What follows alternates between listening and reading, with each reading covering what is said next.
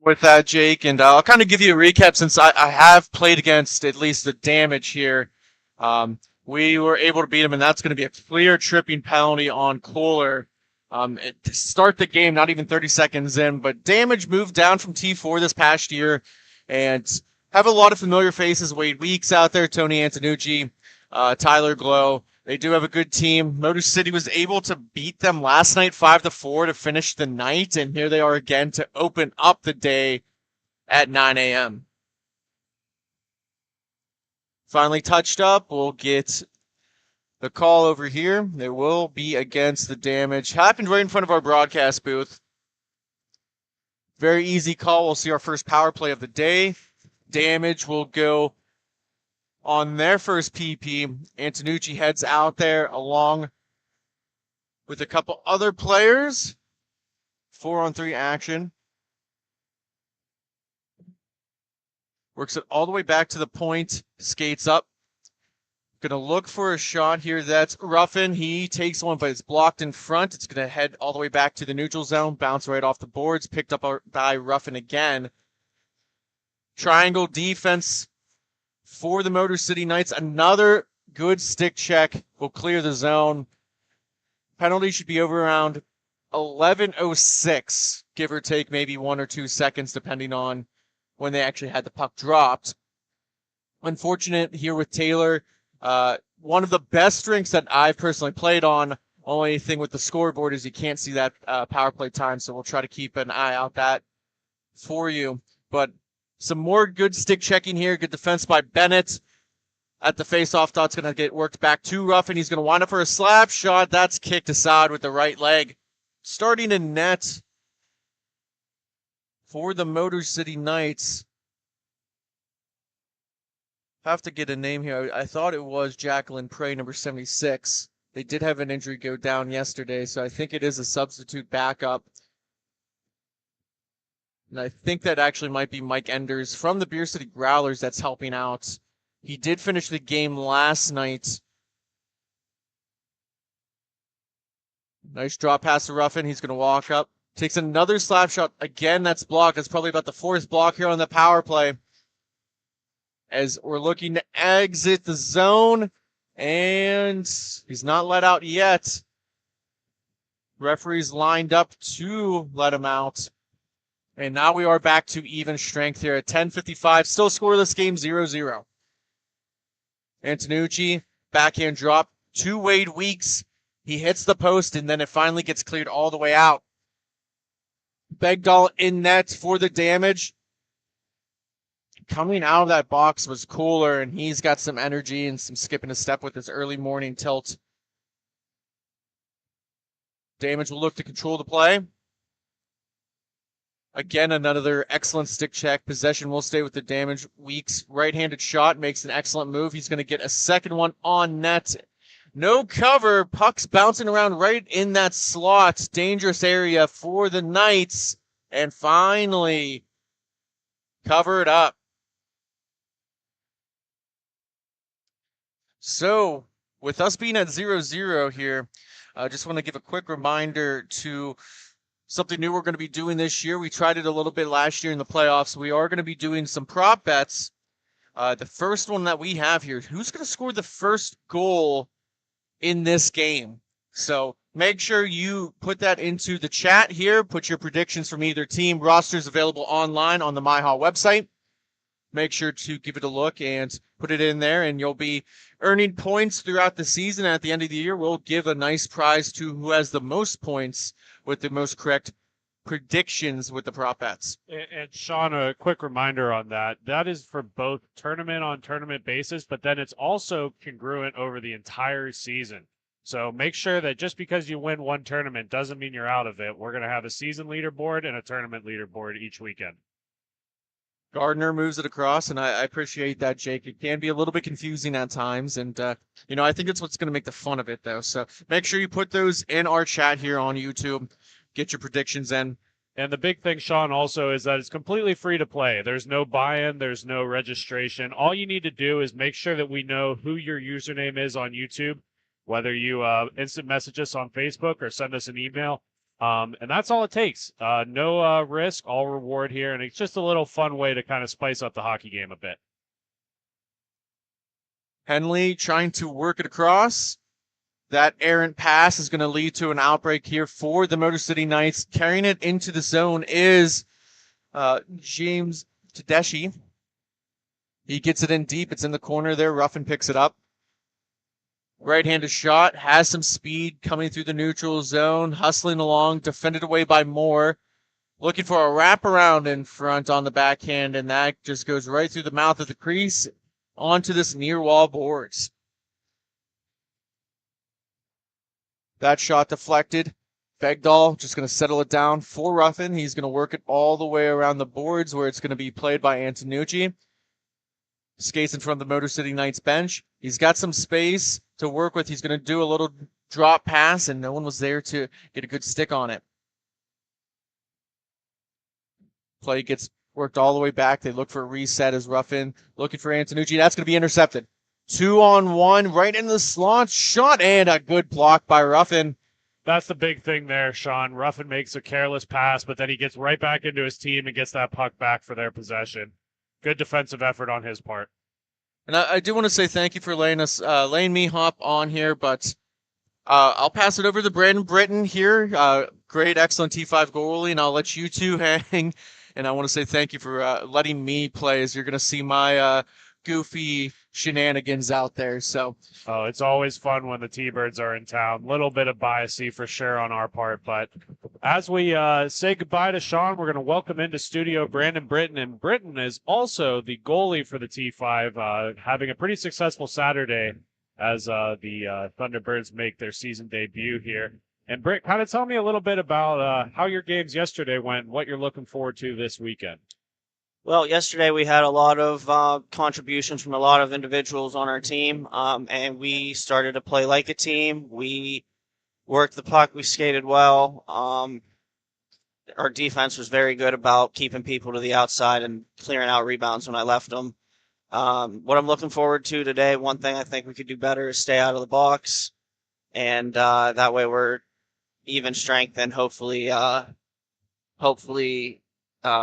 able to take advantage of our special teams opportunities. That's going to be Glow with the puck. He leaves it on the back door for Weeks. Weeks' shot's going to go around to the far corner where it will be maintained by the Motor City Knights. Motor City with a careless giveaway. Coming down through the middle is Antonucci. He's going to be on the back door. Shot, that's going to be on the doorstep. Nobody's got it. It sits there still. And that finally gets cleared out towards the center of the rink. Motor City's going to collect that on the near wall. Long stretch pass on the far side. That'll be picked up by number 3, Kohler. Kohler's sauce pass just a little too high, as that will be picked back up by the Chicago Damage. Antonucci's going to take that back behind his net. Looking for some options. Got Ruffin in the middle. He's going to play it off the boards. That's going to go all the way back, where it'll be picked up by the Motor City Knights. Excuse me. So many Motor City teams, Brett, it's easy to confuse them, especially as we're getting warmed up here into the new season. Yeah, it's on today we have Detroit Fuel, Detroit Revolution, and Motor City Knights just in T5 alone. Ruffin crushes that off of the crossbar, and that's going to come all the way back, where it will be played by Gardner. Gardner's going to play it up along the near side. Ruffin will pick it up. Ruffin playing slow with this puck. No sense of urgency, as this is still 4:45 left in the first period. Score is 0-0. Once again, make sure you guys get in on those prop bets. You put your answer in the chat section. You're just going to put a team and a jersey number, and if they score, you're going to get your first tally of the weekend here. And there's the first one for Ruffin. Ruffin with the goal here at 4:27 in the first period to break this tie and make it a 1-0 hockey game. Yeah, Jake, on that one, number 21 in black tries to go down to block a shot. Ruffin walks right around him and far side, blocker side, scores a goal.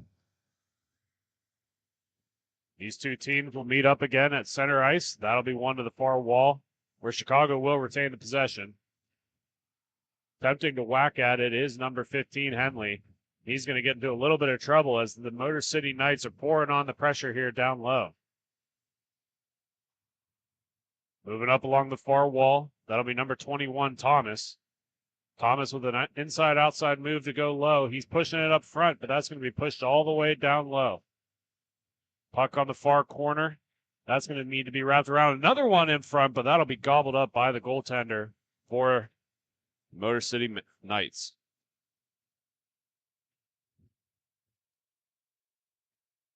Upcoming face-off here to the glove side of the Knights goalie.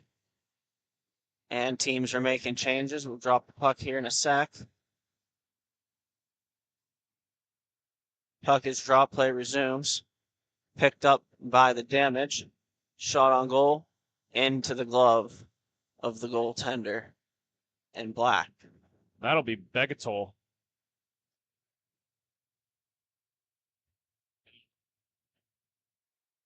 That shot on the faceoff is going to go all the way across the crease to the far side. Another shot down low is going to be blocked away. Another one pushed down low, and that'll be Chicago to it first. They're going to push it up through the center of the rink again, but it's going to be Motor City who gets to it first. Another errant pass is going to go down low. These two teams are going to fight for it along the far wall. That's going to come to the near corner. Again, a lot of puck battles here between these two teams.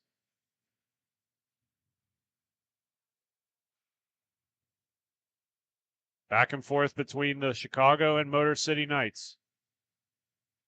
Somebody's trying to find some space up front as they keep working down low below the goal, but haven't been able to push it out front for a scoring opportunity quite yet. Puck's still loose on the down low, Britt. They got to get that puck out of there, whether it's defensively or offensively. They got to get this puck moving. That's going to go on the far side. A change is just a little bit outside of his reach. He's going to find the new man on the far wall. Dion's going to move that back to Gardner. Gardner with a lot of space and time. Rolling puck's going to give him a couple of problems, and he's going to just dump it down the length of the ice, where it will be picked up by Motor City. Another steal by Chicago is going to go into Bettol, and that'll be covered up for a draw. Both teams making changes. Good shot, good save there by Edel. Face off to his right side is going to go all the way to the near wall. Motor City trying to get something going here offensively, but they're going to be tied up again by Chicago, who's going to take the position. Nice little passing play at the top of the crease there. Another shot, and that's going to go low. Still on the doorstep. Another one's going to be fought off. Bettel is standing on his head there, doing the splits, as they call it in goalie school. Yes, sir. He's battling. He's really keeping his team in right now. Big blast by Chicago is going to be eaten up by Bettel, and they will hold on for a draw. 30 seconds left to go in the period. 1-0 the score in favor of the Chicago Damage. So that goal was scored earlier by Brandon Ruffin. That faceoff's going to be pushed to the wall, and as time expires, we are going to run out of time here. 10 seconds left to go in the period. Pushing it on the near side. They're going to battle for it down low. Ruffin, the sole goal scorer, is going to clear that down the length of the ice, and we will have our first period intermission. When we come back, second period action will be upon us, but until then, you're listening to Grove City Hockey.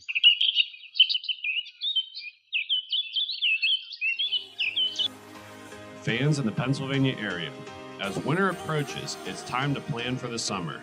BY Lawn Care is the perfect people to reach out to get you ready for the warm season. They will get you on a schedule to be the best house on the block. They can help with all of your paint projects, whether it's mulching, string trimming, grass cutting, the list is endless.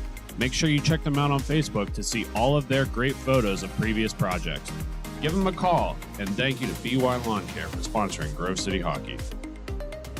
This copyrighted telecast is presented by Grove City Hockey. It may not be reproduced, retransmitted in any form without the expressed written consent of Grove City Hockey, LLC. We thank you for your understanding and hope to continue to enjoy this complimentary broadcast. To purchase footage, email grovecityhockeyllc@gmail.com.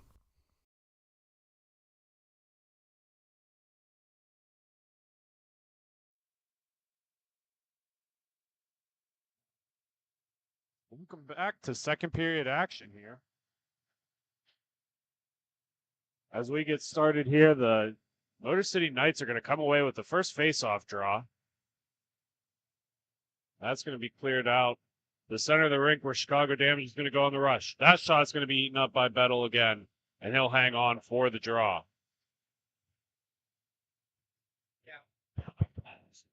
Another shot attempt, smothered by Bettel. Face-off's going to be one to the side wall. Still battling for it. Motor City's going to come away with it. That's going to be taken away by the Chicago Damage, and they're going to come back into the zone here. Big shot's going to be eaten up by Bettel again. He's having quite the period on his hands here. Not a whole lot of defensive help in front of him here, but he's standing tall for his team. And I love the purple jersey there, Britt. The purple jersey with the purple goalie helmet. It's not a look you see by a lot of goalies. No, it's not, but he pulls it off pretty well. Motor City's going to be coming down the near side. Winding up for a shot. That's going to go on the back door, and that just squeaks through. As Chicago's going to pick it up, coming the other way with speed. A lot of speed coming down the near side. Cutting through middle. Another opportunity, and that's going to go far down. Ruffin's second goal of the game. It's 2-0 hockey. What an individual effort there by Brandon Ruffin. He takes the puck from all the way behind the damage net, sprints up the rink with it, beats two guys, top shelf on Bettel. Nothing he could do there. 2-0 Damage. Completely dissected the defense and put it where Mama keeps the cookies, up top. We'll go back to center for another draw here. Motor City's got to wake up a little bit. I know it's earlier for these games, but it's daylight savings time, Britt. No excuses here. It's time to go to work. They had that extra hour of sleep last night. Time to use it. Another opportunity by the Damage as they keep pushing it in front. Bettel's going to be standing tall here. That's going to be picked up by Standifer. Standifer is going to lose that. Little bit wild with his stick here. Another shot's going to go wide and down low. That'll be picked up by the Motor City Knights. They're going to go up on the far side. That shot's going to go high and around the near side of the glass. On its way back out to center where it will be picked up by the Damage just to be taken away by the Knights.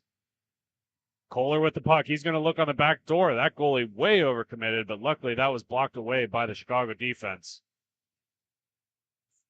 The main thing here for the Motown Knights is they just need shots on goal, puck possession and shots on goal to get back in this game. That shot hit a defenseman up front and hit the far wall. They're still battling for it along the near side. Puck squirts towards center and it'll be raced for. Chicago's going to come away with it. Chicago with space. Trying to cut through, makes the first good move, but loses the puck in the process. That'll be picked up by Bennett. Bennett's shot's going to go wide, and that'll be covered up by goaltender Cagle. We want to thank all of our wonderful sponsors for helping us once again this year. As we get through the beginning of the season here, I want to remind everyone there is still an opportunity. If you're interested in getting some ad space on Grove City Hockey's broadcast, make sure you reach out to us at grovecityhockeyllc@gmail.com. Puck going along the near side. Be battled for it once again. Chicago to come away with it. Nice move by Binion. That's going to come onto the near side. Motor City's going to try to come away with it, but huge amount of pressure from Thomas. They're going to squirt away, and there's the first goal for the Motor City Knights. Number 16. Excuse me for not knowing how to pronounce that name, Britt. I'm going to try my best. Nagulapali. Nagulapali is how I'm going to say that, Britt, and I apologize if that's wrong. If you guys are listening at home and have a better pronunciation for me, please put it in the comment sections. We'd love to get people's names right, but it is very difficult for us time to time. The easy ones are easy, right? That's why they're easy. Chicago's moving up through the middle of the zone. Has a man up front here. Seems if he passes, that shot's going to be fought off and onto the near corner. That'll be picked up by Tedeschi. He's going to launch it all the way down, and Chicago's going to pick that back up. Chicago on the near wall sends it around. Lowe's going to leave it down low. That's going to be overskated by Weeks a little bit. That puck's going to come on the near side. Nice stretch pass up top. That's going to be taken away by Chicago once again. Another shot's going to go high over the net and off the back wall. Be picked up by Motor City. Motor City just trying to dump pucks down. Haven't been able to get out of the zone yet. Another opportunity here, and that'll find the back of the net. That's the hat trick for Ruffin for the Chicago Damage, as he's got his third in this contest. Yes, sir. Another opportunity for Ruffin. He walks right into the slot, buries it top shelf on Bettle, and it is now 3-1 Damage. Don't call it a blowout yet, as there's still 8:30 in the second period here. Delayed penalty against the Motor City Knights is going to be called. That'll be a tripping. Wade Weeks will take the tumble. Let's see who they assess the penalty on. I believe it's number 40. That's number 40, James Tedeschi. He's going to be the first one in the penalty box for this game. And that's very poor timing for Motor City. They could really use a comeback goal here, and now they have to go on the penalty kill. It's going to be a little bit of a difficult hill to climb for them. Faceoff's going to be one center, and that's just going to be dumped the length of the ice by Motor City. Smart play there, just getting rid of the puck. Chicago will go back to collect, and they're coming along the near side. Chicago Damage with a lot of space. That shot's going to get off a stick and go up into the netting, and it will be blown dead for a faceoff. A huge opportunity here for the Damage, Jake. If they can score, they'll go up 4-1, and this game might be a rout. Chicago moving it on the far wall. Pass towards center. Big blast. That'll be kicked away by Baguetto. Another shot's going to go wide of the net and around the far side. Puck on the wall. They're going to get a little bit of pressure, but still have time here. Chicago walking in once again, meeting some resistance up top, but able to evade that. Moving that puck up the far side. That'll be Binion with the puck. His blast is going to go high and wide, be on the back door. That'll be picked up by Anatucci. He's going to send it up towards the top. Another shot to the far side. Binion with the puck. He's trying to move it center, but Bennett's going to fight him off. Bennett with a great defensive effort there, and he will dump it once again down the length of the ice. 6:41 left to go in the second period. The score is 1-3 in favor of the Chicago Damage. Once again, Brandon Ruffin with all 3 goals for the Damage. He's the guy to beat. That shot's going to go on the near side. There will be a little bit of back and forth between these two teams. Another shot's going to go over the net. The Damage pouring it on as this power play is about to end here. Again, that'll be Tedeschi that's in the box for Motor City. He's ready to come out of the box here, and that's going to be a takeaway. Motor City on the rush here, more with the puck. More trying to push it center, but he can't quite get to it. Full strength for the Motor City Knights as he comes right out of the box to get the puck, and he's going to draw a tripping penalty himself. Yep, that's on number 4, the Damage delayed penalty on. Here comes 16 with it. He's in all alone, and his shot is high and out of play. It's going to end up drawing the penalty for Motor City Knights. That'll be their first of the contest. Again, as Brandon mentioned here, Tyler Glow is going to go to the box for another. They're calling interference here. I would have thought that would have been a tripping call, but either way, Motor City is going to go on the power play in the last 5:20 of the second period. Huge opportunity for Motor City to get back in this game if they can capitalize off this opportunity. Puck going to the near corner. That'll be picked up again by Motor City. They got an opportunity here. That shot's going to go wide. Kohler's going to battle for it, but it's going to come away with the Damage. Ruffin playing a little bit of keep away here. Seems to be one of the faster players on the rink right now, and he's able to do this. He has no intention of making any ill-advised passes here. He's just going to skate and play a little bit of keep away. This is quite the penalty kill here as he finally does dump it down the length of the ice. Baguetto's going to pick that up. And the Knights are back on the rush. Big pass ahead to Ryan Kohler. Kohler with the puck. His shot's going to go off and skate into the far corner. That'll be picked up by the Damage who plays it off the glass. They've got a man up front, but that'll be taken away by number 16. Again, we're going to call that Nagapali.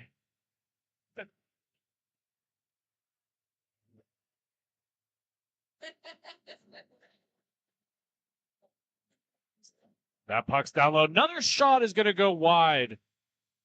Motor City finding some things here in their offense to be able to get some opportunities here. That's going to be eaten up by Cagle.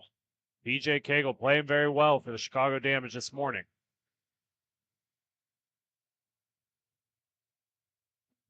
Face-off's going to be on the right side of Cagle here. That puck's going to be tied up right inside the dot. Extra reinforcements coming in to help. Motor City's going to come away with it. Another shot's going to go wide. Bowler with the puck, looking in center and just out of reach of Stephen Moore's stick. And the Damage are going to try it once again. Motor City able to muscle that puck off of them, keep it in their zone for the last couple of seconds here. We got another penalty coming here. And a We fight. got a fight. Fight right down in front of our camera there, and that's going to be a beautiful way to start the morning here. And this is what makes MIHA hockey so exciting, Britt. Yes, sir. They leave the hockey in the game. Beautiful little fight by the two players there. We'll try to see who they are once they get up from that pile. Looks like 91 in white. And I can't tell. So it looks like Ruffin's going to be one of them. He's got a hat trick this game. And the other one is going to be Keegan Standifer.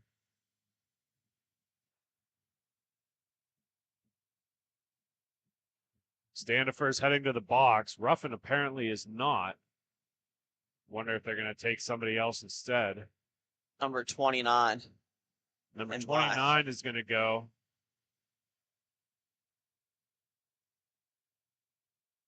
That'll be Stephen Moore for the Motor City Knights. Excuse me on the correction. That'll be Trey Binion for Chicago Damage heading to the box. We want to take a second to acknowledge Grove City merchandise is now on sale. We offer t-shirts, tumblers, beanies, and more. Reasonably priced and vary in all sizes. They are the perfect gift for your loved ones. Check them out at our sales table or online at grovecityhockey.com. The officials here taking a second to get the penalties straightened out. Believe there was an initial penalty before the fight occurred, so and then you include the fighting majors, and we'll see what we have in just a second. They're figuring out what the penalties are and what the durations are. A little meeting between the two captains and the two officials. Once again, want to thank our officials returning this year. Got Corey and Dean helping us out on the rink. Two staples in the MIHA reffing community. Veterans, lots of games under these two guys' belts. Looks like they're signaling for 4-on-4 hockey. That's the right call. They are going to send an additional guy to the box for the Chicago Damage. Wonder if they're going to do the same for the Knights. Looks like Brian Thomas joined the box, for the Damage here. Motor City still appearing to only have one man in the box, although it looks like the other man might just be tucked down a little bit. Not sure who that is. We'll give you an update if we find out. But we're going back to the face-off circle here on the left side of Cagle down on the far end.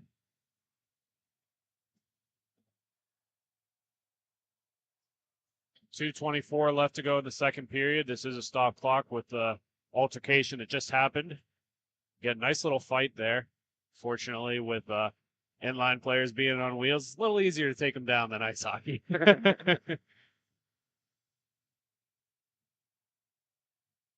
Face-off's going to be won by Motor City, pushed across the top. That blast is going to go off the leg pad, and that's going to be a beautiful opportunity here for Chicago. You're going to play it off the far boards. It's tucking it tight. Nice little move, and he's going to try to squeak it by, but nice fought off by Baguettel. That's going to be moved up ahead to Kohler. Kohler on the far side. That shot's going to go right into the chest of Cagle, and he'll hang on for the draw. Again, the score is 3-1 in favor of the Chicago Damage. Brandon Ruffin with all 3 goals, who is currently in the box for a fighting infraction.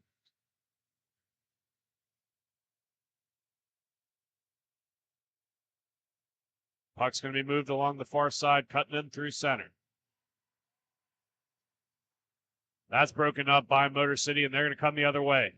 Bennett's going to play it off the boards, but that'll be taken away by the Damage. Damage is going to move that back to Anatucci. That'll be taken away by the Knights. They've got an opportunity here. They play smart and just move it all the way back to the defensive end. Bennett gets around one, flutters one in for a second. That'll be picked up by the Damage. Damage are going to work that along the near side. They've got numbers if they hurry. 3-on-2 for the Chicago Damage. Working on the backhand. That shot's going to find the back of the net. Tyler Glow with the 4th goal for the Damage, as we're just under the 1 minute mark left in this period. That's a huge goal for the Damage late in the period. Gives them a 4-1 lead. Beautiful backhand by Glow. Face off at center here. Looks like they're sorting out the stats over in the box there. It's thumbs up from the scorekeeper, and we'll drop this puck. 25 seconds left to go in the period. Kohler on the back door. Can't find him. Another shot is going to be fought off by Cagle onto the near side. 20 seconds to go. That puck's going to sit in no man's land, and they're just going to let this time expire. 6 seconds to go as he dumps it all the way down, and both teams start to make their way to the bench. And that'll do it for your second period action between the Motor City Knights and the Chicago Damage. Before we go to break real quick, Britt, I have to do my big brother duties. I want to give a special shout out to Hannah Drzezinski, my little sister. Today is her birthday, so happy birthday, Hannah. Enjoy the day with your friends and family, and we're going to cut to break here, and when we come back, you'll have third period action. You're listening to Grove City Hockey.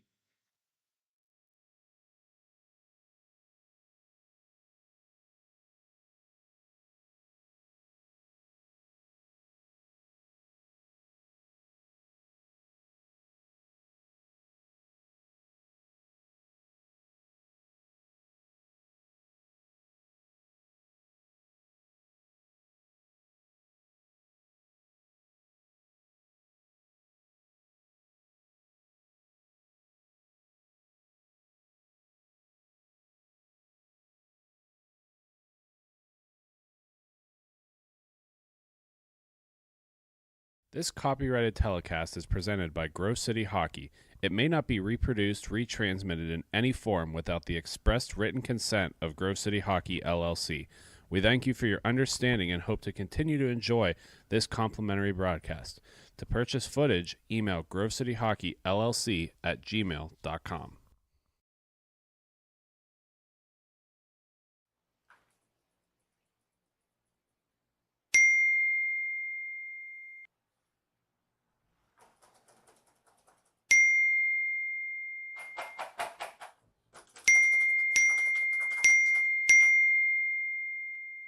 Frustrated and wasting time doing your own taxes? Getting confused by complex forms? Waste your time no longer. It's time for you to check out Bonus Accounting.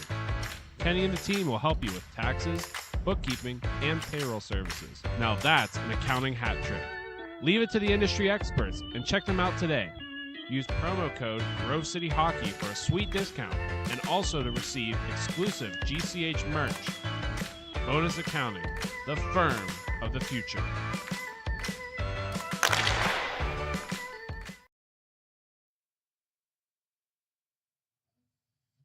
Welcome back, folks. Third period action is upon us here as we have the Damage up over the Motor City Knights at a score of 4-1. Again, the penalty boxes are a little occupied right now as there was an altercation, the fight at the end of that second period. Players still serving those penalties here. Motor City is going to move that puck down low and come around the near side. Still fighting off it. He's going to stop it tight, looking to push it in center. That'll be picked up by Gardner. Gardner's going to move that up ahead to Blow. Blow on the far wing. Big blast is going to go all the way to the glass, come around on the near side where Motor City will pick it up. Motor City with space. A big blast is going to go off of Cagle. That's going to go all the way to the far end. Chicago's going to pick that up just to lose it back to Motor City, and Motor City's got space. Bennett with the puck. Bennett on the near side. He's got some room. Bennett looks like he's winding up for a draw. That's going to go off of the glove of Baguetto. That'll be picked up by Glow. Glow with the puck. He's going to work his way towards the center of the rink. Off the near side. That'll be picked up by Motor City. Chicago able to retain possession off of that pass. That's going to go off of Cagle, and Cagle's going to cover that up. And we will hold on for a draw. Good save there by Bethel. He's still holding his team in. They gotta help him out a little bit here. Face-off's going to be on the right side of the goaltender here. As Chicago's going to win that up top. Ruffin with the puck. He's going to take it all the way back. Ruffin looking on the far side, finds Anatucci, but can't connect the pass. Puller to take it away from Motor City, and that goes off the side of the net down low. Both players overskated. Weeks will get to it first. Weeks plays that back to Ruffin. Ruffin's going to be looking on the far side, back to Weeks.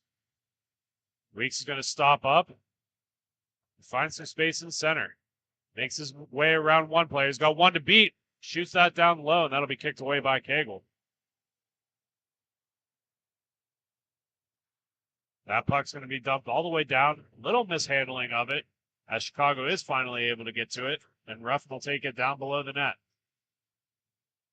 Ruffin spins out of that attack by Kohler. He goes right back behind the net. Ruffin playing really smart hockey here. Not forcing anything, not giving away possession. Making the moves he wants to make. He makes some room on the outside, and he's going to find a way through the center of the rink.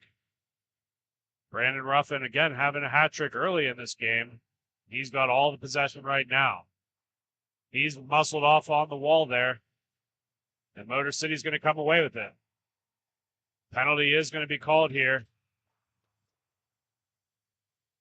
And it's going to be against the Chicago Damage. If I was a betting man, I'd say it's going to be interference here. They are going to call a hooking instead. That's Ruffin going to the box. Ruffin's headed to the box. As he's headed to the box, both of the fight majors are going to come out of the box. And so they're swapping 1 for 1 right now. Binion's going to fight for this puck down low. Binion's going to win it ahead, and Weeks will come away with it. Weeks clears at the length of the ice. That'll be played out by Cagle. Cagle moving it up along the near wall.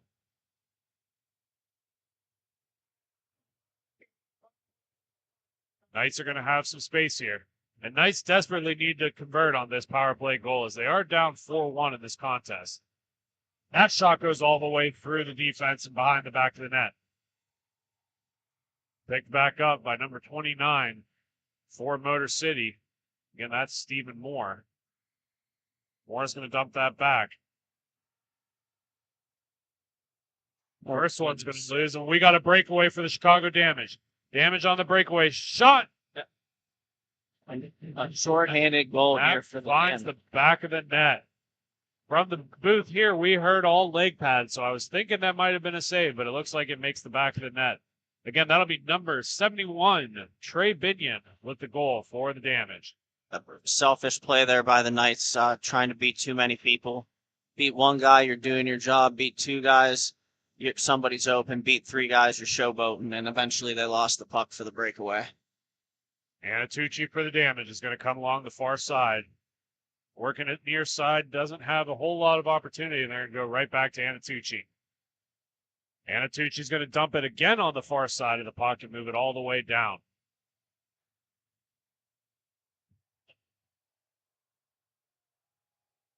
Motor City's going to get that puck and work it along the near side of the rink. Cutting in through center.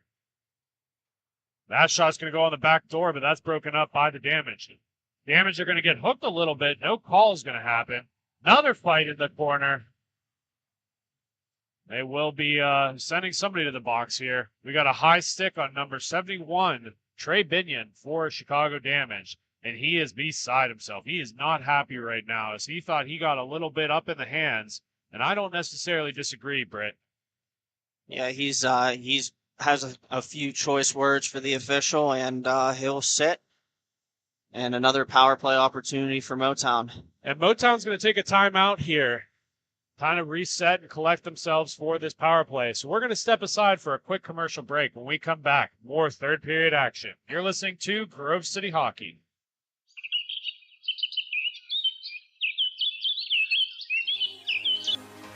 Fans in the Pennsylvania area, as winter approaches, it's time to plan for the summer. BY Lawn Care is the perfect people to reach out to get you ready for the warm season. They will get you on a schedule to be the best house on the block. They can help with all of your paint projects, whether it's mulching, string trimming, grass cutting, the list is endless. Make sure you check them out on Facebook to see all of their great photos of previous projects. Give them a call, and thank you to BY Lawn Care for sponsoring Grove City Hockey.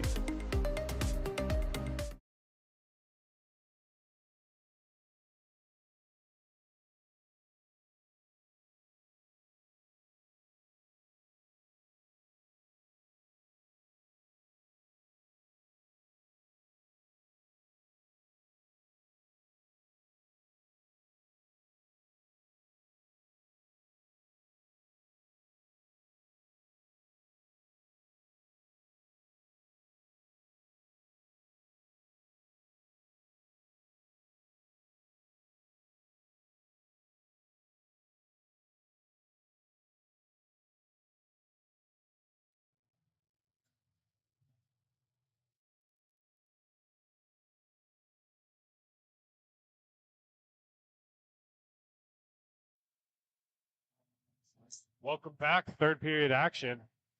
Again, the little bit of a confusion here. I will catch up with the play. Essentially, what just happened there is the Chicago Damage took another penalty. Timeout was called to set up the power play, and Ruffin got released from the box.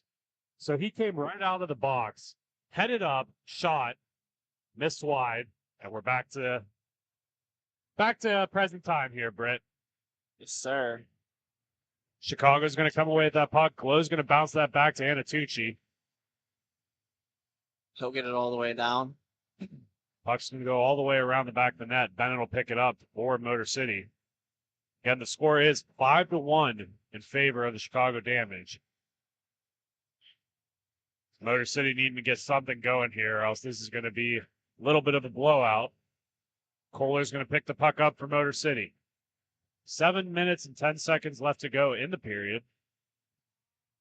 He's going to take that all the way down low, looking for a man up front. Needs to find somebody. That pass is going to be broken up by Glow, and Glow's going to hit his own teammate in the back. But it's going to work.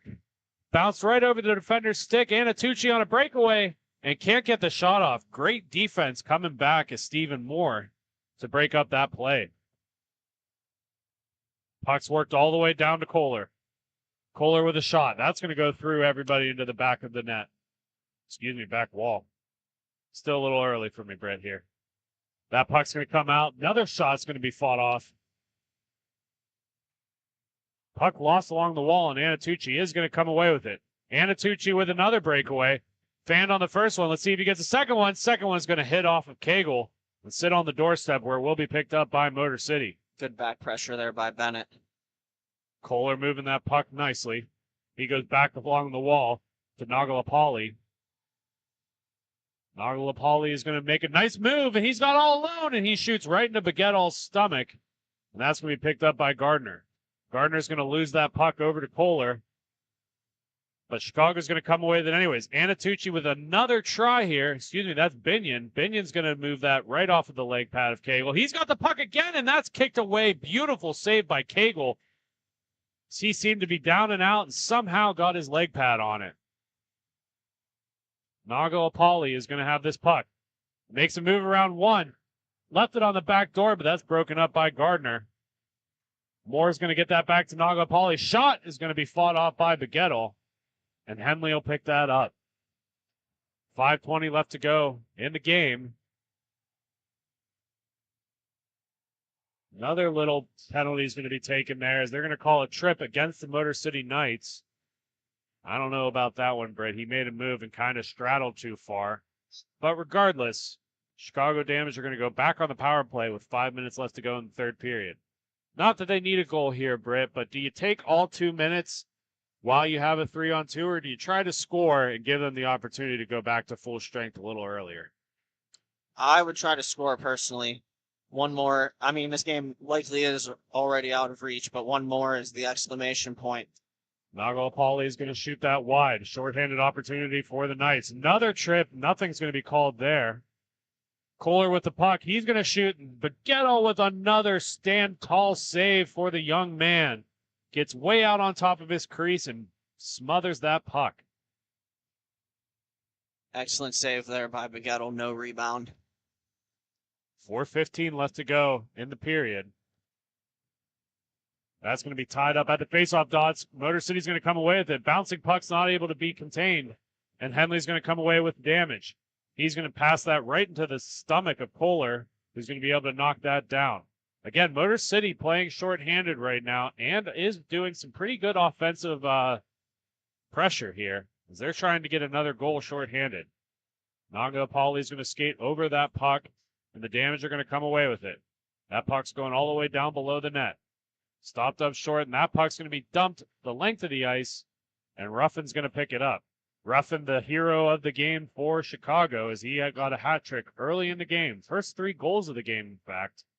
He's going to make a nice pass over to Anatucci. Anatucci's going to be stepping in here. He's got a space. That shot's going to go wide and off the back. Puck's going to stay along the near wall. Damage with all of the possession in the last 5 minutes of this game. Pass for a man coming off. That's going to go all the way down where Bennett will pick it up for the Motor City Knights. See, the problem here, Britt, that I'm seeing is the Knights are trying to stretch out the rink a little bit too far. They're making these full rink passes, and that's just getting picked off by the Damage. Another shot opportunity by the Damage, fought off by Cagle. That's a very good observation, Jake. And to add on to it, the Damage's transition game is very effective, coming back either with numbers up and capitalizing on some of their opportunities. Cagle with another kick save there as he moves that puck down low. On the near wall, the Damage are going to fight for it. That's going to come all the way in front where Baguetto will play that out for Ruffin. May have a goalie assist coming out here. There's the first pass. Let's see if he's selfish with it, and there goes the goalie assist. Glow with the puck. That shot's going to be fought off by Cagle and come on to the near side. Racing for the puck. The Damage will come away with it. Anatucci with the puck. He's going to stop in behind, play it around the boards. It's going to go all the way out, where it'll be picked up by Weeks. Weeks over to Glow. Glow's going to have an opportunity on the short side, and that's going to pop right over the net. And the Magic are going to come away, or excuse me, the Knights are going to come away with it. Knights shot is going to go off of Baguetto on the front door, and that is a greasy one if I've ever seen a greasy goal. Yes, sir. Number 29 in black comes in, buries a rebound opportunity. You'd like to see Baguetto have that with no rebound, but needless to say, in this game, it probably doesn't matter at this point. Stephen Moore with the second goal for the Motor City Knights. Unfortunately, maybe too little too late, as the score is 2-5 with just around a minute left to go. Gruffin's going to stop up on the red line, baiting Nagalpally to come down low. He's going to dump it around the near side. Be picked up by Tyler Glow. Glow with the puck. 1 minute warning, as that's going to be played off the glass all the way down low. Anatucci and Bennett are going to race for it. Bennett will get to it first. Bennett plays it off the boards to himself. He's got some space. 3-on-2 may open up here. That shot's going to go low. Another opportunity, and that's going to be knocked away by the Damage. Motor City will keep possession. Another shot on the back door. Nagalpally is going to be muscled off by 2 big Damage players. Just out of reach, but it's going to make it to Nagalpally. Nagalpally on the back door, and that's just a little bit too bouncy to be retained. And the Damage are going to come the other way. Anatucci with the puck. He's going to come on the near side. He's going to try to cut on the short side, but can't quite get to it as that's fought off beautifully by Kegler. Anatucci in the corner there still. Bennett forces the puck off of him. That'll do the game there, Britt, as time does expire. The final score, 5-2 in favor of the Chicago Damage. Chicago Damage will be playing later today, but for right now, that'll do it. Good battle by these two teams. We're going to send it to a quick commercial break. Coming up, we've got the Detroit Revolution versus the Detroit Fuel. You're listening to Grove City Hockey.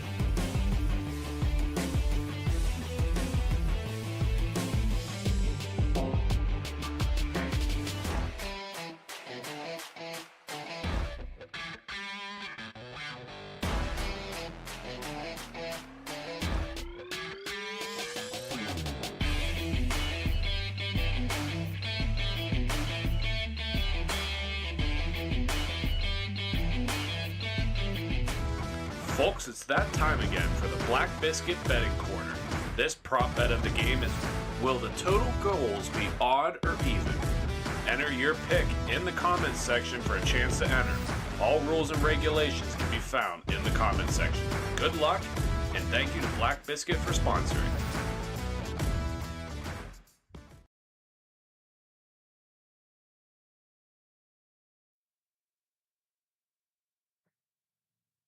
Welcome back, folks. Second game is upon us between two Detroit teams. That'll be the Detroit Revolution in black and the Detroit Fuel in white and pink.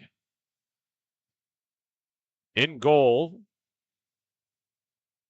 for the Detroit Revolution is going to be Justin Morrow. And in goal for the Fuel is going to be Nikki Kalinowski. Face off at center is going to be won over by the Fuel.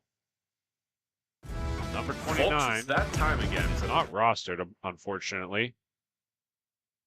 That's going to move it all the way back. Hall's going to be picked up for it. Big blast is going to hit Nikki right in the head.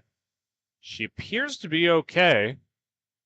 But that was a dangerous little shot there by the Revolution. Fuel's going to move that down low. That's going to come out and around. Morrow with a nice effort on that. They're going to battle for it, and Revolution's going to come on the near side. Detroit Revolution pushing at center. That's going to be forced down low and overskated. Fuel's going to leave that on the back door. Shiner's going to move that up top. Puck sits in no man's land. Fuel's going to get to it first. Shiner's going to move that across, and that's overskated a little bit by Knoll. Knoll back to Shiner. The Revolution is going to take it over. Delayed penalty is finally going to be called against the Revolution. We'll sit here and see what the call is. A little bit of arguing here.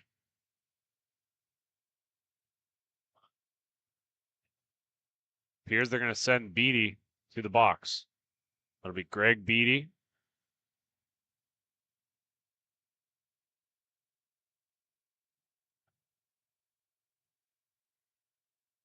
Puck's going to be tied down low and moved up to the top.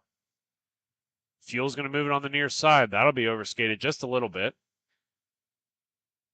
They're going to be on the rush. Fuel with the puck at the top of the circle. Kuzmak with the puck. His shot's going to go all the way through, and Morrow's going to fight that off cleanly. Fuel with another opportunity that's going to be kicked away by Morrow.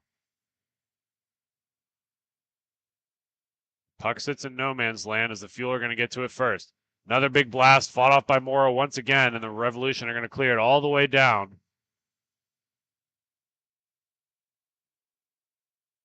Kalinowski's going to leave that puck on the back door, where he picked up by Kuzmak. Kuzmak coming in through the center of the rink. Got lots of space here. Passes it on the back door. Big blast. It's going to sit on the doorstep. Another dump in. And that won't quite make it all the way to the goalie, but it'll be picked up by the Fuel. Fuel on the near side here. It's going to leave it over to Kuzmak. Kuzmak's shot again is going to be fought off by Morrow. It's been perfect in seeing lots of action so far in this first period. Back over to Kuzmak. Kuzmak on the back door, broken up by the Revolution, who's going to almost be able to have an opportunity here as that comes back to Kuzmak. Revolution again with the puck here. They've got numbers, 2-on-2. Coming in, another opportunity forced on. That'll be covered up by Kawasaki.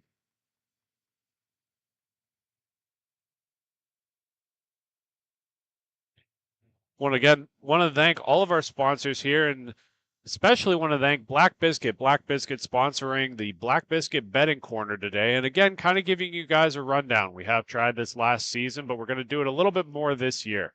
The way the prop bets work is we will put a post out at the beginning of every period. It's going to show what the prop bet is for the game. For example, the prop bet for this game right now is, will the total goals be odd or even? Make sure you put your answer in the comments section, and the person with the most correct answers throughout the tournament will get a Black Biscuit swag bag. Puck's going to go all the way down. Revolution will pick it up. Snell's going to leave it on the back side. He's coming along the far end. He pushes it back behind the back of the net. Just out of reach. That's going to come all the way back to Snell. Snell's going to push that onto the near side. as he's coming up along the near side. Another opportunity here for the Revolution on the backhand, and that's going to go low and all the way down and around. We're joined in studio here by Matthew Flannery. Matt is going to be one of the guys running our OBS studio, so we thank him for joining us in studio. Matt, how are you doing this morning? Too shabby. What's happening, Captain? Well, we got some early T5 action here. We're going to have some more divisions as the day goes on. But so far, this is one of the first times that Grove City has put in a T5 division. What are you seeing in this division, and what do you think they're going to have to do to have success? I'm seeing a lot of good competitive playing, even playing field amongst a lot of the teams so far. That's always good to see just for the overall aspect of the league. I think they just have a little bit of structure to their game. A lot of the teams seem to be running gun in this league, so I think they just have a little bit of poise. I think that'll do them well. Missed high stick call. It's going to happen against the Revolution. Nobody called that, though, so they're going to keep playing here as the Revolution are on the rush. On the near side, trying to pass it in center is Snell. Snell's going to go all the way through the crease, and that'll be picked up by Hall. Hall's going to work that forward, just out of reach. Sticks tangled up here. A lot of physicality. Don't know if anything's going to be called here. Still fighting. Again, these teams, both from Detroit, probably have a lot of playing history together. So certainly tempers are going to flare. Revolution entering through the middle of the zone. That shot's going to be fought off by Kawasaki. Kalinaki is going to push that to the near side, where it will be picked up by Knoll. Knoll enters the zone with speed. It's forced all the way wide, though. Trying to push it on the back door, and that'll be picked up, and no goal as that is fought off by Morrow. And stays down low in the corner. Fuel with another opportunity here as they're going to be forced down low. Tries for a wraparound attempt. That's fought off by Morrow as well. Morrow standing very tall in this game. Puck's going to be down below the net. Two teams fighting for it. They're eventually going to blow it dead. Looks like it just got caught up on the back of the net, so if it's just going to get stuck there, they're going to blow that dead pretty quickly, so that way tempers don't flare. Yeah, especially with the risk of both players being behind the net. If they go in after it too hard, that goal is going on top of the goalie's neck. That's never a good thing. Fuel's moving that puck down low. That's going to be broken up and go all the way to the far wall. Fuel's going to be able to pick that up, and they're battling for it on the near corner. Overskates it a little bit. Fuel to keep possession. Tries to push it center, but that's broken up by the Revolution. Revolution overskated, and the Fuel are going to get it back. Looking on the near side for Knoll. Ryan Knoll overskates that himself. Once again, Revolution is going to have this puck. Revolution with a lot of speed here. Nowakowski is going to have that puck. That's going to be broken up. Again on the back door, looking for another opportunity here, and just can't get a hold of it as Snell. They got the right idea, getting traffic in front on these shots. Just got to get them through the goalie. Puck's going to go all the way over to Schneider. Schneider's shot's going to come on the far wall, and the Revolution will pick it up. Working it up the top side is Kopech. Kopech's able to evade the first defender. Looking in tight here. Leaves it on the back door. Another shot, and that's going to hit right in the head of Kalinaki. She seems okay, but that's the second one she's taken right in the top of the mask. Big things come in small packages, and she's standing tall early in this one. Yeah, you know what they say. If you don't have that much height and weight, you can move around a lot faster. And she is moving plenty fast. Another big blocker saved by Kalinaki. She's standing tall for her team. And Flan, I have to say, I really absolutely love to see the co-ed join this league. Being able to see guys and girls playing together. Sure, certainly there's some size differences, but the skill's able to make up for it between these females. They're absolutely on fire, and they're playing well. And it also is to say they goes all the way up to T2. The last event in Taylor here, women were represented in the T2 division. So it's women of all skills.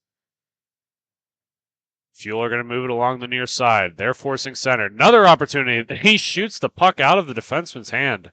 A little unconventional, but Morrow's able to gobble that up. We will have a draw when we just get around the 5-minute warning. A little chivalry by the gents there with a glove tap. It's all on good sportsmanship. Thanks to Sean Takachi, who's able to join in on the prop betting here, getting us started off early. Once again, the prop bet for this game is, will this game end in a combined even score or combined odd score? Make sure you post your answers in the comments section to participate. Puck's moved down low by the Fuel. Fuel are going to wrap it all the way down and around. They're going to move it along the near side. Revolution able to pick up that puck. Tied up at center. Fuel's going to be able to overpower them and get that puck back from the Revolution. Snyder with the puck. Snyder pushes it on the front side. Morrow's got a glove on it. A little bit of extracurriculars up front, but he's able to hang on tightly. He kept it till the whistle, nothing further. That's how we're all taught to play, so no harm, no foul there, in my opinion. Both teams going to make a change here. Sorry to cut you off there, Flannery. I was just going to say the other team may say otherwise, but that's the flow of the game. Faceoff's going to be won back by Tipton. That's quite the hockey name. Let's see if it shows any validity coming across this game here. Another opportunity here, and that's going to be broken up by the Fuel defense. Overskates it slightly, but he's going to be able to pick it up. It is number 24, Kuzmak. Kuzmak up to Tipton. Tipton's going to slightly lose the puck as the Revolution are able to come away with it. Revolution with a lot of speed here. That shot's going to be blockered away by the Fuel. Fuel are going to move it up along the far side. Knoll with the puck. Knoll trying to find somebody up front. He's going to be muscled off, and the Revolution are going to be on the attempt. Revolution with the puck behind their own net. It's got a man way up front. Let's see if he goes for it. He does, and that's going to be knocked out of midair and up into the netting.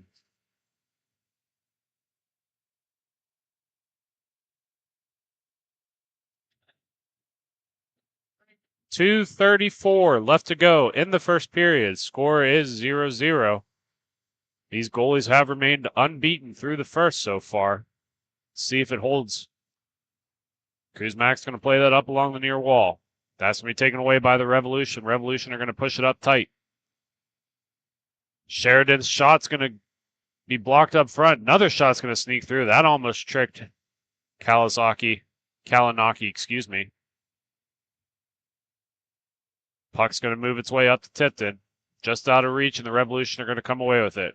2-minute warning left to go in the first period. Puck on the near side. That's going to be moved up along the far wall.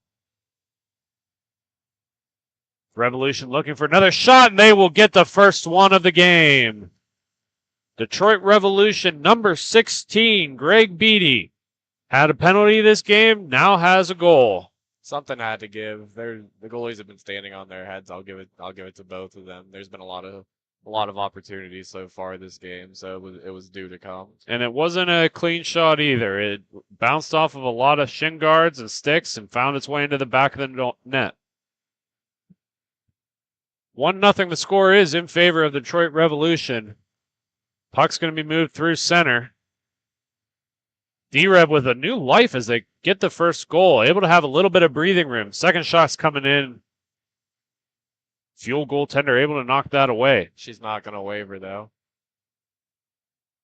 Puck moved through center by the Fuel. Another opportunity on the back door. Another opportunity, and he just roofs it over the goal. Is not able to score. Beautiful opportunity for the Fuel, just not able to capitalize on it. You could tell, man, they let that first one in on championship weekend. Again, all games today are win or go home.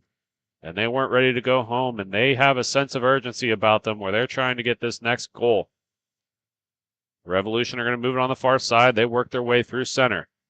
Back to the far edge. Revolution with another try. He's going to be kicked off.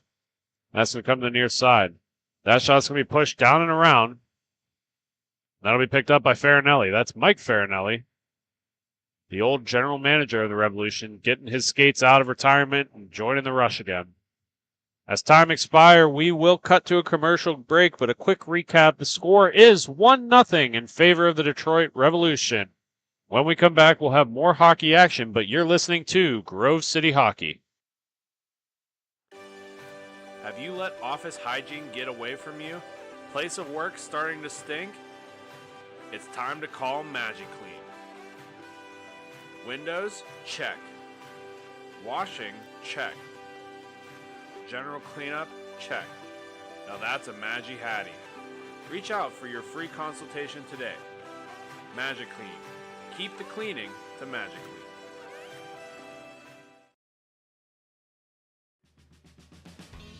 Everyone has their own unique pre-game preparation, and most of them are pretty different, but there's one thing in common, and that's Jack's Hockey Wax. Get this locally produced wax that isn't shipped from across seas, but made here right in the US. The best smelling, best feeling, and best performing hockey wax on the market. Oh yeah, and I almost forgot to mention, they sell tape too. Visit them at jackshhockeywax.com to get your order today. If it isn't from Jack, put it back.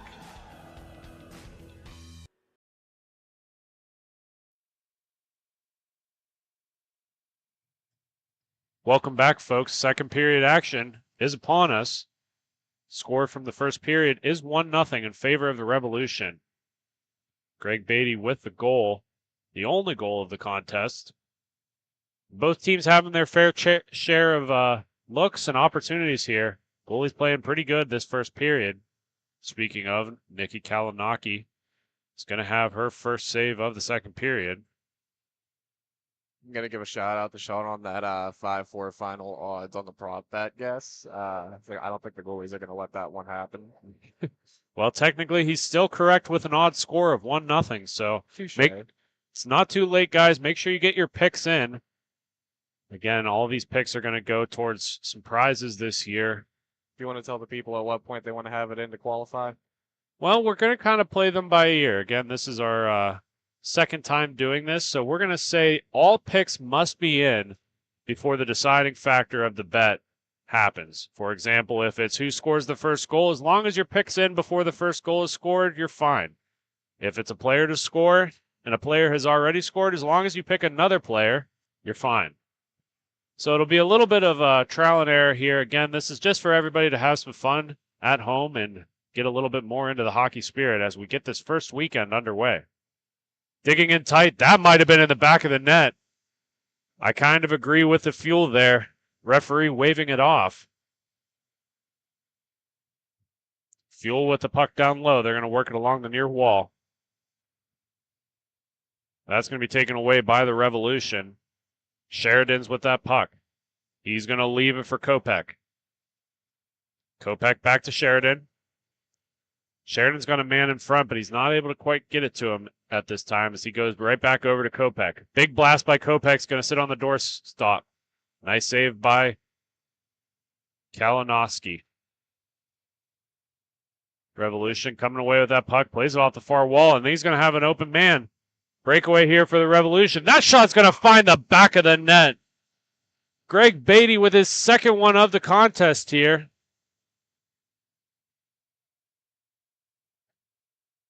He had a man in alone, and he was able to put it right over the glove of Kalinowski. And he's got his second of the contest. 2-0 Revolution. Face-off at center is going to be won back by the Revolution. Both goals of this contest here as we get right around the 11-minute mark. Fans on the pass, leaves it on the back door. Opportunity here for the Fuel, and a beautiful save by Morrow. How did he get his glove on that one? He said, put me on your calendar shoot next time.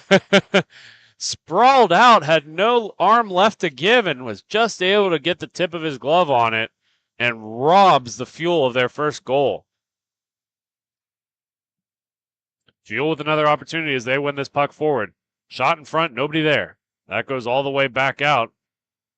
Will be picked up by the Detroit Fuel. A little bit of hooking here. Nothing's going to be called. Again, they're just letting the players play this contest. No problems with that here in the booth. Big draw is going to be shot, and that'll be gloved easily by Justin Morrow.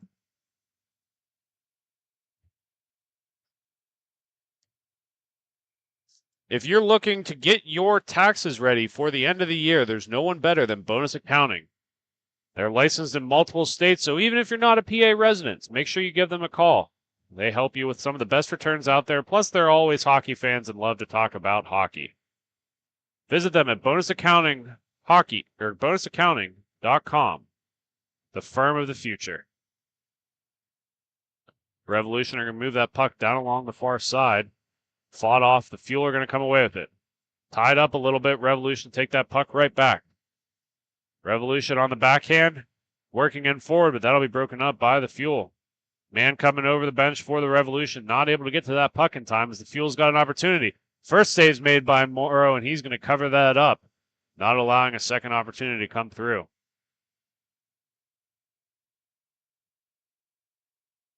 .9:26 left to go in the second period, Score is 2-0 in favor of the Detroit Revolution. Greg Beatty with both goals this contest. Face-off one back by the Fuel. That puck's going to go up high, bouncing down to the near side. A little bit of extracurriculars as the Fuel's able to get to it first. Pushing it on the near side. That's just forced wide. Nice little tricky opportunity there. Big hit in the corner as the Revolution come away with this puck. Things are getting a little bit physical here and a little bit feisty, and I love it. That shot's going to go down.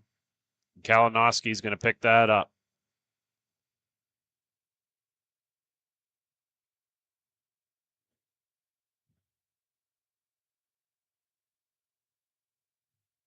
Puck's coming on the near side. Face-off will occur here. That's one back by the Revolution. Revolution pushing it on the near wall. They're going back to the far side. Just skips over his stick, but he's able to retain it. That shot's fought off by Kalinowski, and she'll pick that up and hang on for dear life.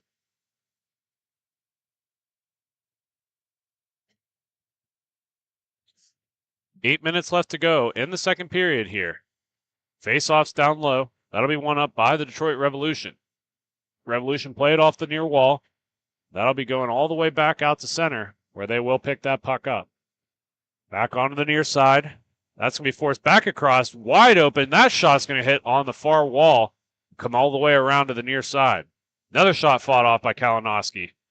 Even though she's led in two this game, she is not giving up for her team. Another shot, and that'll go right around the outside. And Flannery, that's just a result of being an undersized goalie, as that was just a little bit too much net to get across, and the lankiness of the Revolution prevail. Yeah, I mean, the team in total, you also got to make sure you're watching that back door, clearing out the inside of the middle of your zone. There's still a lot of hockey left, though, so I wouldn't let that fray them too much at this point, but they do got to focus on getting that next one. 3-0 the score. The Revolution on top of the Fuel, and the Fuel have not been playing bad at all. Just a game of bounces and inches here. Yeah, and I think also the one thing that separates them is B-Rebs also maintaining a little bit longer zone possession.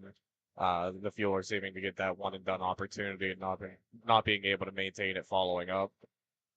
Beautiful back check by the Fuel, but that pass is miscommunicated a little bit as they give it right back to the Revolution down low.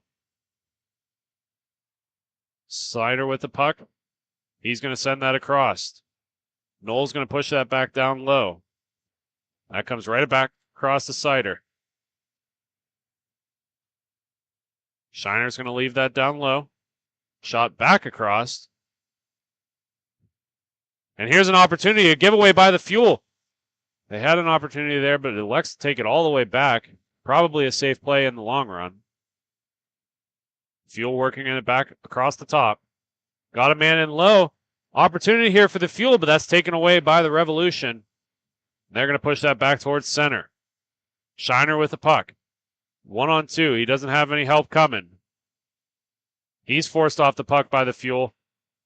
And it gets right back to Shiner. Shiner a pass from his belly. That'll be picked off by the Fuel as they're going to come back the other way. Bouncing puck just gets across. That's going to be picked up by the Fuel. Fuel's going to look in center, but taken away by the Revolution. Kopech with the puck. He's going to push it all the way down to the far side. It's going to be bouncing on the near side. They're celebrating like a goal. That goal does appear to be off a little bit. I'm wondering if they're going to allow this or not. I'd have to think so if the goalie knocked it off. It didn't seem to be too far, so they got to let that one play out. Let's see what the referees signal here. They're seeming to award this goal, so that's going to be another goal by the Revolution.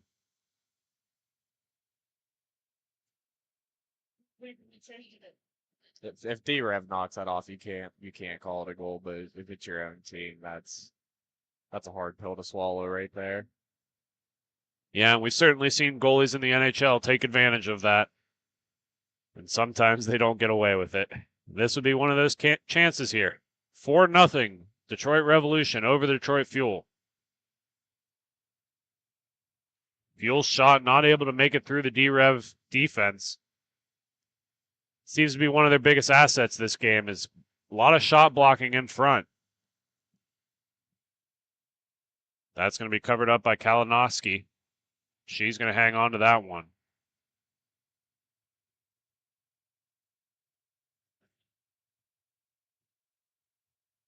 Puck down low. Faceoff's going to be won by the Revolution. That shot's going to go down low and around. Fuel's going to be the first one to it. They try to force that up, but it's going to be just out of reach of everyone. And the Revolution will pick it up. Revolution on the far wall. They've got numbers here if they hurry. Ezek is going to have that puck. Ezek is going to just miss a wide open net as that puck squirts all the way through him.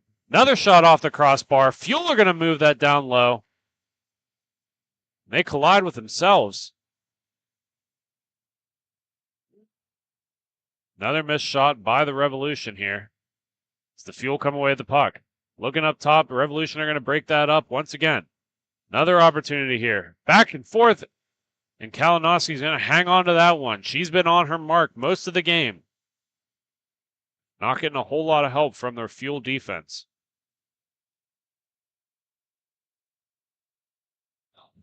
Faceoff's going to be on the left side of Kalinowski.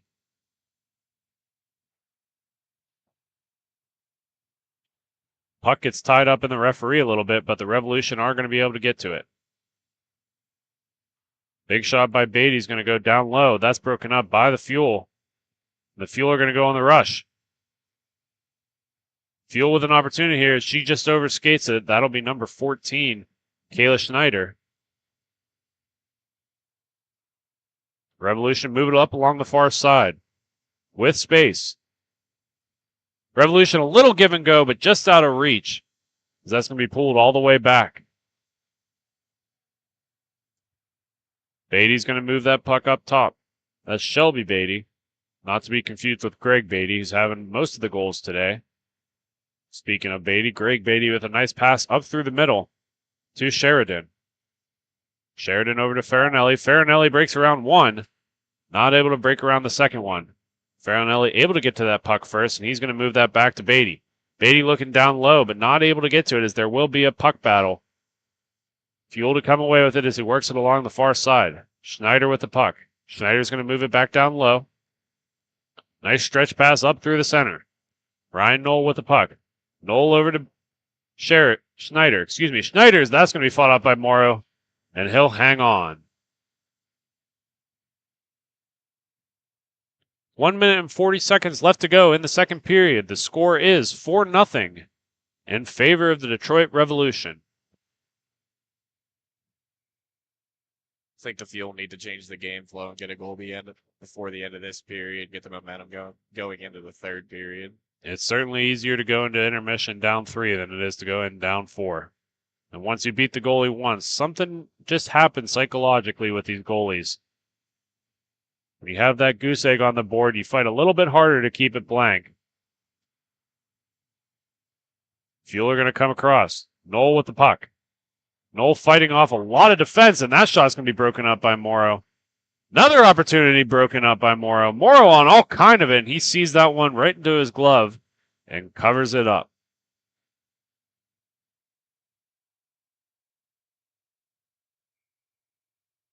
Less than a minute left to go in the period. Faceoff's going to be won back by the Revolution, who's going to play it to the low corner. They're going to play it off the walls to themselves, and the Revolution's got time and space. 30 seconds left to go. Passing that up to Kopech. Kopech's going to leave it back. Picked up by Snell. Snell makes his way around one. Snell looking on the back door. Finds a man wide open, and Kalinowski is going to pick that puck up with her chest and knock it to the far corner. Fuel on the rush. 11 seconds left to go. Errant pass is going to make its way all the way to the far boards. That's going to eat up a lot of time. So we got 3 seconds left to go. That shot's going to go wide and high, and we will end the period there. 4-0 the score in favor of the Detroit Revolution. When we come back, we'll have third period action and the deciding factor of where this game's going to go. You're listening to Grove City Hockey.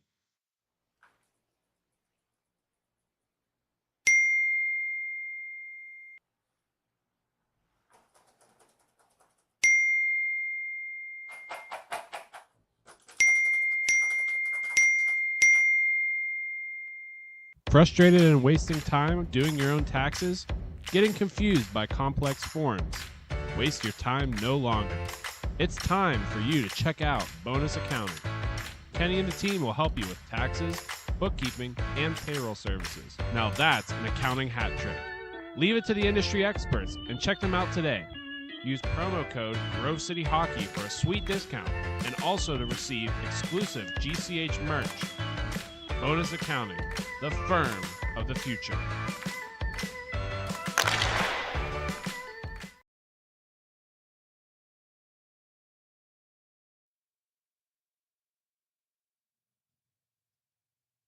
And we're back. Third period action here. So we'll decide who the winner of this contest is. Certainly the Revolution have a quite a substantial lead as they are up 4-0 at the start of this third period. Beatty with multiple goals as he seems to be the hero of the Revolution at the moment. But there's still a lot of hockey left to go, Flannery. Fuel with a nice little move. Nice little pass up top here. Opportunity, and that's going to be fought off by Morrow if it goes down low. Puck's going to be worked back across to Snell. Snell's going to battle for it. He leaves it up for his partner. Sheridan's shot is going to sneak along the backside and go all the way through the crease. Perfect view from our angle. Definitely close, but no goal. Definitely no goal, and I don't think Kalinowski knew where that puck was at. She was down and out and on her back. Little mismanagement by the Revolution. Could have had their fifth goal there pretty easily if they were just a little patient. Puck's coming up for Snell. Snell's shot's going to go wide. That'll be picked up by the Revolution. Revolution working that puck down and around. Fuel out to center. Missed pass by the Fuel.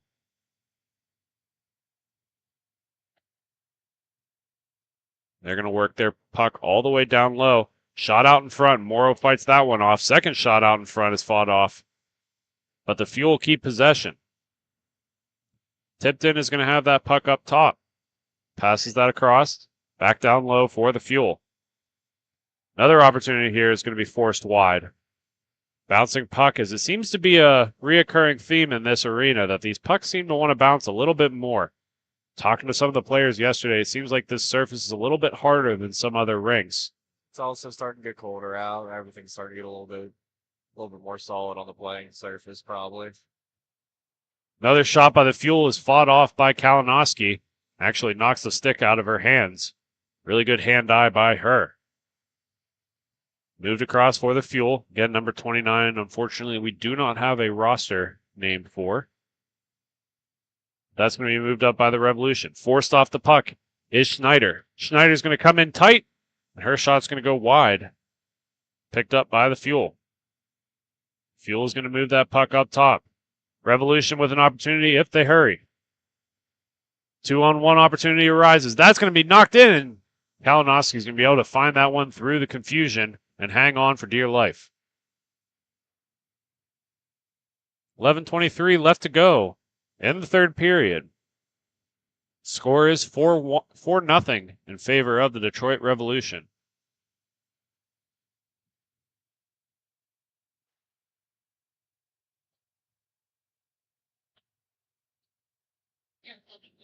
Revolution are going to work that puck along the near side. Looking back in tight, but that's broken up by the Fuel. Just to be broken up by the Revolution. Puck comes down in low. They're going to work that along the far side.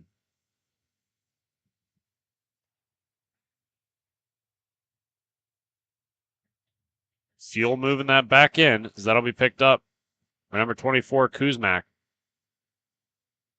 Revolution are going to come away with it. They're on the far side.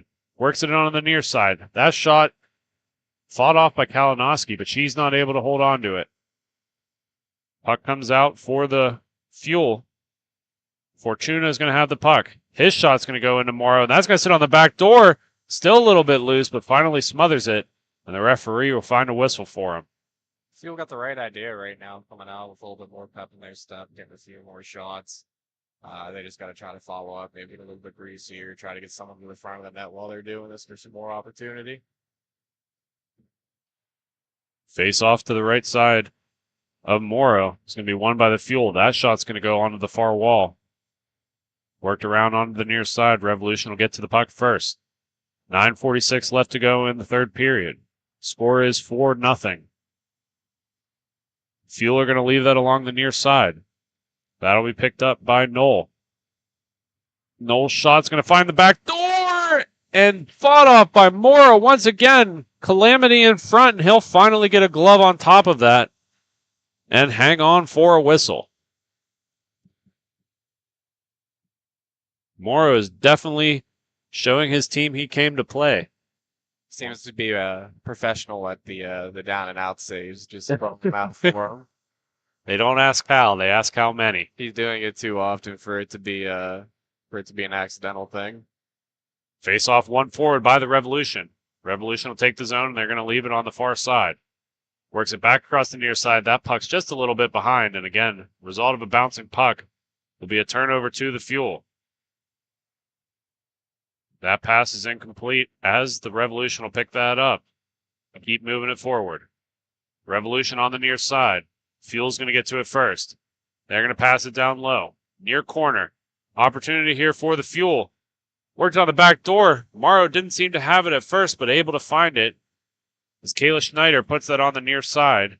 And a little tricky, weird bounce, but eventually does not find its way into trouble, and Morrow will hang on.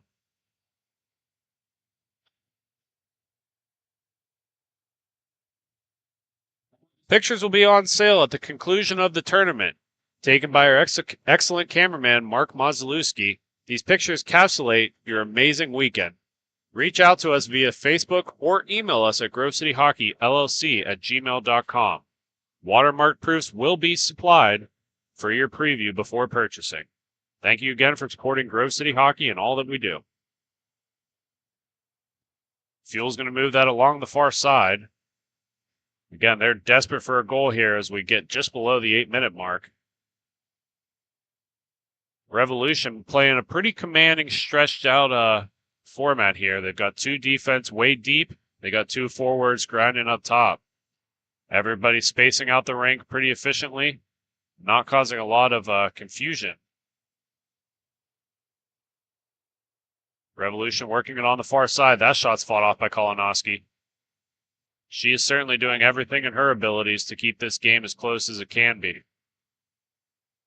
Revolution with another turnover there as they take that puck away. 7 minutes left to go in the period. Puck worked along the near side. Nice little chip pass up for the Revolution as they keep this puck moving. Another opportunity here as the Revolution's got a 3-on-0 and beautiful back check by the Fuel to be able to break up that play. Again, that's number 29, who we do not have a roster for, but absolutely put the team on his back right there to break up that 3-on-1. Scrambling up front as that'll be covered up by Morrow, and both teams will make a change.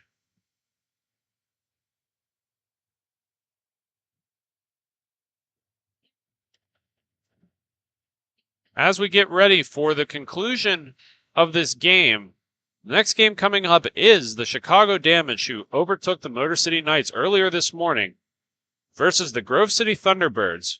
Again, a little biasy here, Flannery. We try not to be partial. We try to be as fair and common as we can in our broadcast. Root for both teams and just root for good hockey, but At the end of the day, these are our buddies. Who are you excited to see on the Thunderbirds that has not been playing for the team before? We got some new faces. Actually, the general manager of the Thunderbirds stepping out of the office and into the skates for once this year. But who are you excited to see on the Thunderbirds team? Gotta throw a shout out to friend and helper of the broadcast, Damon Pajak. Definitely one of the ones I'm more excited to watch. Long shot's going to be directed in front, but unfortunately directed wide instead of on net. Kalinowski able to see that the whole way through, though. That's going to be pushed up to Snell. Snell's going to have an opportunity as he cuts in tight, forced off the puck by the Revolution, and Farinelli will pick that up. Farinelli looking for an option here. Doesn't see anything. Leaves it on the far side. Man up front. That shot's going to be kicked wide by Kalinowski to the far corner. Picked up again by the Revolution. Broken up once again on the back door, and they'll find the back of the net. That's an advantage that this Revolution is definitely using to their fullest. All these players much taller and huge wingspans, able to go from the front side of the net to the back side of the net with ease and making it look simple. I mean, just following the old cliche, pucks and bodies to the net. Proved dividends right there. Well, Flannery, unfortunately, you and I are both defensemen, so we don't know a whole lot about that. Puck's going to be moved along the near side. That's going to be broken up front. Forced up top to the Fuel. They'll keep possession here. Shiner with the puck. He's got a little bit of space. Big draw is going to be going off the glass and along to the near side. Revolution will pick that puck up. 4 minutes left to go in the period. Score is 5-0 in favor of the Revolution. Fuel are going to pick that up along the near side here. He's going to move that across. Is Knoll. Knoll over to Schneider. Schneider's shot's going to be deflected up and into the glass. Revolution crossing the center ice. He leaves it for his defenseman up top. Big opportunity here for Beatty. He's had 2 today. He wants to get that third. They're going to work it right back in. Another opportunity for the Revolution fought off by Kalinowski. That's going to be shot all the way up and just out of reach of a streaking Snyder. She had opportunity up front. Puck worked back in low. Both teams are going to race for it. Revolution coming away. Over to Nakasawi. These names this year are much more difficult, Flannery. I don't the play-by-plays position by any. That one, I think, actually scored twice. Robert Kopech hit the back of the net, hit Kalinowski in the back of the head, and then went back into the back of the goal. Regardless, it only counts as 1, but the Revolution will get their 6th of this contest. And you got to feel for a goaltender like Kalinowski. She's been keeping this team into it, just not getting a whole lot of effort here out of her defense. That puck's going to go up into the netting. We will have a draw at the left side of Kalinowski, excuse me.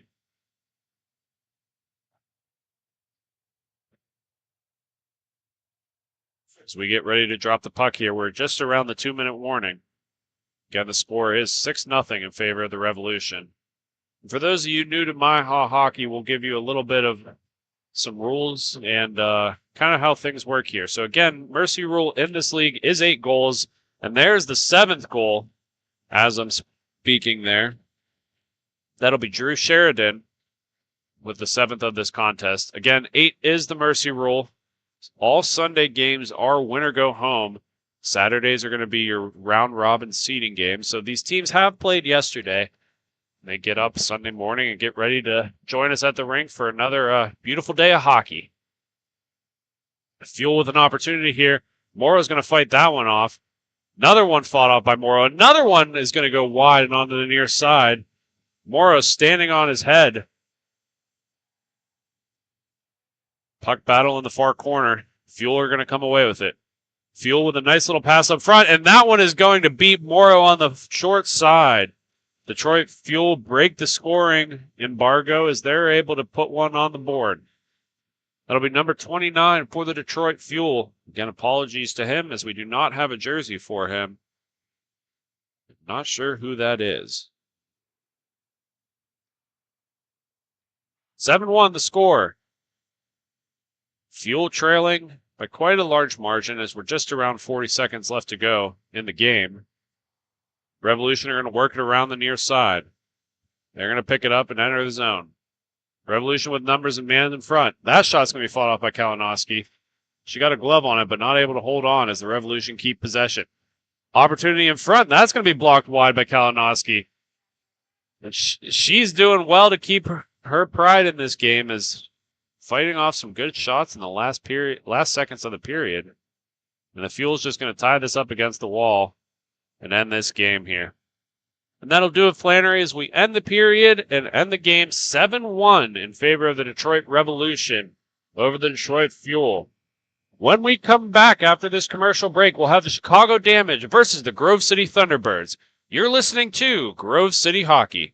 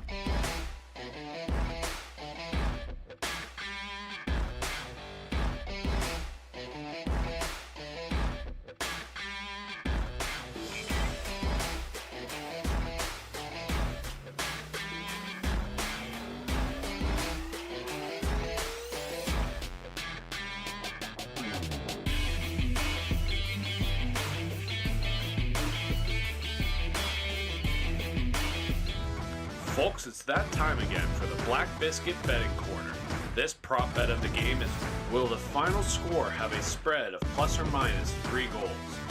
Enter your pick in the comments section for a chance to enter. All rules and regulations can be found in the comments section. Good luck, and thank you to Black Biscuit for sponsoring.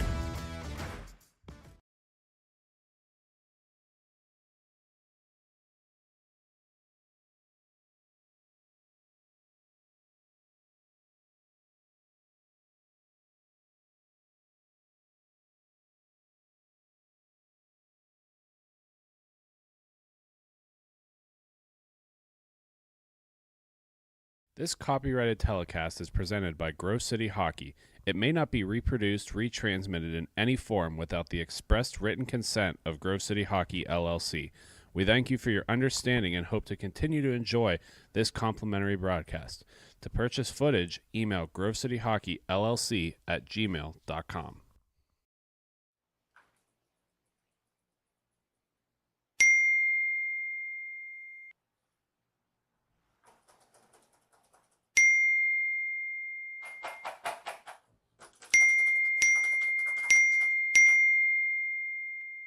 Frustrated and wasting time doing your own taxes?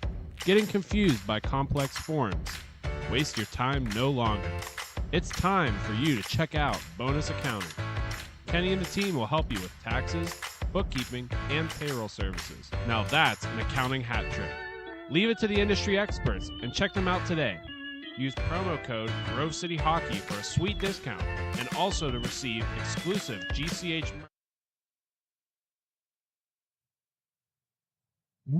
Folks, this is the first, this is the final game of the T5, and they're going to score the first goal of the game. The Grove City Thunderbirds. I mean, number 1, Ian Ney with the goal. Just squirts it low on Baguettal. Should welcome us in as we are starting the first semi-playoff game. Winner of this game is going to go to the championship today. In gray on the left side of your screen is going to be the Grove City Thunderbirds. And in the orange and white on the right side of your screen will be the Chicago Damage. In goal for the Grove City Thunderbirds is Brandon Britton. Britton, a big part of our broadcast team here, as we do like to support our broadcasters. So good luck to him. And in net for the Damage is going to be Joel Baguettal. He lets one in early in this game, as it is 1-0 in favor of the Thunderbirds. Ney moving that puck in. Another shot's going to go high and wide and onto the far side, as it'll be picked up by Thomas. He overskates it slightly, but that'll be retained by Gardner. Excuse me, that's number 91, not number 90. Not sure who that is. So we don't have him in the roster. Pajak with the puck. He's going to be forced off by Ruffin. Pajak using that lanky body to get around, but Ruffin just able to outspeed him. Ruffin coming in on the near side. Broken up by Warner, and that'll be hang on by Britton. Thunderbirds are going to make a change here early in the period. Score is 1-0. Ian Ney getting one right off the rip at the beginning of this contest. In studio, I'm joined by Matthew Flannery. Flannery again playing in the T3 division for the Thunderbirds. And Flan, we played college hockey with a lot of these guys here. What do you kind of remember by playing with them, and what do you look to see forward to by these guys? I think the composure aspect of the game. They've all played some competitive hockey in one way or another. I think they'll be able to use that to their advantage. A lot of them playing together for the first time, so that adds another level of complication. But I think that is going to help them overcome it here as Brian Pruitt takes a shot on net. Baguettal able to hold on to that one, as that's a shot by Pruitt on the near side. He has no problem, no rebound whatsoever. Faceoff's going to be on the right side of Baguettal. Glow's going to come away with that for the Damage. Pushing that up just out of reach as Takachi will lose that puck for the Thunderbirds. Weeks with the puck. He's going to shoot it, but nice defense by, I believe that's Fred Ferroni, new member of the Grove City Thunderbirds as of this season. Ferroni coming on the near side. His shot's going to go wide, and it finds the back of the net. It trickles through, and he finds the goal for the Thunderbirds. Fred Ferroni with his first goal as a Thunderbird, and that's 2-0. Damage making some changes here. Trying to stop the bleeding, as it started a little early with them. Faceoff's going to be one tied up at center. Ruffin for the Damage is going to come away with it. Again, for those of you at home that are participating in the prop bets, this one is going to be, will the final score have a goal spread of more or less than 3 goals? Certainly the way it's looking right now, it might be more, but this contest is very early. And again, the Damage having a pretty commanding win earlier today. Ruffin's going to overskate that a little bit, as Wilson's going to come and contest him. That puck meant to go around the boards, hits the referee right in the side. He's wincing a little bit, but the damage are going to come through the zone anyways. Ruffin able to get to it first. Nice pressure by Pruitt. Pruitt and Weisinger. Weisinger just not able to get to that, as the damage are going to get to it first. Damage overskating it a little bit is Binion. Binion's taken to his knees, and that'll be picked up by Takachi. Takachi takes the zone. He's got a little bit of space, makes it around one, has to fight through the second one. His pass is going to go low into the far corner, where Weisinger will pick it up. Weisinger across to Pruitt. Pruitt makes a move around one. He's forced back up towards the top. He's going to pass it all the way out to Ferroni. Ferroni playing good stay-at-home defense as he goes back down to Pruitt. Delayed penalty is going to be against the damage, as it looks like it's some extracurriculars between Anatucci and Weisinger in front of the net. Anatucci's going to take the boxes. The Grove City Thunderbirds are going to go on the power play for the first time in this contest. This is it's early in the competition, but it's a little bit of a different look for the T-Birds compared to yesterday because they were in the penalty box quite a bit. So hopefully they learned their lesson, and this will be a new form of them today. And that's nothing new for the Thunderbirds. Across all divisions in the past year, one of the higher penalizing teams in the league. Call it dirty, call it grimy, whatever you want. They're going to be on the power play for this contest. That shot's going to find the glove of Baguetto, and he'll hang on to it for safekeeping. Quarterbacking this power play for the Thunderbirds is Damon Pajak up top. Ian Ney on the wing with Pruitt down low, and Warner's going to be playing on the other wall. Pruitt spins out of the nice defensive effort there as that goes to Ney. Ney's not able to find Pruitt's stick as that goes up to the top to Warner. Back over to Ney. Ney's going to look down low, but Pruitt wasn't paying attention. Gardner's going to pick that up, and he's just going to send it all the way back down. Nice play by Gardner to eat up some time on this power play. Pajak back to collect for the Thunderbirds. Thunderbirds take the zone here. Looking in front, that's going to be fought off by Baguetto. Warner's going to get to it first as he plays it over to Ney. Ney looking back down for Warner. Sits on the back door as Gardner's going to pass that across, but not able to get it out. Ney plays that up top to Pruitt. Pruitt's shot down low, hits a post, and that's going to go wide. Warner not able to find a man in front as he fights off the first defender and just out of reach of Pajak as that goes all the way back down. 6:24 left to go in the period. Score is 2-0 in favor of the GC Thunderbirds. Nice move by Pajak to get around the top defenseman as he looks down low. Weisinger is going to go across the crease into the far corner. Huge collision as Warner takes a tumble. And you've been around him enough, Flannery. You know he's seeing red, and he's probably going to take a dumb one here, if we had to be honest. Hopefully that's not the case. He got right back up, got him. And there's the dumb one.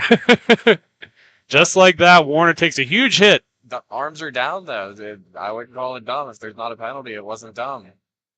Weisinger with the puck on the far side. He takes the zone. He cuts across.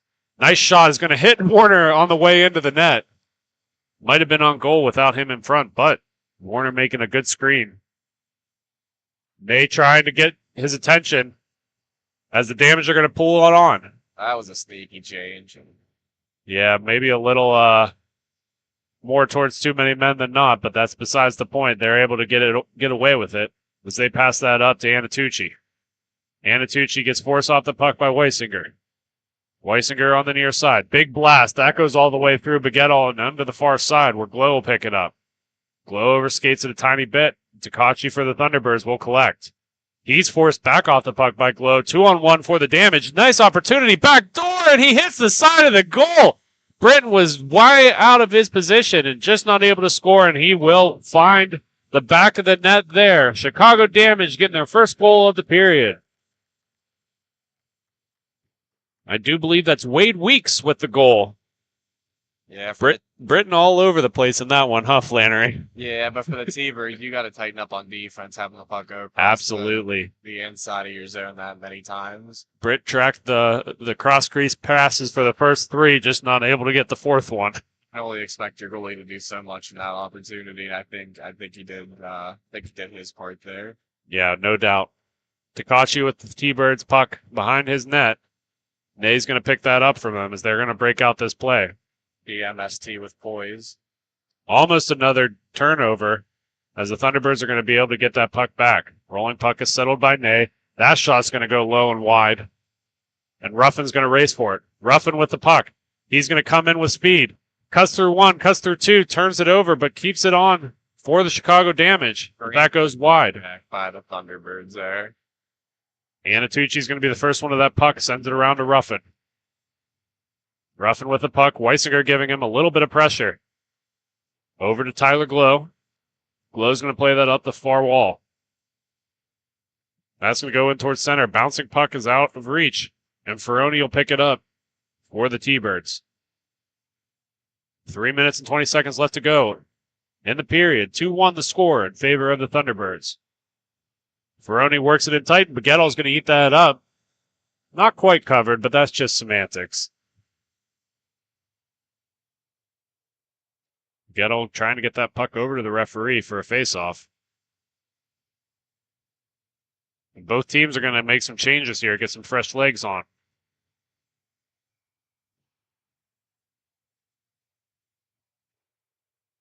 Face-off is won forward by Pruitt. He's got a man in tight. His shot's going to be redirected up and high. But Wilson's going to get to it first. Wilson back to Takachi. Takachi making a nice move to evade the defense there. Passes it back up to Wilson. Wilson's shot down low. Puck in front, and that's going to be knocked away by the Damage. Good rebound control by the Damage there. As the Thunderbirds had men in front. Puck comes all the way back down to Gardner. Gardner plays it off the far wall. If he has enough space, Binion's going to get to it. Takachi fights off Binion and gets that puck for the Thunderbirds. Passes it across to Pruitt. Pruitt able to pick up the puck. Big blast. Fought off by Baguetto. Second rebound is going to go into the chest and right into the glove of Baguetto. And he'll hang on. I don't know about you, Jake. This game is pretty epic right now. It'd be this be a good time for it? Sounds like it'd be a perfect time for Epic Hockey, one of our beautiful sponsors over on the West Coast in California. Epic is starting to go into a new custom line here, but they always have the best hockey sticks, gloves, and jerseys around. A lot of battling there between the Damage and the Thunderbirds in the corner. It's going to go all the way back for Pajak. If you're interested in ordering Epic Hockey gear, make sure you visit them at 3p1chockey.com. Thunderbirds are going to work it along the near side. Wilson evades the first man and passes it up to Pruitt. Pruitt trying to cut in tight. Able to get around 1. He's looking for the wraparound attempt and just not able. Missed it by 3 inches as he hit the side of the post instead of getting it out and around.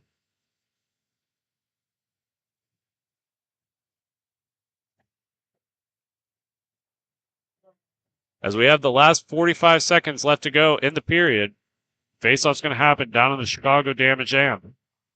They're going to play it off the wall all the way down deep where Pajak will retain. Pajak collects, eventually passes it across the far side to Wilson. Wilson to Pruitt off the wall. Pruitt's got space. Shot off of Baguetto, and that's going to go down low. Baguetto playing really good in this first period. Even though he's allowed 2, he's been standing on his head, making the big saves when he has to. 10 seconds left to go as that makes its way over to Warner. Warner in front. His shot fought off by Baguetto again. Wilson with the puck. Down low. 3. That was 0.3 and not 3 seconds. So as time expires, we're going to take a quick break. When we come back, we'll have second period action. You're listening to Grove City Hockey.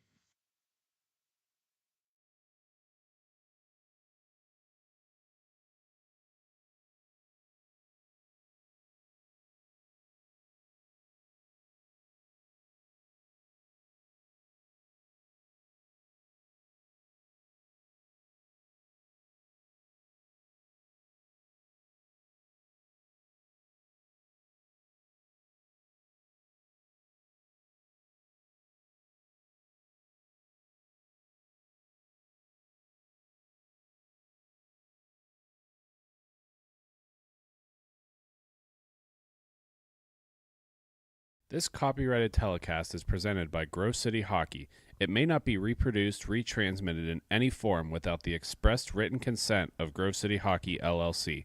We thank you for your understanding and hope to continue to enjoy this complimentary broadcast. To purchase footage, email grovecityhockeyllc@gmail.com.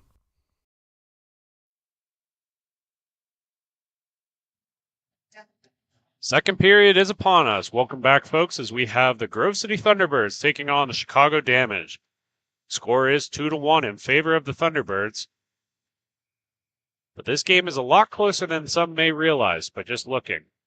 Begettal playing really good for the Chicago Damage in net. And Britain's only goal was a little bit of a dirty, greasy, grimy one, and those are normally the ones that goalies hate.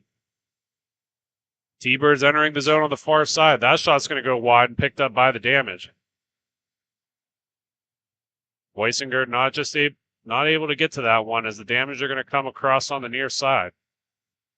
That pass is going to make its way off the far wall, and Ney for the T-Birds is going to pick it up. Ney with the puck, inside-out cutting move, nicely done. That puck's going to be on the back doorstep. Nobody able to get to it. Still loose there. That'll be picked up by the Damage as they come back the other way. Ruffin working its way in, but he's going to be forced to the far corner by Takachi. Ruffin getting a lot of physical pushes by the Thunderbirds.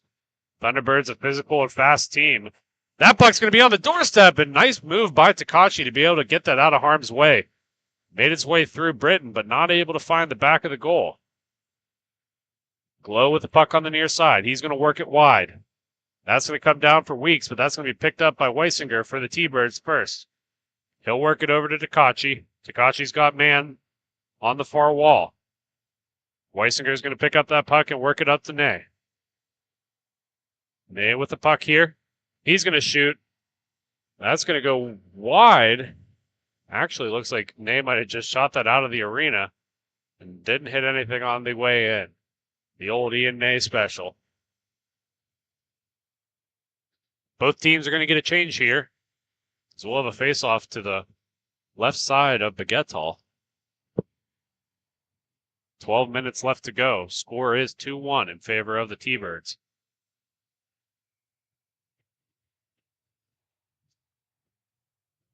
Face-off's won back by the Damage as Gardner's going to play it along the near wall to Thomas.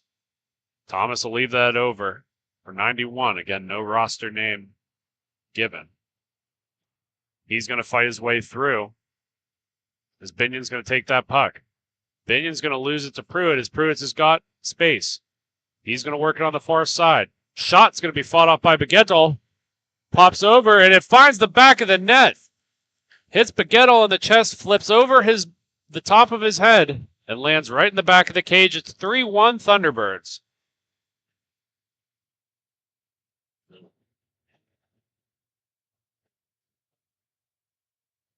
$11:15 left to go in the second period as Wilson steps in for the draw for the Thunderbirds. That puck's going to go to the far corner, and Warner will be the first one there. Warner looking in tight, and Pruitt misses wide. Nice opportunity for the Thunderbirds to get their fourth of this contest. Pruitt still has the puck. He's going to work it to the top for Pajak. Pajak in no hurry to do anything as there's no pressure quite yet. Binion starts to work his way out tight, but that's going to be given up. Puck makes its way back up to the top to Pajak. Pajak playing it safe right behind his own net. Not trying to rush anything. Pajak will slowly start to enter the zone. Again, trying to stretch out that defense to make it easier for the forwards to attack. I really like that veteran play by Pajak there. His shot's going to get forced wide. First one to it'll be Pruitt. Pruitt passes it in front. That'll be broken up by the Damage as Binion's going to come the other way for them. Binion on the near side. Nice little toe drags broken up by Warner. He's going to get a call there. And Warner's going to head his way to the box. Chicago Damage are going to enter the power play here. First time of this contest for them. And not a minute too late as they are trailing 3-1 to the Thunderbirds.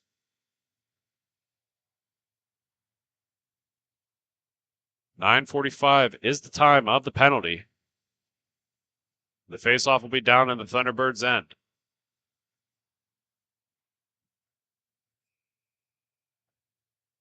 Weisinger in for the draw for the Thunderbirds. He's going to get tied up by Binion, but come away with the puck. Weisinger tries to dump it out, and he'll get it past the final defenseman for the damage. Gardner able to pick it up on the far end. He's going to work his way on the near side. He'll leave it for Glow. Glow entering in. Glow broken up by Wilson. That'll be dumped all the way back down. Henley back to collect it for the damage. Baguetto coming out to settle that puck for him. As the damage go back on the power play. They're working it on the far side. Has a man in front. That'll be broken up a little bit. Sits on the doorstep. That's going to be directed wide. And the Thunderbirds pouring on the pressure down low. Takachi with the puck. Plays it off the wall up to Weisinger. Weisinger got nobody around him pressuring. So he's going to dump that up to Ferroni. Ferroni's going to get tied up a little bit. Dumped on the play, but no call will arise. Damage coming back the other way. Ruffin with space. His shot's going to be fought wide by Britton. Both teams turning up the intensity a little bit. I love it, Flannery. Oh, it's getting hot in here. Another shot's going to be wide by Anatucci. Glow's going to race for it. He's going to be fought off by Weisinger. Damage with another nice little move. Nice second move. Opportunity here. He's going to hit the side of the net, though. He was trying to do something tricky up front there, but the Thunderbirds laying on the pressure. Looked like a little bit of a Michigan attempt with the way he had it, trying to go on his blade. Weisinger and Ferroni, 2-on-1 shorthanded. He's going to tie his shot, and that's going to be a goal by Weisinger. Beautiful opportunity for the Thunderbirds shorthanded as he buries that puck. Great patience to keep it on his stick while the goalie's down. Patience is an understatement, Flannery. He cut all the way from the left side, around two defensemen, and nice and easy, and just outweighted that goalie. 4-1 T-Birds.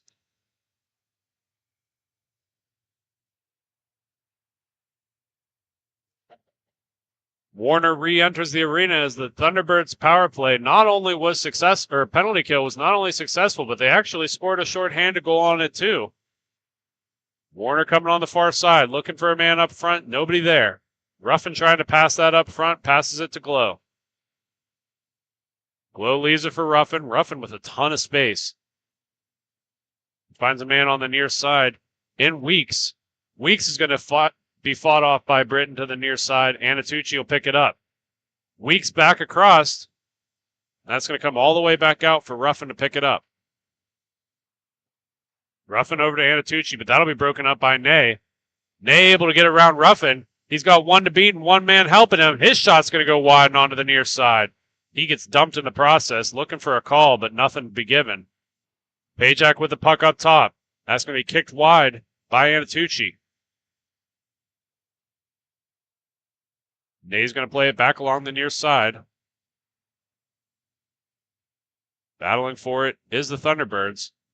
As the damage are going to work it around. Ney intercepts that. That puck can't quite find Pruitt's stick, but it squirts all the way to the near side. Thunderbirds are doing an excellent job winning those 50-50 puck battles, getting the loose pucks, maintaining possession right now. Pajak will hold that puck behind his own net. Not trying to force anything. Again, he loves drawing in that offense to stretch out the defense. Gardner's going to collect that puck. That's going to skip over Pajak's stick, but Ney will pick it up. Ney coming in with speed. He's got the far wall. Ney works his way in tight, but loses that puck off of his stick as it comes to the near corner. He's going to be turned out. The damage are going to race for it. Ferroni's going to be the first one to it. He'll work it all the way around for Pajak. Pajak's got one to beat, and he's tied up by the damage. Henley's going to work that across. That'll be picked up by Glow. Excuse me, that's Binion. Binion will lose the puck to Pruitt. Pruitt on the near side. His blast is kicked away by Baguetto. Pruitt's going to be worked down low. He tries to cut in tight, but he's going to lose that. He's able to retain possession there just to give it back away to the damage. Nice spin move by Binion to get around the defenseman. He's looking across. That's going to hit a stick on the way in and go back on Binion's stick. Binion in alone, and that's going to be blocked away by Ferroni. Nice play by him. Gardner's going to work that down low to Henley. Henley's got some space, but that's broken up by Pajak. T-Birds on the rush on a 3-on-1. Pajak, Pruitt, and Wilson. Pajak with the puck. Passes it over to Wilson. Wilson is going to miss the net, and that's going to go down low. Pruitt's the first one to it. Pruitt makes his way around one. Shot in. That'll be fought off by Baguette. Sits on the front door, but the Damage are going to come away with it. Damage just passed, just has a little bit too much mustard on it as it would come down for the Thunderbirds. Wilson on the near side. 4 minutes left to go in the period. Broken up by the Damage. They're going to get rid of it once again, but Takachi is going to be the first one to it. Takachi works it along the near side to Weisinger. Weisinger with the puck. Hit shot into Baguette, and that's going to bounce out where Gardner will pick it up. Gardner's pass is just a little bit too far, but it's overskated by the Thunderbirds. They're able to tag up and get that puck back into their possession. Works it over to Shane Weisinger. Down low, that'll be broken up by the Damage, and they're going to come back with the puck. Henley with the puck. Tries to cut in tight, but that's broken up by Weisinger. Weisinger on the near side. His shot's going to be fought off by Baguette, but stay in play. Thunderbirds and Damage battling forward in the far corner. 3 minutes and 15 seconds left to go. Works over to Ferroni. Ferroni with a shot. Fought off by Baguette down low. Ferroni will get possession just to give it back up to the Damage. Not sure where the puck is, but Baguette's bent over. It seems like it might have squirted his way, and he covers it up.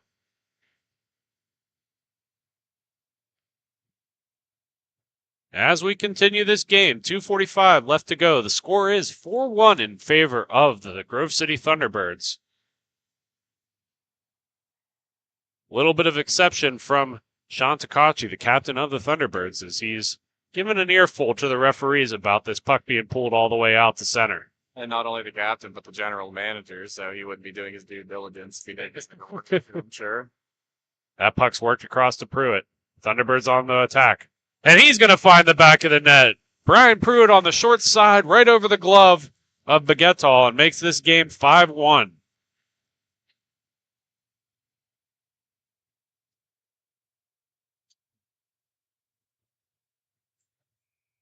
As they step into center, we're going to have another draw as the last 2 minutes of the second period come down. Warner breaks up that puck. Weisinger leaves it back for Warner. Warner's shot's going to go all the way across. Be picked up by Pruitt. Pruitt up to Takachi. Takachi makes a move around one. He's going to work it in across the crease. Leaves it back for a referee. Uh-oh. Mismanagement there. Little bit of collision down low. Honestly, don't think it was very intentional, but Weeks seems to be banged up on the play a little bit. No, I mean, Warner's not the biggest of fellows out there, but that is a solid body just coming crushing down on you, so it couldn't have been comfortable by any means. He's going and giving him a hug on the backside, making sure he's okay. Warner definitely didn't intend to do that. Doesn't make it hurt any less, and the bruises still appear, but regardless of all that, no ill intentions there. Shot on the faceoff.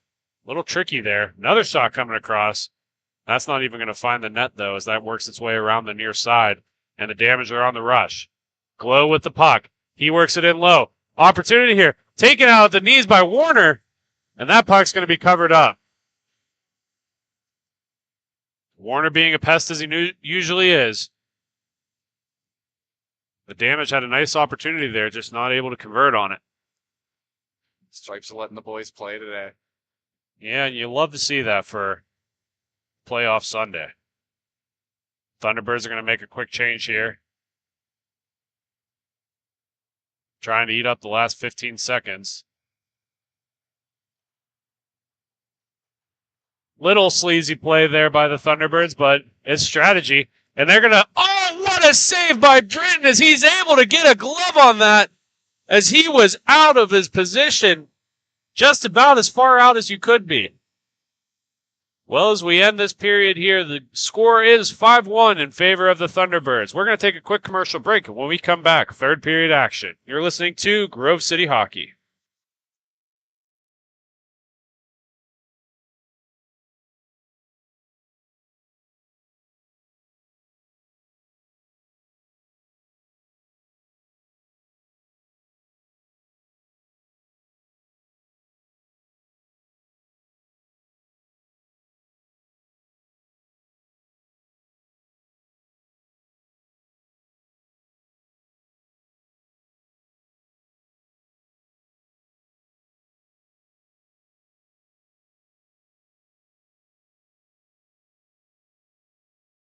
This copyrighted telecast is presented by Grove City Hockey.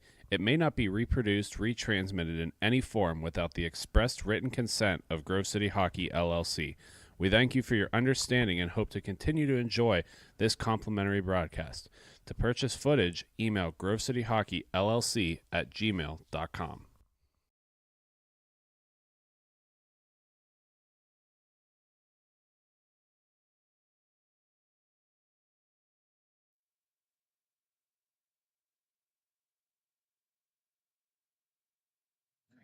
Welcome back, folks. Third period action. Thunderbirds with a very, very commanding second period as they are now up in this 5-1. Score was 2-1 at the start of the second. They've had 3 unanswered goals here. Puck's going to go all the way to the Thunderbird zone. Picked up by Ferroni. He's got space on the far wall. Nobody seemed to step on Ferroni. He's going to take a blast and hits the post, and that's going to go all the way to the corner where Weisinger will collect. Weisinger over to Pajak. Pajak doing his normal thing, taking it behind the net, drawing out that defense. He's going to have a long stretch pass just out of reach of Ney, and Gardner's going to pick it up for the damage. Gardner works it down low, but that's out of reach of Binion, and Pajak will collect it. Pajak over to Ferroni. Ferroni works it down to Ney. Ney with a shot. That'll be fought off by Baguetto. Sits on the doorstep. The clear's knocked down by Weisinger, where Ferroni will collect. Ferroni down to Ney. Ney's going to pass that out top. Binion's going to be the first one there for the damage. Binion on the far side. He's working it in, and that'll be broken up by Pajak. Nice defensive effort by him. Pajak on the far side. He stops up tight. Overskated a little bit is Binion. Shot! That is going to get directed all the way to the far corner. Weisinger with the puck. Weisinger works it off the wall and up to Pajak. Pajak's going to take it behind his own net, and the Damage are going to use this opportunity to get some fresh legs. Pajak entering the zone now. Comes in through center. Works his way around Glow onto the backhand. And that's going to go all the way through Baguetton and out to Weisinger. Weisinger back to Ferroni. Ferroni working it around. He passes it up to Pajak. Pajak's got Ney up top, but he can't quite make that pass. Ruffin's going to be the first one back to it. He plays it off the back of the net. Nice little move by him and works it up. Glow with the puck. Glow's going to work that across. That shot's coming in, and that's going to be directed wide. Damage works it back to Ruffin. Ruffin works that across to Glow. Glow with the puck, working it across the top. He's going to be forced back into his own end. Over to Ruffin. Ruffin looking down low. He's got an option in Glow, but that oversteps his skate. And instead will be picked up by Weeks. Weeks works his way around Ferroni on the back door. And that shot's going to miss wide. How did he miss that one? Nothing but empty net. That's going to sit in. Britton making some athletic moves to get that puck out and under his glove for a draw. T-Birds are going to make a change here. Get some fresh legs on. As we're right around the 11-minute mark of the third period. Puck's going to be one up top. That shot's going to be broken up, and Pruitt's on the rush. Pruitt's got Ruffin to beat. Ruffin's going to break up that pass, and he's going on his own. Ruffin makes his way around one. Tries to make his way around the second. Broken up a little bit, but keeps the puck. He's working on the near side. That'll be broken up by Warner coming down on his own rush. Warner over to Pruitt. Pruitt's got Anatucci to beat. He's going to shoot instead. That's going to go wide. Fought off by Baguetto. Puck coming around to Wilson. Wilson can't control it. Glow's going to fight Takachi for it, and he's going to come away at the puck. Tyler Glow on the front side. Misses wide, and that's going to go to the far corner. Picked up by Glow again. Glow's pass is going to be broken up by Pruitt. Warner will get to it. Warner over to Takachi. Takachi's got a man down low. Just out of reach, and Gardner's going to pick that up for the damage. Gardner looks to center. Nobody there. Warner for the Thunderbirds will collect. Warner over to Pruitt. Nice little sauce pass collected well. Pruitt with space. Got a shot off the crossbar. No goal. Pruitt taking exception to that, but Flannery, we had a pretty clear look right here in the booth. That was right off the crossbar. About as firm as you could hit it, too. That's no goal of a no goal it can be, unfortunately.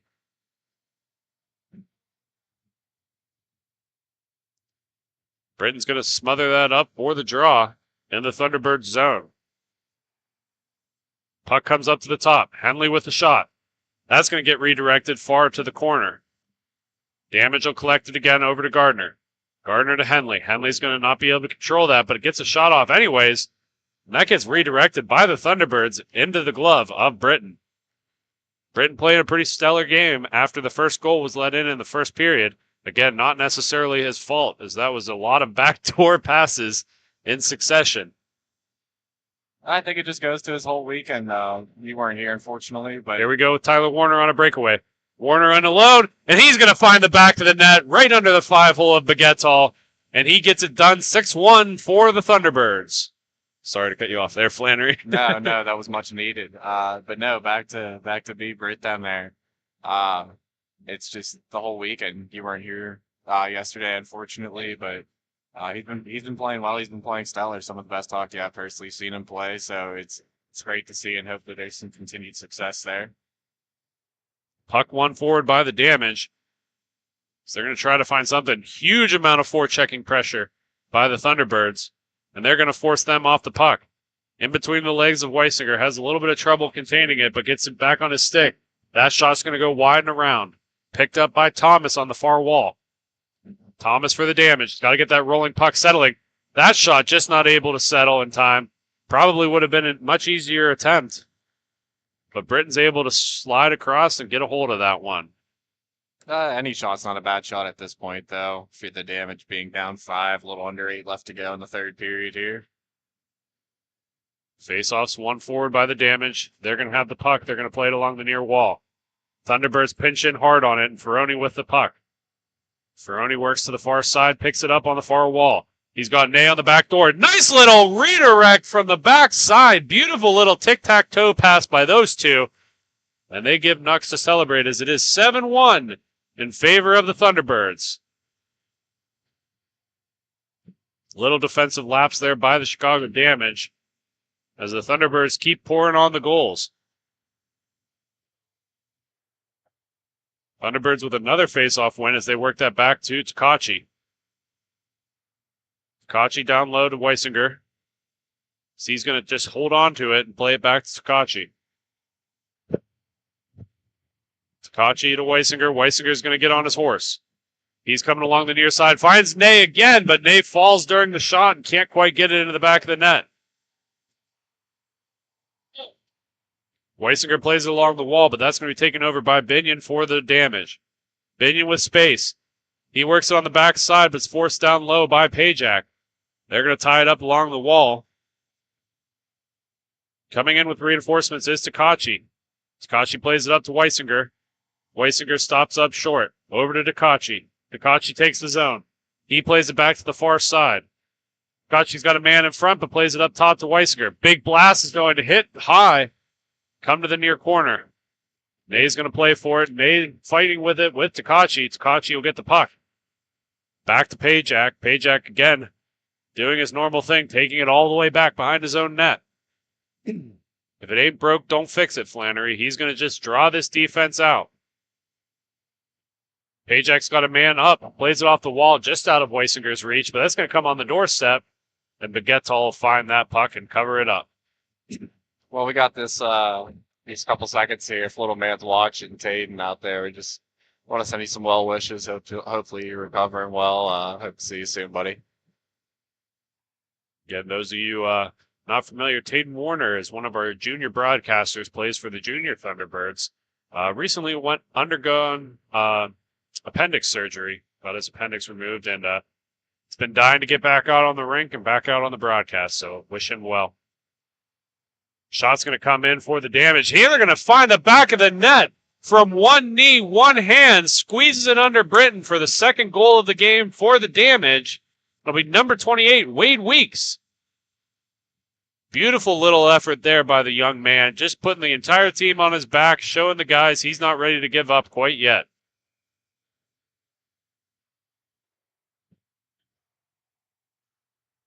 Puck's going to go down low. Ferroni will collect it for the Thunderbirds. Score is 7-2 in favor of Grove City over Chicago. Ruffin's going to get to that puck first for the Damage. He'll be forced down low. Spins it back out. Nice little move over there. Finds Anatucci. Anatucci's going to play that up to Weeks.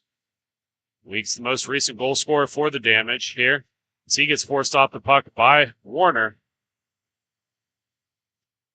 Damage doing a good job. Another opportunity here, and they find another goal. Weeks with another one for the Damage here, as he's left unguarded on the front doorstep, and just is able to get it right around Britton and into the back of the cage. Well, right now it's been about a goal a minute that they've needed to score, and so far they're on pace. So seems like they're in the kitchen cooking right now. Hopefully the Thunderbirds start to bunker down and get back to what was bringing them to success earlier on in this game. Stay tuned. It's getting hot in here. Weeks essentially putting his team back into this one. Another shot's going to go low. That puck's going to get covered up. It squirts loose somehow, and that's going to be picked up by Warner. Warner over to Wilson. Wilson trying to get to it. He stops in tight. That shot's going to go wide and get forced down low. Wilson with the puck. Tries to find a man on the back door. Nice defense by Henley. That's going to be picked up by by Binion for the Damage. He's going to pass it along the far side. Glow's going to shot. Britton had that read the whole way and hangs on. I think for the T-Birds, that's one of those timely saves that you need to, get your team to take a quick breath, calm down. Absolutely. Just kind of refocusing, getting back into it. We'll go from here.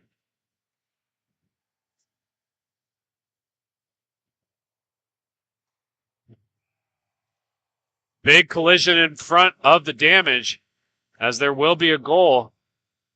It appears like we are going to have a little bit of an injury timeout by the referee, as that goaltender Baguettal was absolutely smothered during that play. We're going to step aside for a little bit here, just let all the players resituate and get back on the rink. But when we come back, more third period action. You're listening to Grove City Hockey.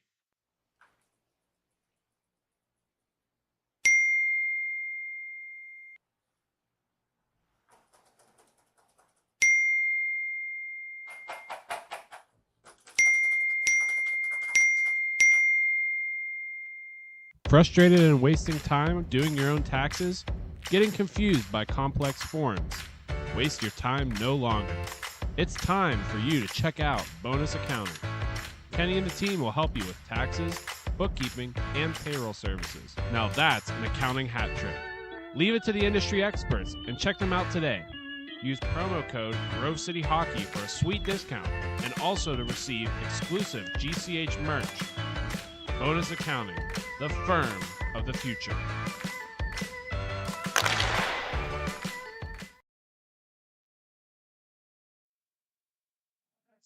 We're back, folks. Seems like Baguettal has been able to get back onto his feet. A little sore, a little bruised up, but seems like he'll be able to play here. Yeah, and that's just the nature of the game, Flannery. Occasionally those collisions happen. I'm not trying to defend the Grove City team. They're playing very, very physical this game, but no matter who's playing, we always hope that whoever's getting hurt is okay at the end of the day and able to keep playing this wonderful game. They're going to go back out to center here. I believe they are going to credit Weisinger with that goal there. Again, unfortunate the collision between all the players down low, but this game will continue here. 2 minutes, 30 seconds left to go in the third period. That puck's going to squirt out to Ruff and Stick. He's going to shoot up high, broken up by Pajak. Nice little defensive effort there.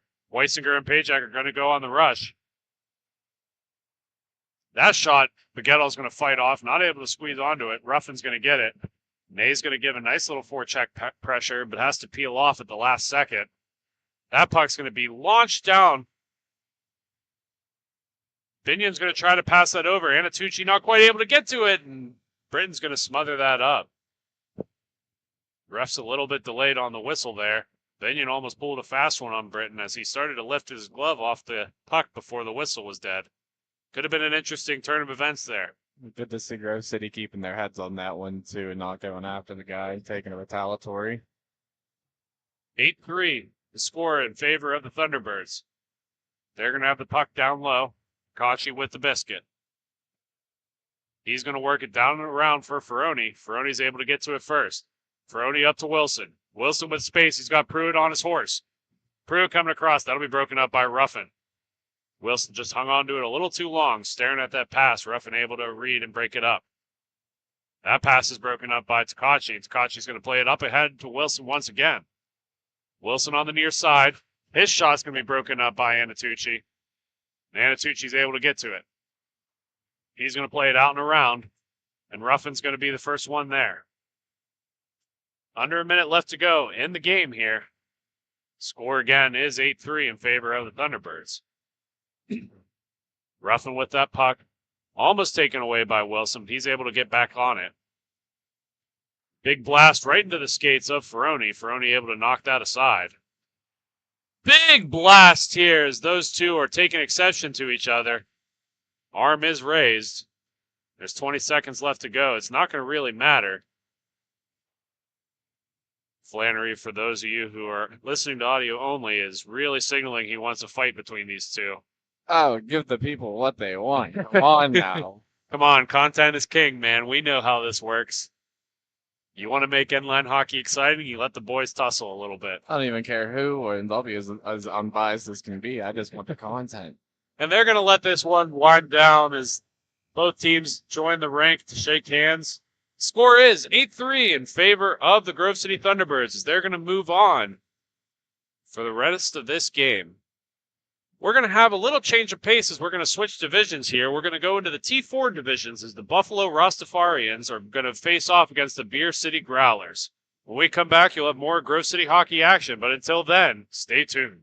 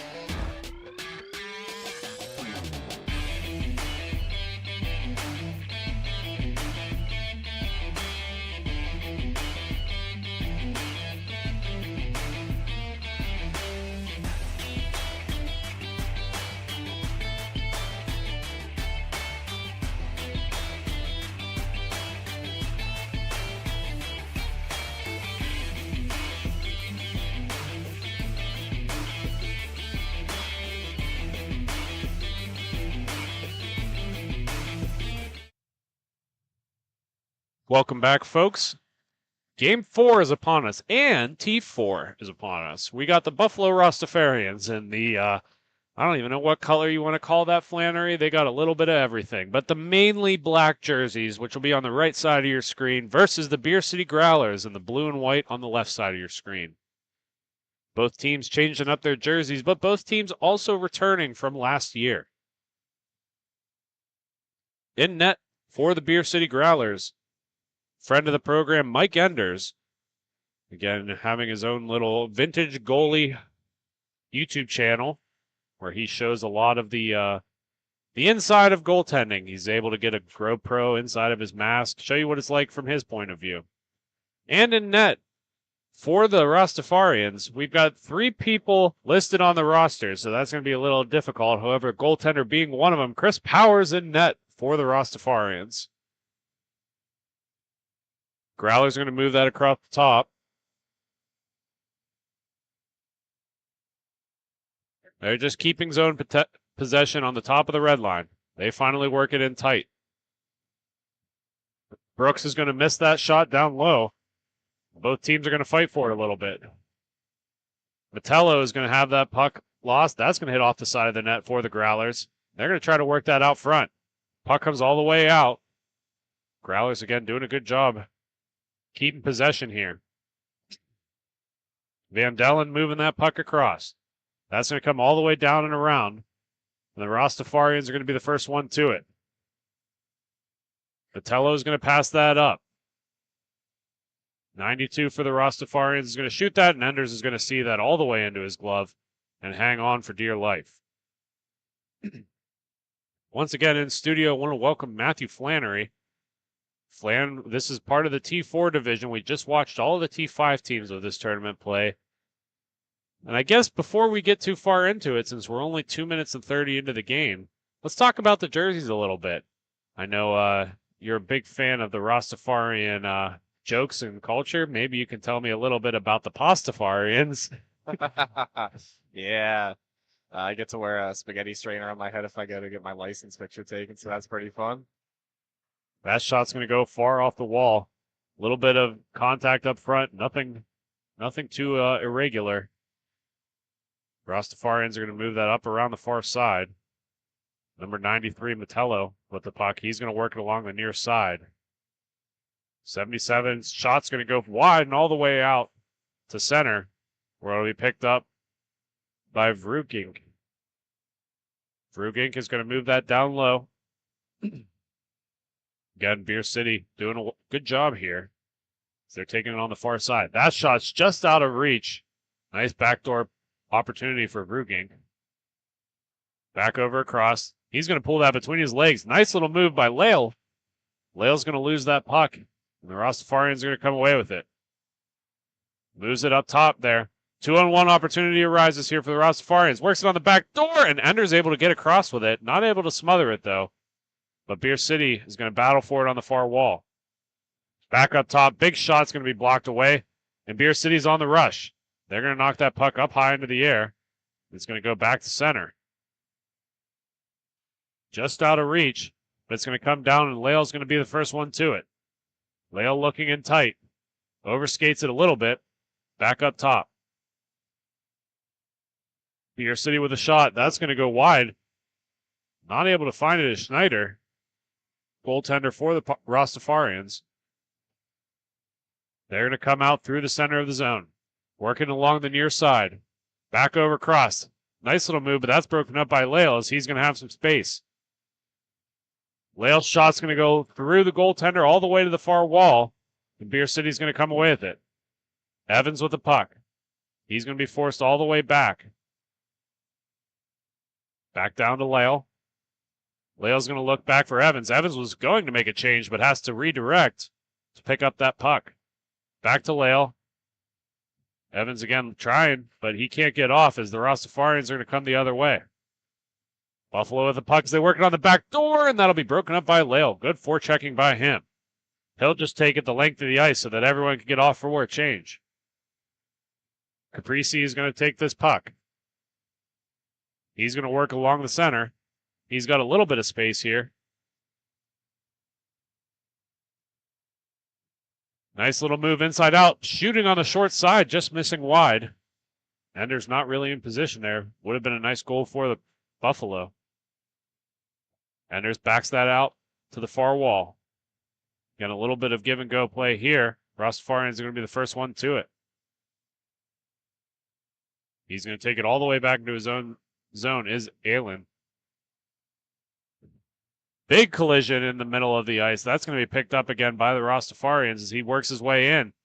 Working wide. Nice back check by Beer City and all the way out of position. Enders was almost a whole goal out to the right side, leaving the net wide open. And the Rastafarians will get the first one of the contest. 1-0 the score is. Buffalo over Beer City. Beer City is going to come away with this puck. They're going to work it along the far side. He's got space and time. Tries to dump it all the way in. Finds the man on the reception. Pushes it along the near side. Has to work his way back in tight. But Buffalo with a good collapsing defense on that to break that up. Beer City working along the top. Finds a man back on the near side. Coming in with space. Winds up for a shot. That's going to be fought off by Schneider. And Carpisi is going to come away with it. Buffalo on the short side. That's going to go all the way through the goal crease and onto the far corner. Battling back forward is Buffalo. Another shot fought off by Enders onto the near side. Beer City working it up towards the top, but that's going to be overskated. Buffalo with the puck again. Coming in. Shot. That's going to be fought off by Enders. Another big opportunity for him. Another shot fought off by Enders, and he'll cover that one up for a draw. Well, we got a couple moments. One thing to note from those of you that tuned in last year, the Buffalo Rastafarians are previously the Buffalo Herd, if I'm not mistaken, right? I believe you're correct, Flannery. Buffalo Herd no longer under that name as they are changing it up a little bit. And even still, like the Herd had crazy jerseys too. They're sticking with the crazy jersey theme. Beer City with a nice breakaway. Beautiful fought off by Schneider. He has no idea where it is, but it's out of harm's way as Carpisi coming away with it. Beer City breaking that pass up on the way in. They're going to try to push that forward. They are eventually going to get to it, but he's going to be forced back into his own net. Is 88 Evans. Evans looking down for Lale, but that's broken up by Buffalo. Another opportunity down low. That's broken up by Buffalo once again. Beer City trying to clear that in towards the center. Wyatt's going to come away with it. Passes that up to Caprisi. He's going to come on the far side. Shot back against the grain, but Enders is able to read that one. That puck's going to stay in the corner here. Beer City Growlers doing an excellent job kind of keeping away, but Buffalo is pouring on all the pressure. Another shot by Enders is evaded, and that comes all the way to the far wall where it'll be picked up by the Buffalo Rastafarians. Back in onto the near side. Tries to do a spin move, but stops halfway through. Nice little tricky work there.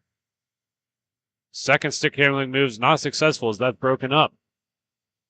Moves onto the near side. Buffalo will pick that puck up. Vitello with that puck on the far side, working it back across to Allen. Allen over to, appears like the, can't see the name on that one, Flannery, unfortunately. That puck's going to be directed over the net and into the back. Beer City on the near side. Buffalo's going to get to that puck first. Big draw. That's going to go wide. 5 minutes and 30 seconds left to go in the first period here. Score is 1-0 in favor of Buffalo. Big puck battle in the far corner there. The big boy for Beer City is able to stay away. He's looking down low, finds Evans. Evans is alone with one to beat. Gets around one, can't get around the second one. They are going to call a penalty here. Are they going to give him the shot? No, he wasn't. There wasn't enough separation there. They're definitely going to get the hook on that, 100%. But you can't call that a penalty shot. Number 93, Militello, is going to head to the box here on a hooking call. And Beer City is going to take the power play for the first time this game.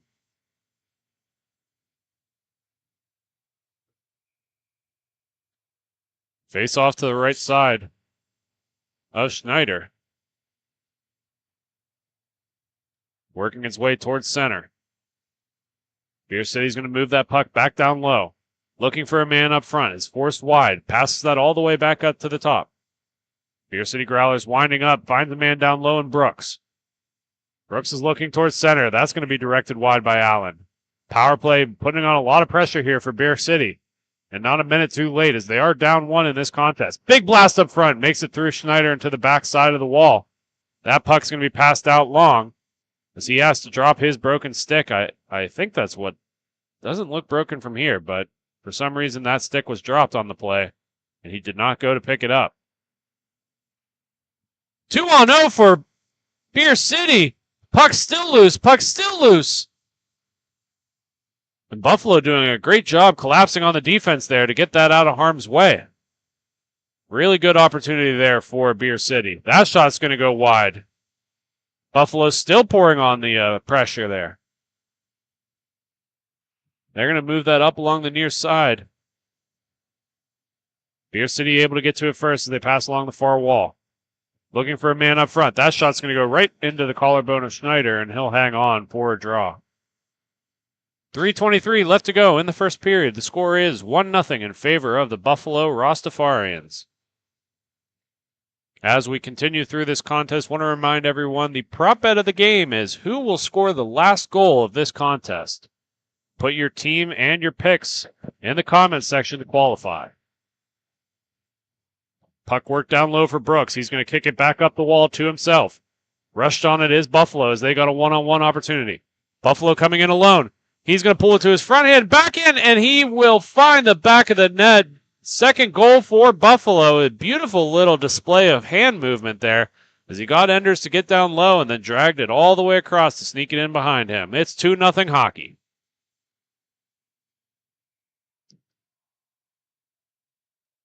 Little bit of communication here. As the puck is dropped a little prematurely. Beer City finally able to get that fourth man on the rink. That'll be Vrugink with the puck. Buffalo able to work that forward. Passes it off to Militello. Militello loses that puck to Vrugink, and that's going to come down along the far side. Over to Brooks. Brooks is going to have to pull it on his backhand. Oh, might have hit it. Yes, I do believe it's a goal. Hit it right off the back bar. Bounced out. I thought it was the crossbar, personally. It's hard to say here. They are signaling a good goal on the play. It also had that high ting at the crossbar, not the back. I don't know. It bounced out a little weird, Flannery. It's hard to say. Nonetheless, the referees get paid the big bucks to make that call, and they call it a good goal. I wouldn't want to be the one making that call right now. 2-1 is the score. Beer City making it on the scoreboard early in this, or late in this first.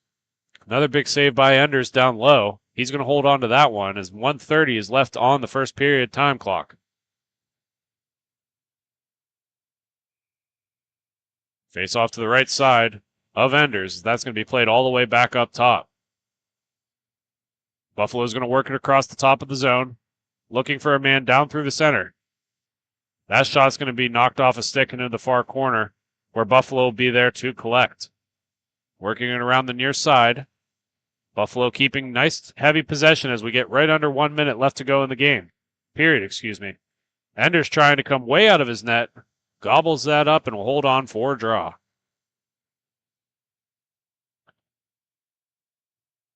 Just around 45 seconds left to go in the first period.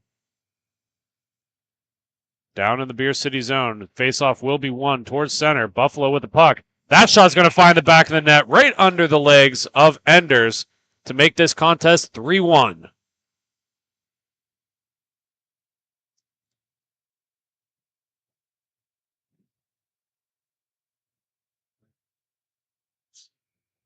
Face off at center. Beer City's going to tie that up, and they're going to come away with the puck, forcing it to the far wall just to direct it back into their own defensive end. They're going to play it up along the near side. Able to get to it first is Beer City. That's going to be coughed up as time expires, and we will have a quick commercial break. When we come back, second period action will be here. You're listening to Grove City Hockey.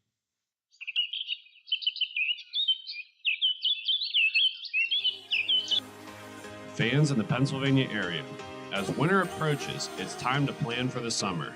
BY Lawn Care is the perfect people to reach out to get you ready for the warm season. They will get you on a schedule to be the best house on the block. They can help with all of your paint projects, whether it's mulching, string trimming, grass cutting, the list is endless. Make sure you check them out on Facebook to see all of their great photos of previous projects. Give them a call, and thank you to BY Lawn Care for sponsoring Grove City Hockey. This copyrighted telecast is presented by Grove City Hockey. It may not be reproduced, retransmitted in any form without the expressed written consent of Grove City Hockey, LLC. We thank you for your understanding and hope to continue to enjoy this complimentary broadcast. To purchase footage, email grovecityhockeyllc@gmail.com.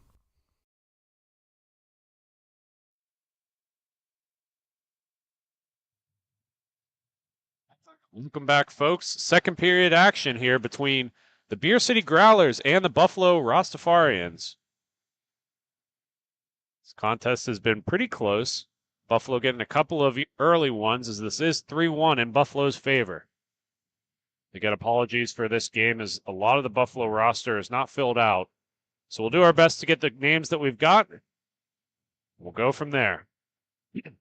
Buffalo along the far wall, working his way behind the net. Ender's reading him perfectly. Allen is going to have that puck, continuing to hold on to it as he circles the entire rink, pulling it all the way back into his defensive end. He's going to hold on to that puck behind the back of his net and just toying with it. I'm not seeing a whole lot of purpose of what he's doing, but finally works it across to the far wall. Works it back down to Allen. Allen with the puck. Back through center as he's going to have some space.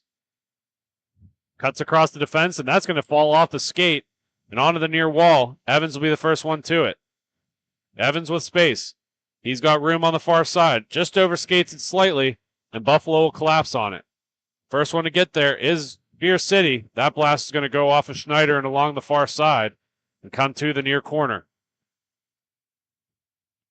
Beer City is going to push that back to Van Dellen. Van Dellen off the wall. Almost hits a referee in the process, but able to evade that. Tries to go back, but Aylin's going to get to it first. Aylin's going to work across the top. He's going to be forced all the way into his defensive end, and he'll pass it across to the far wall. Buffalo with a lot of possession here. I want to welcome a little bit of a change up here, as we did have planned for the first beginning of that period, but we're now joined in studio by Brandon Britton. Britt, congratulations on a big win there against the Chicago Damage. What did you think about the game, and what are you guys looking forward for the next one? Thank you, Jake. I liked our effort. We were able to, once we got up, run it, really finish strong in the third period. Looking forward to a great matchup here against D-Rev in a couple games. Beer City's going to hold on to that puck. Evans is going to work it out for Bink.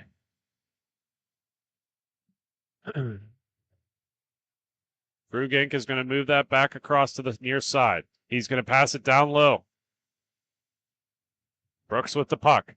Brooks is going to look center, but just can't get it on Brugink's stick. Brugink's going to push that down low. Back up front, almost in the back of the net. Schneider had no idea how that came in. Must have hit his skate and hit the far post. Either way, stays out of the back of the cage. That puck's going to go high and across the crease, all the way to the near side where Burns will pick it up. We got a penalty coming up here against the Beer City Growlers. Beer City Growlers are going to finally get possession and blow that dead. And it looks like they're going to have not sure what the call is here. Number 20 looks to be the guilty party. They're going to give him a technical. He must have said something. I'm not sure what the call is there.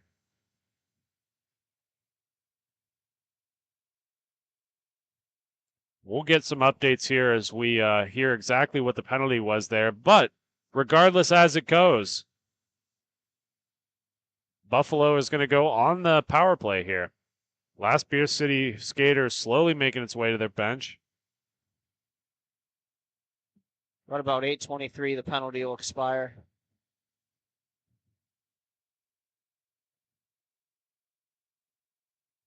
Puck's going to be worked all the way back into Buffalo's end. They're coming along the near side, forces it along the far wall. Taken by number 12 of the Growlers. He'll try to go forward and battle for it along the boards. Picked back up by Buffalo. Buffalo's working it along through center.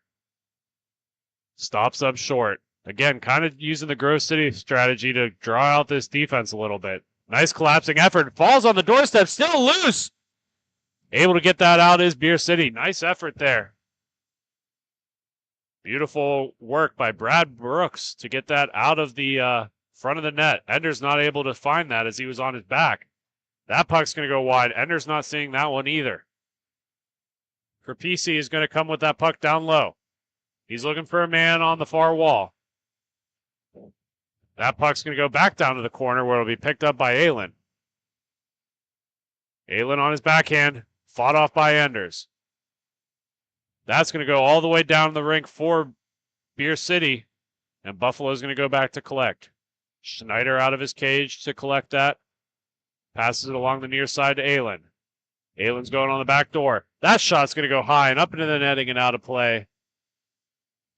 Referees will have to go get a new puck, and we will have a face-off to the right side of Enders. About 30 seconds left on the penalty. We'll see if Buffalo can capitalize.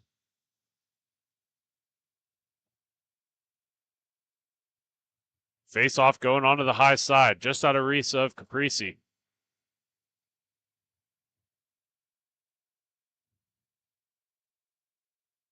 Puck enters the zone here for Buffalo. Buffalo on the back door, just out of reach. And we're even here. Here comes the Beer City Growlers. They come up the rink, and Buffalo retains possession. Buffalo's going to work that back onto the near corner. Coming out of it with speed.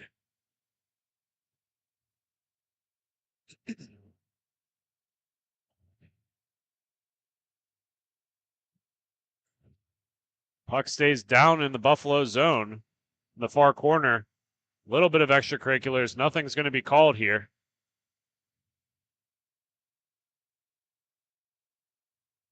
Puck entering back into the Beer City zone.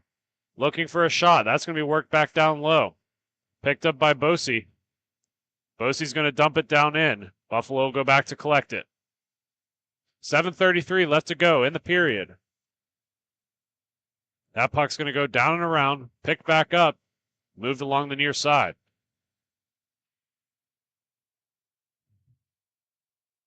Buffalo getting hit hard into the boards, but able to hang on to the puck.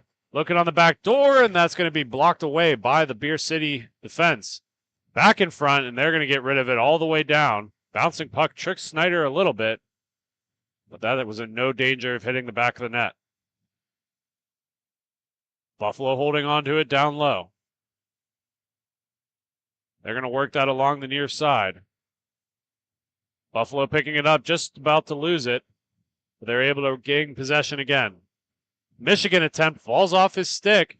Good attempt by Buffalo here. Again, apologies for not having too many names to go off of. Try to do the best we can moving forward. Spinning out of that is Caprese. He's got a spot down low. Ton of pressure by Beer City. Buffalo on the wall. They're going to look down low. Has to force it back up top, where Beer City will collect it. Beer City on the rush. Brooks with the puck on the backside, working it on the near side, but can't get to it. Here comes Buffalo. Down the wing. Big drive's going to go wide. All the way back out for Buffalo. 5 minutes and 59 seconds left to go in the period. Puck on the near wall. Picked up again by Buffalo. He's got space. Tries to go low on Enders. Enders closes the door on that. Lael with the puck. He's going to work it along the far side. He's got a man on the near side. Another big pass up top is broken up by Buffalo. Buffalo coming along the near side. Looking for a man on the back door. Another shot. That's broken up by Enders. I think that one kind of fooled him a little bit, but he's able to jump out and get a hold on that. Yeah, Go ahead. Sorry, I Britt. was going to say, good save there by Enders and covers his own rebound. 5:18 left to go in the second period. The score is 3-1 in favor of the Buffalo Rosarians.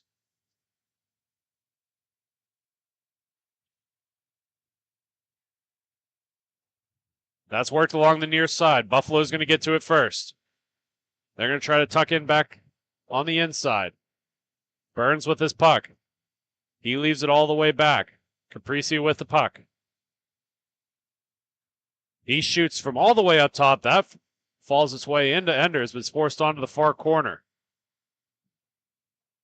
Steele is going to move that across to Van Dellen. Van Dellen not able to contain it as Buffalo gets it back. Burns with the opportunity here. His shot hit the far post. They're saying no goal. Buffalo keeps possession and keeps the pressure on for these guys. That's going to be taken away by Steele and dumped around the far side. All the way back into Buffalo's end where they'll pick up the puck.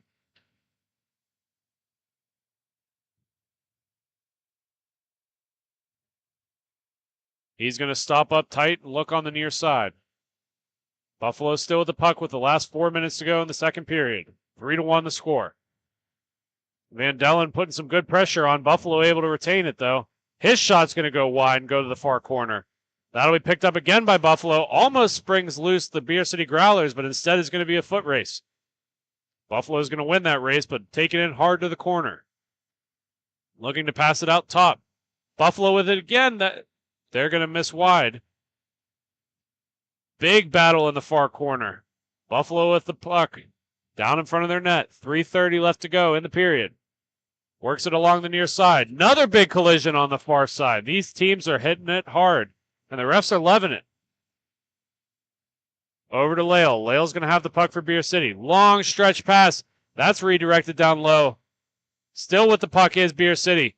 Still with the puck. He's going to miss on the near side. A lot of communication here as Beer City steals that puck away again.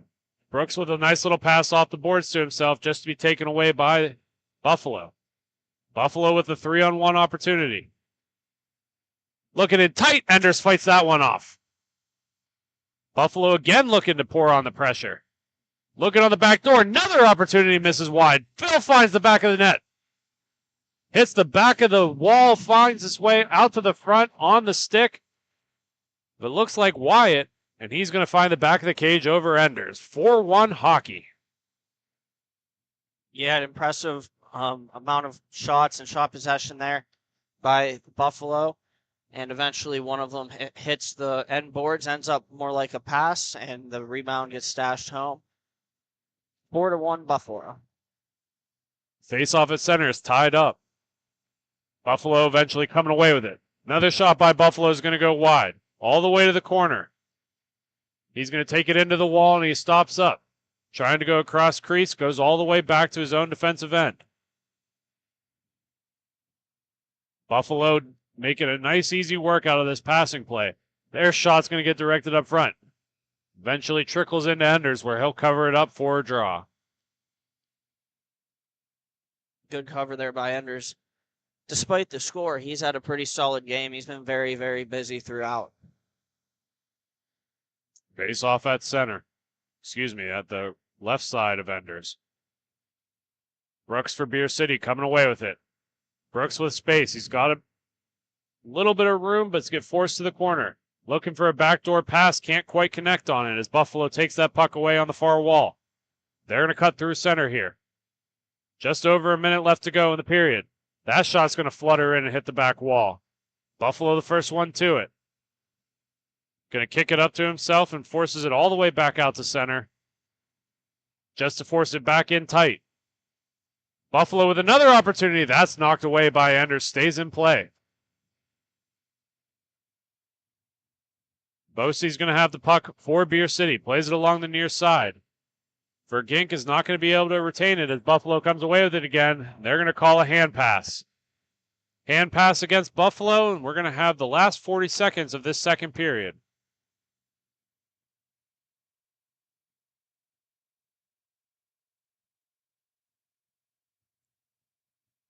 Face off to the right of the Buffalo goaltender. As we have the last 20 seconds to go, that's going to be one back. Nice diving stick by Schneider to push that around. That's going to come out to Bosey. Bosie's draw is going to go all the way through, hit something on the way in, and knock up into the netting for a dead puck.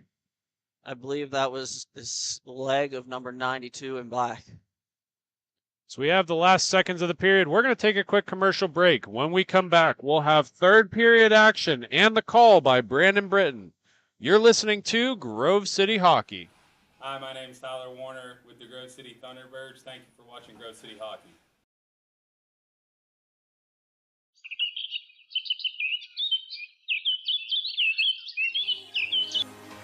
Fans in the Pennsylvania area, as winter approaches, it's time to plan for the summer.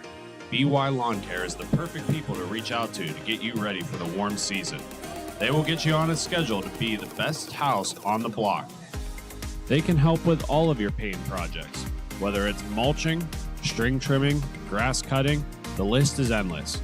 Make sure you check them out on Facebook to see all of their great photos of previous projects. Give them a call, and thank you to BY Lawn Care for sponsoring Grove City Hockey.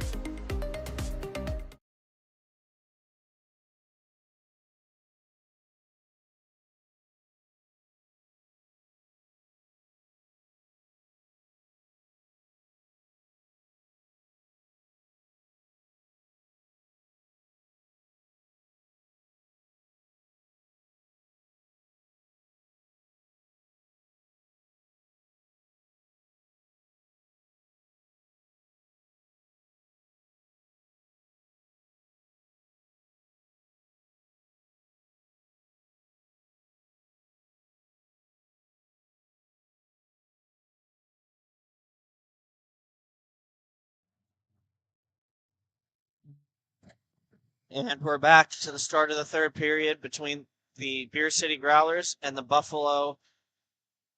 I can't say that word. Taking the puck now is number 93. Rastafarians there, Britt. It's a little bit of a tongue twister. All these teams, they add players with difficult names and teams with difficult names. It makes our job so much harder. I see the lion-looking thing, and I want to say like the Mufasas or some such thing. Again, the Rastafarians used to be the herd, so it might not be that far off. Gotcha. Rastafarians. And meanwhile, we have the Beer City Growlers with the puck. They're walking in. Down the left wing boards. A shot off the side of the net, I believe. Picked up now by the Growlers. They'll retain possession in the corner. And the Rastafarians will steal and play it up the far side boards. Number 92 takes it, and he'll play it cross rink. Picked up now by number 29, it looks like. A backhand attempt saved by Enders. And the puck, loose puck behind the net. It'll come along to the near side boards now. And back across the rink. The Beer City Growlers will come up with it. And here they go, walking in, a shot off a leg. Battle for it in the corner. Taken by the Rastafarians. Number 92 has it now. He stops behind his own net, feeds it up the near side boards. Looking for 93, pass stolen away by the Growlers. 92 slides in to block the shot on coming. And here come the Rastafarians, number 20. And a shot on goal, and he scores. The Rastafarians go up 5-1. What a play. The Growlers could not move the puck out of their zone, and the Rastafarians will make them pay. 12 minutes remaining here in regulation time, and we'll have a face-off at center. Puck off the face-off comes down to Enders. Enders will play it to the near side boards. His defenseman will play it cross rink, gloved down by the Growlers, and a shot is high and wide. Comes around the boards, picked up by the Rastafarians. And number 14 has it. And he overskates. Here come the Beer City Growlers, 3-on-3. A shot off a leg, doesn't get through. Comes to the far side boards where the Growlers will retain possession. And trying to make a move is number 20 of the Growlers, intercepted. And number 93 with it. He'll skate it back up through the neutral zone, move it up to number 14. 14. A shot hits something and flutters wide. Now the puck along the near side boards, and the Rastafarians work it back into their zone. Number 20 with it, looks up, finds The guy on the far side, that's number 13. Number 13 back over to number 14, and he'll work it deep. Number 92 in pursuit. Rastafarians have it. Walking around the net, looking, and he'll just work it back into their own zone. They'll stay with it here, and it'll come back to 92 on the far side boards in the offensive zone. Shooting one off Enders. The rebound, the Growlers sweep out to center, and they'll look to counterattack. And here they come. A shot off the stick by number 11 of the Beer City Growlers. And it'll go around the boards where it'll be picked up momentarily. And then now fully recovered by the Growlers. Backhand pass attempt to the slot, and it's intercepted. Here come the Rastafarians. Number 20 has it. He's got number 92 with him. 2-on-2 in the Growler zone. Shot high and wide. And here they go. The Rastafarians pick up the rebound. And Enders will make a save as the guy walks in on a power move attempt. Enders saves a 5-hole, and the face-off will be to his right.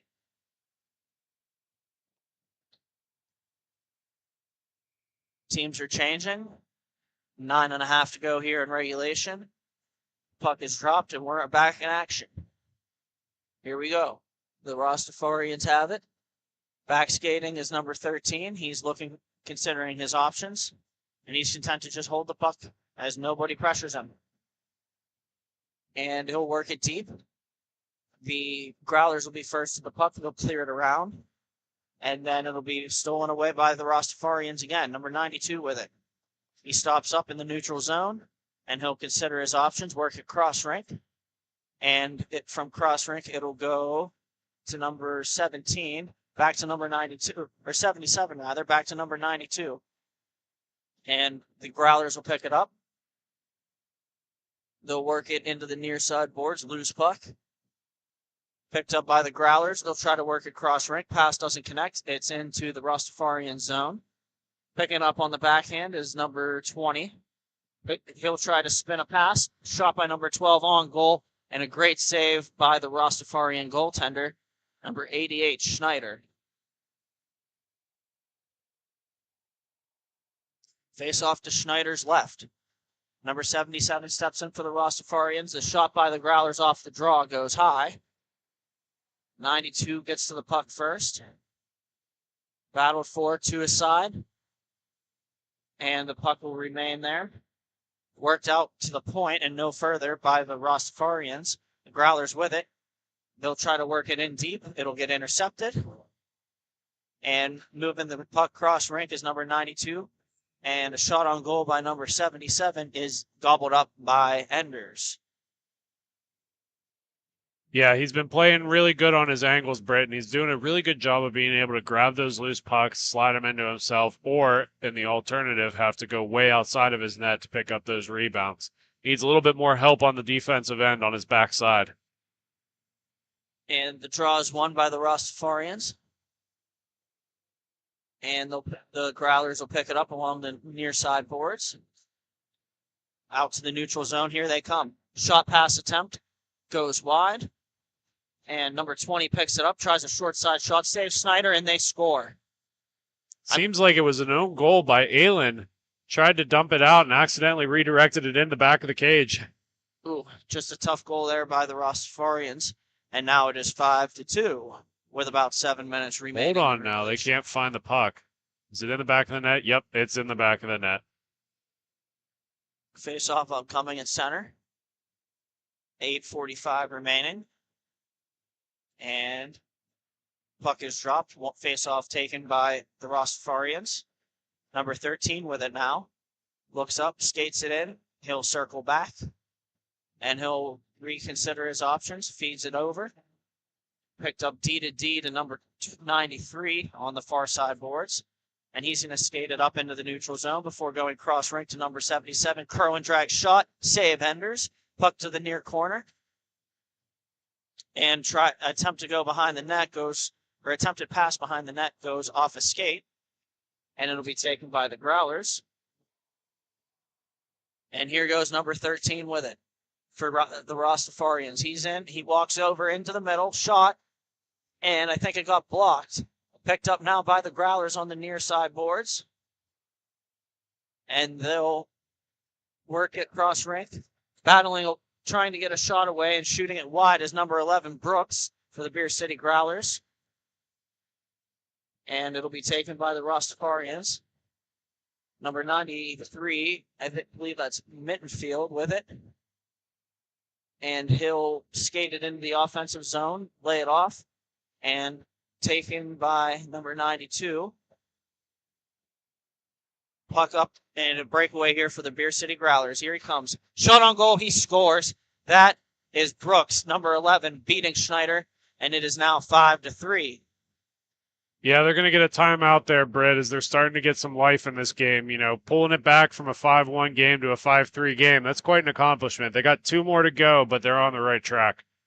We'll see if they can make this interesting, or more interesting and closer game. And We'll step aside for a quick break. When we come back, we'll have more of the third period action. You're listening to Grove City Hockey. This copyrighted telecast is presented by Grove City Hockey. It may not be reproduced, retransmitted in any form without the expressed written consent of Grove City Hockey, LLC. We thank you for your understanding and hope to continue to enjoy this complimentary broadcast. To purchase footage, email grovecityhockeyllc@gmail.com.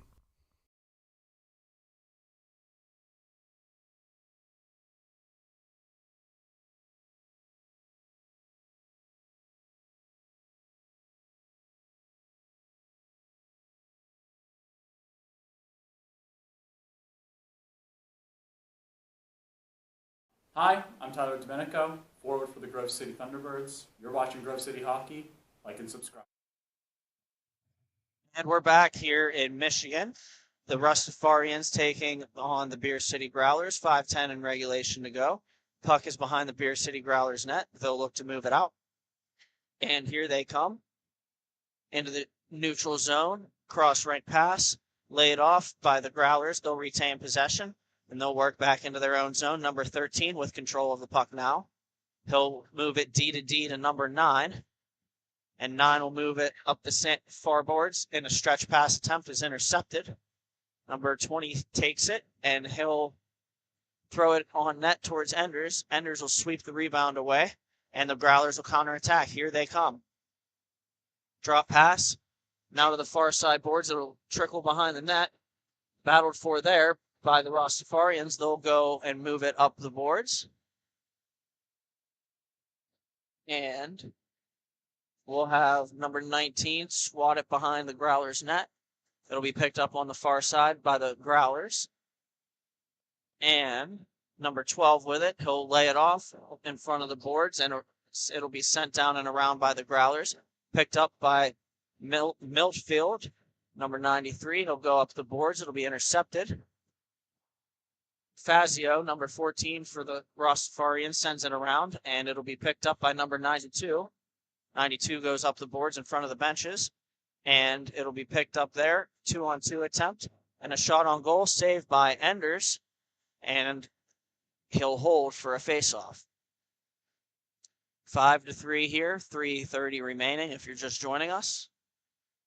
This game between the Beer City Growlers and the Buffalo Rastafarians. The draw is won by the Rastafarians, whipped on goal immediately, and saved again and held again by Enders. Face off to his right. And it'll be won by the Growlers. They'll look to move up through center. Here they come. One-on-one attempt, walking into the middle now and shooting on goal, save Schneider. Shot by number 88, Evans. And D to D, the Rastafarians go with it. Picked up on the far side by number 20. He'll look D to D to number 20 or 93, Middlefield. And Middlefield will hold and wait for pressure. He'll go up the boards. And that's Fazio with it, number 14 for the Rastafarians. And he'll drop it right back to Middlefield. They'll play catch. And one more time. Considering the options, goes cross rank to number 20. 20 will go cross rank again. And he'll walk in now, Fazio. A shot attempts, blocker save by Enders. Picked up by number 92 on the far side. He'll walk in and shoot it. It'll be wide. And the Growlers will pick it up. They'll send it behind their own net and up the boards. And here they come. And through the neutral zone, a shot on goal, save Schneider. And number 20 with it again. Shot high and wide of Schneider from the corner. Rosarians with it. They're content to clear. And we go under 2 minutes remaining in this game. Picked up now, sent to number 7 of the Growlers. He'll find number 20. Entering the offensive zone, cross-rank pass, and it's overskated. Here come the Rastafarians counterattack 3-on-2. Number 20 with it. He'll look to pass to number 92. It won't make it. Number 92 will recover the puck behind the net, and he'll send it. Pass is intercepted by the Growlers. Here they come. Shot on goal wide by number 7. And it'll be taken by the Rastafarians. They'll come up, number 20, into the offensive zone looking. Playing it to the outside and shooting wide of the net. Picked up by number 20 of the Beer City Growlers on the far side. He'll look to move it up. Loose puck, race for it there. And it'll be recovered by Fazio eventually. And he'll walk in, crossover, look to shoot off the blocker of Enders. Recovered by the Rastafarians behind the net. And then it's battled for there. Fazio picks it back up. And a cross-rank pass intended for number 92 doesn't connect, but 92 will pick it up in the corner. He's going to dance around on his skates, looking to shoot. It blocked, gets it back, blocked again, and he'll keep possession, but now walking behind the net now. He's considering his options. He'll send it all the way back to Middlefield. Middlefield will possess behind his own net and wait for pressure. Yeah, that's smart, Britt. Getting it all the way back with 30 seconds left to go. Just eat up the clock. Just end this game while you're ahead. 10 seconds remaining. And he'll just blast it around. And that'll pretty much do it for this one. So after the third period, the Buffalo Rastafarians will advance, beating the Beer City Growlers 5-3. I'm Brandon Britton. Thank you for watching Grove City Hockey.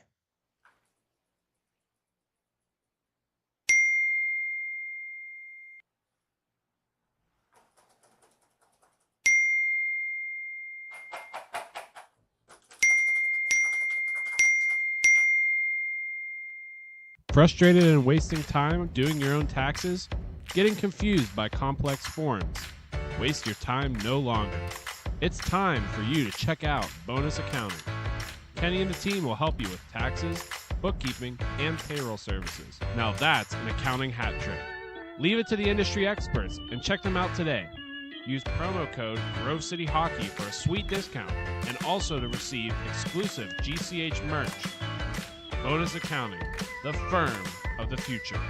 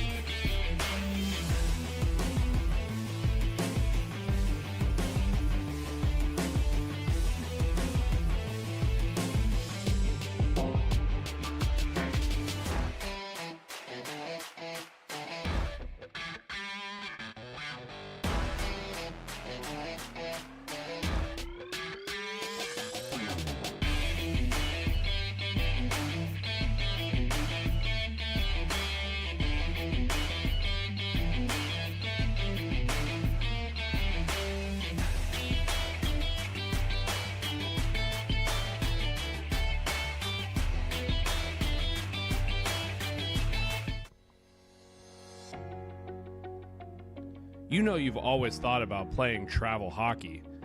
Have you ever heard of MIHA? Well, here's the time for you. We're taking registrations right now.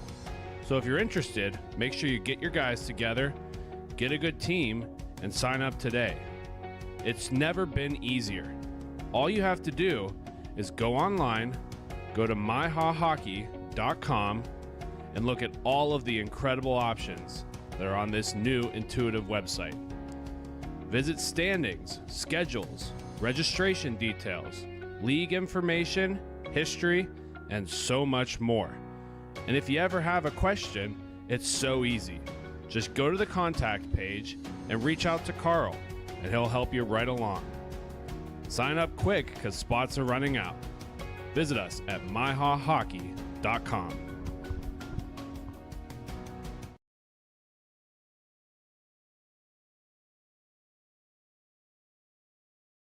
This copyrighted telecast is presented by Grove City Hockey.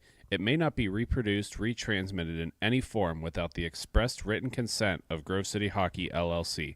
We thank you for your understanding and hope to continue to enjoy this complimentary broadcast. To purchase footage, email grovecityhockeyllc@gmail.com. Folks, it's that time again for the Black Biscuit betting corner. This prop bet of the game is, will the total goals be odd or even? Enter your pick in the comments section for a chance to enter. All rules and regulations can be found in the comments section. Good luck, and thank you to Black Biscuit for sponsoring.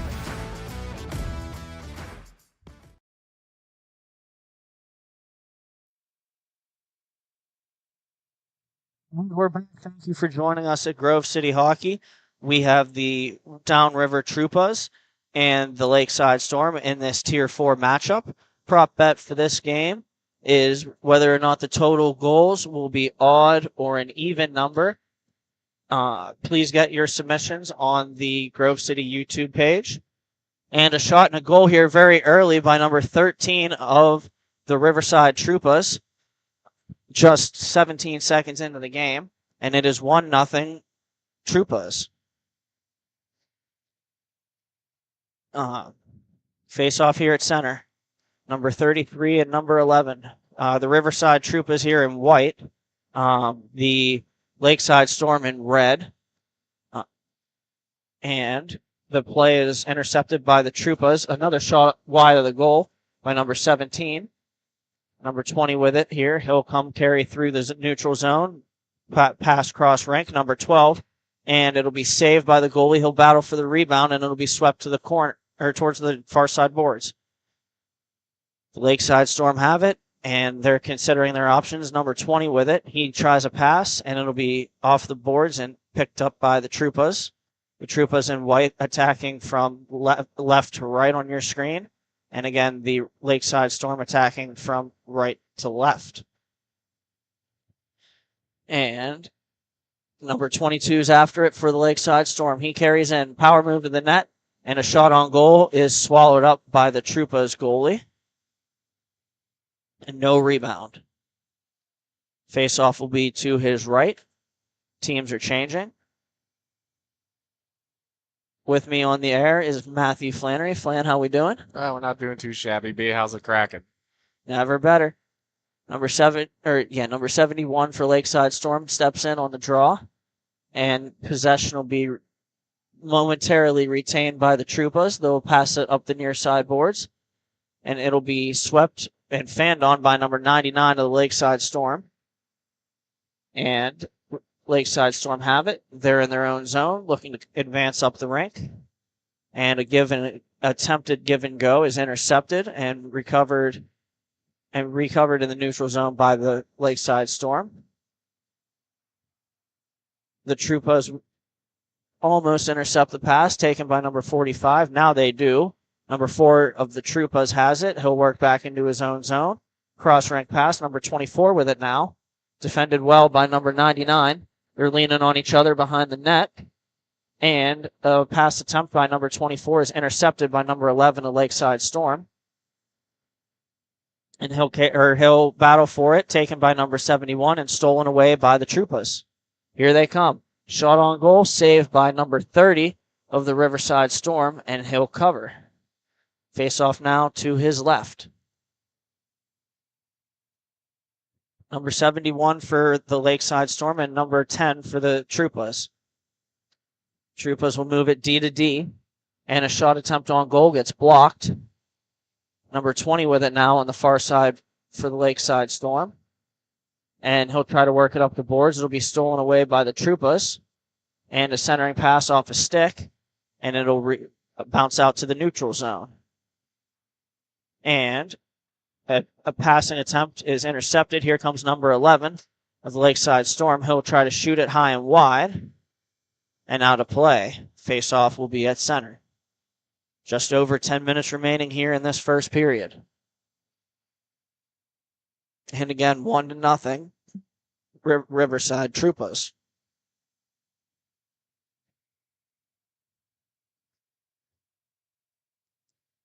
And puck is dropped. Play resumes.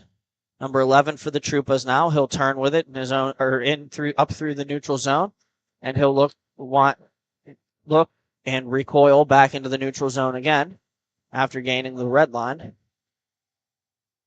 Stick handled in front of his own bench now by the Troupas.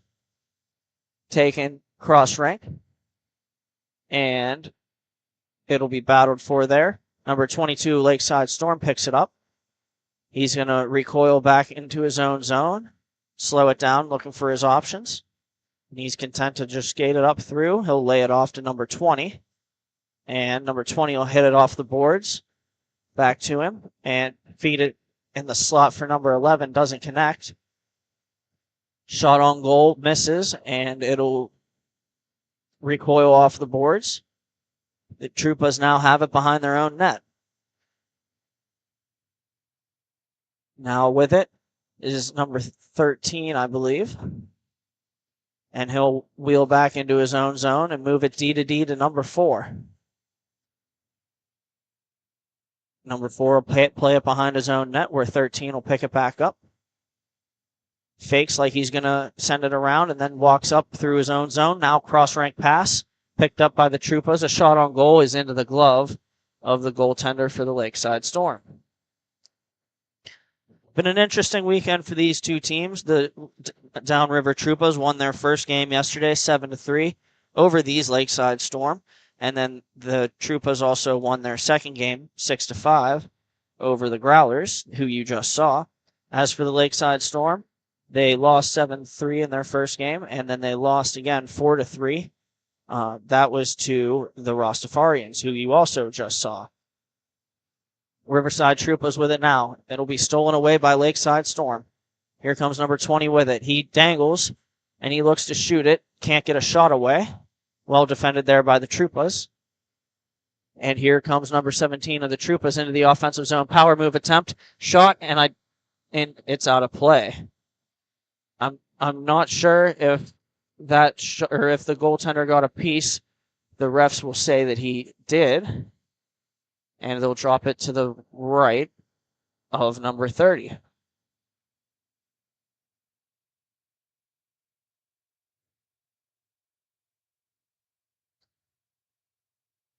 And both teams make changes. The puck is dropped. Play resumes. And a shot into the glove of number 30 once more. Hockey is all of our passion, and you wear that passion on your sleeve. Black Biscuit are the guys you need to look your best. Located out of St. Paul, Minnesota, they have been a staple in inline hockey. From jerseys to team fundraising and apparel, check out Black Biscuit for all your team needs. Play resumes. The puck is sent down by the Lakeside Storm, recovered by the Troupas. Number 24 with it. He'll look to move it back. It's intercepted by 20 of the Lakeside Storm, and here he comes. He walks in, a shot, and I believe that was blocked up and recovered by the Troupas. Number 20 gets it back right in front of the Troupa bench. Curl and drag move, and he shoots it off the glove of the Troupas goaltender. Now the Troupas will recover it. And they'll shoot it on goal, deflected away by number 30. Rebound cleared. Number 71 with it now in the neutral zone. He'll look to feed number 20, intercepted by the Troupas. Troupas come back through the neutral zone and across the rink where they'll have a drop pass and it'll be sent in and intercepted by the Storm. Here comes number 45 with it. Through the neutral zone, cuts it to his right, and he's going to try a drop pass, and it'll be sent cross rink, number 99 of the Storm with it. He'll try to take a wrist shot. It'll get blocked by the Troupas, and the Troupas will counterattack. A shot attempt, and it leaks through and goes into the net.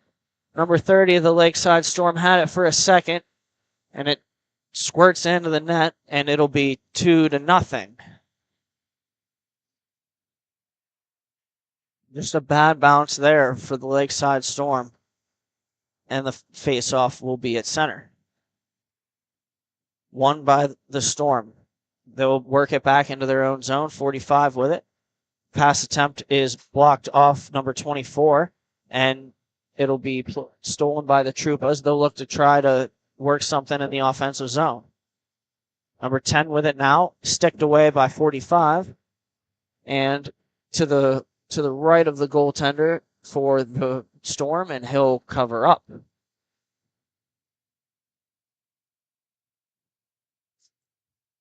Face off to his right.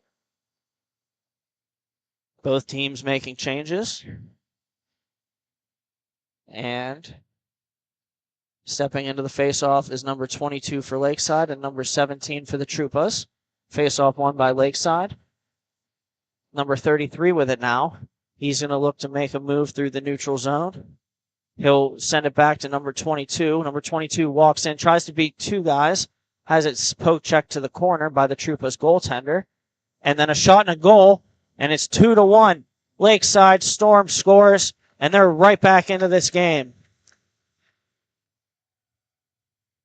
That was number 22, I believe. He picked up the puck that was poke checked to the corner, walked out in front, and top cheese high glove over the Troupas goaltender. The Troupas now with it after the face-off. Play resumes. A drop pass attempt, and paddled for in the corner where it will be worked away by the Storm and intercepted by the Troupas. Here comes number 11. A backdoor feed and a goal. The first backdoor feed was off a stick, picked up by number 81, Griffiths, and Griffiths buries it, and it'll be 3-1 Troupas.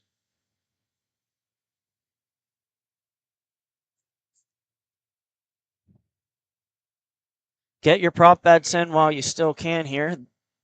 Whether or not the total number of goals in this game will be an odd or an even number. Again, post that to the Grove City YouTube page. And the puck will be played up here. It'll be carried through the neutral zone. Here come the Troupas. Backhand pass attempt and a shot on goal is steered away by number 30. That shot from number 81. Picked up by number 11 for the Troupas now. Number 99 with it. He'll for the Storm. Teams will exchange possession. Here comes number 20 for the Storm. He stops up. He looks to work into the middle. And it'll be gloved and play is frozen by the Troupas goaltender with 2:25 remaining in period 1. Players will line up for the next ensuing faceoff. And it'll be recovered by the Troupas momentarily.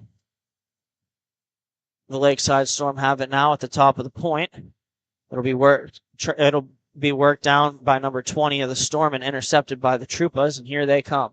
Now down low, number 17 with it. He tries to feed a centering pass off the pad and the side of the net of the goaltender, number 30, and he'll cover up. Look no further than Bonus Accounting for all your tax and bookkeeping needs. They can help with audits, payroll services, tax planning for the upcoming year. Bonus Accounting, the firm of the future. And we're back to play. A shot on goal immediately and covered up by number 30 of the Lakeside Storm. He'll get the face-off to his blocker side.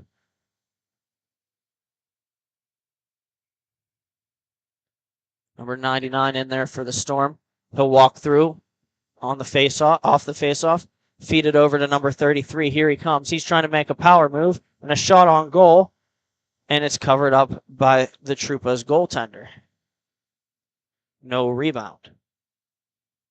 Just over a minute remaining here in period 1. Teams will line up. And the puck is dropped. Gloved forward and attempted to swat it down as number 13 of the Troopas. And he'll pick it up now on his backhand. Try to make a power move. Well defended by Lakeside Storm.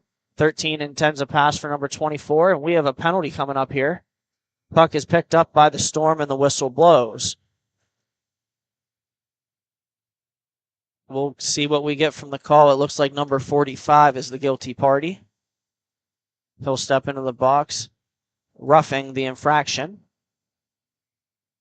with just over 15 seconds to go. And make sure to like and subscribe to the Grove City Hockey YouTube channel. We are close to hitting 1,000 subscribers and could use your support. Just type Grove City Hockey into YouTube and click thumbs up and subscribe. Puck will be worked all the way down to the Troopas goalie here as time expires in the first period. And with that, after 1, the score is the Troopas 3 and the Lakeside Storm 1.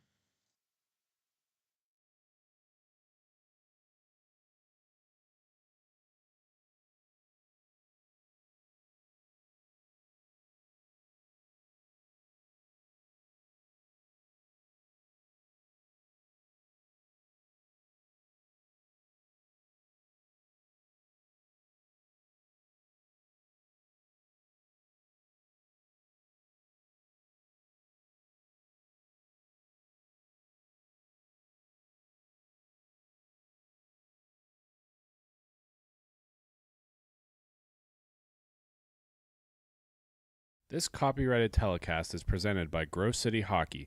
It may not be reproduced, retransmitted in any form without the expressed written consent of Grove City Hockey, LLC. We thank you for your understanding and hope to continue to enjoy this complimentary broadcast. To purchase footage, email grovecityhockeyllc@gmail.com.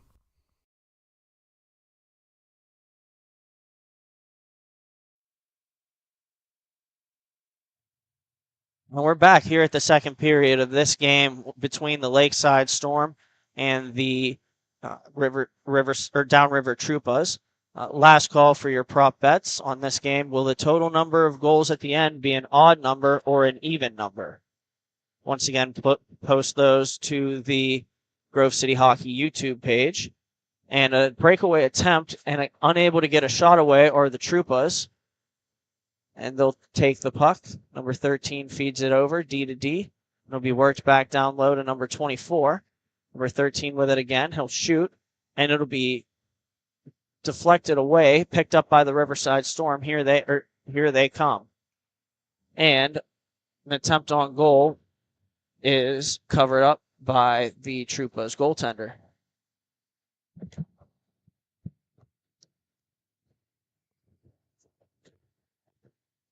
Thank you very much, Brett, for helping out the play-by-play. This is Sean Akachi taking over here as we have the Downriver Troopers taking on the Lakeside Storm. Winner will take on the Buffalo Rosarians later today after the T5 Championship, which will feature the Grove City Thunderbirds and the Detroit Revolution, a rematch of yesterday's game.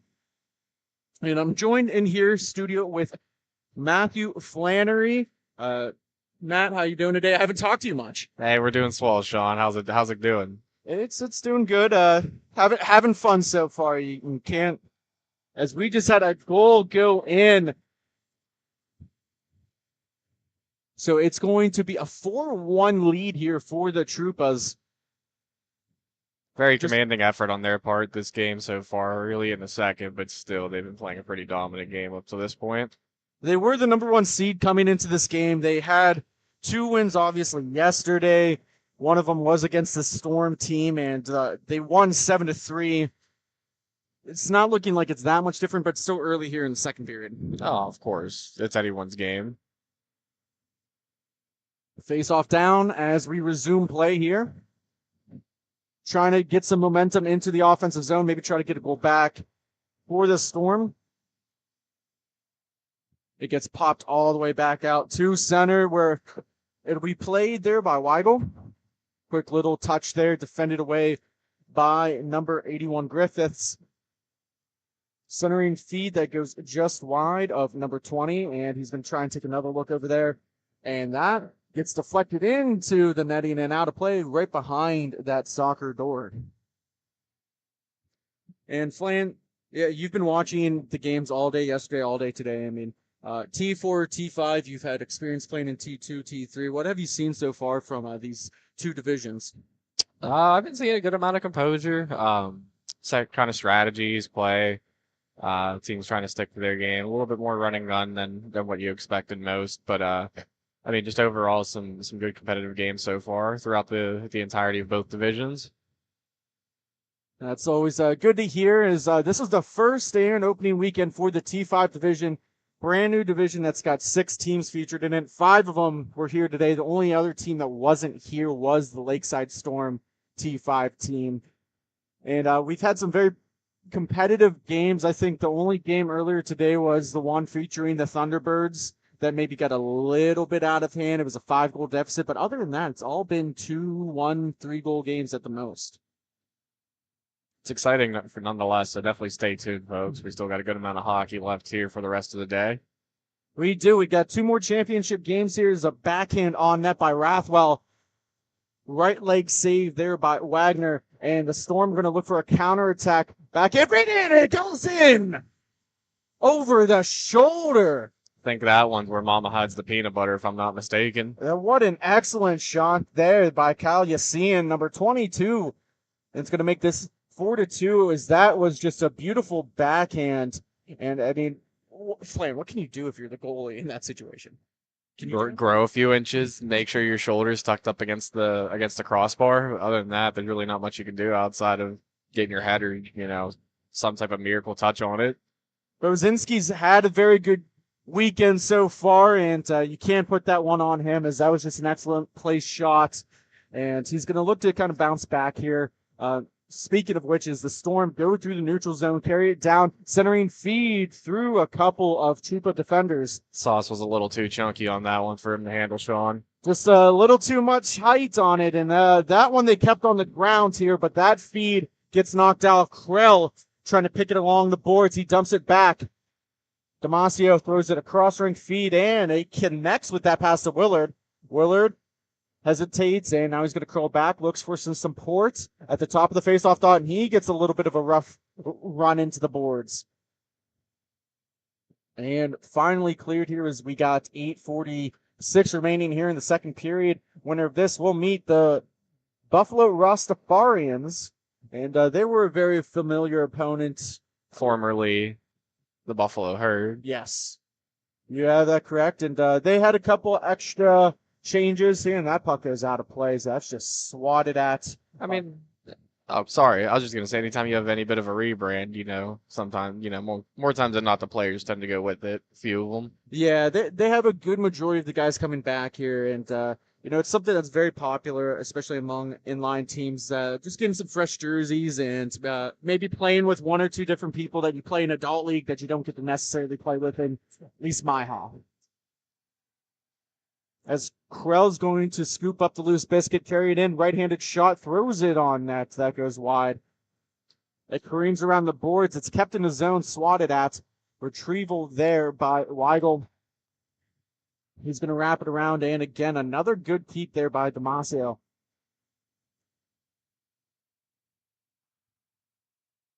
At the top of the dot, number 2, Matthew Townley slows it down a little bit more.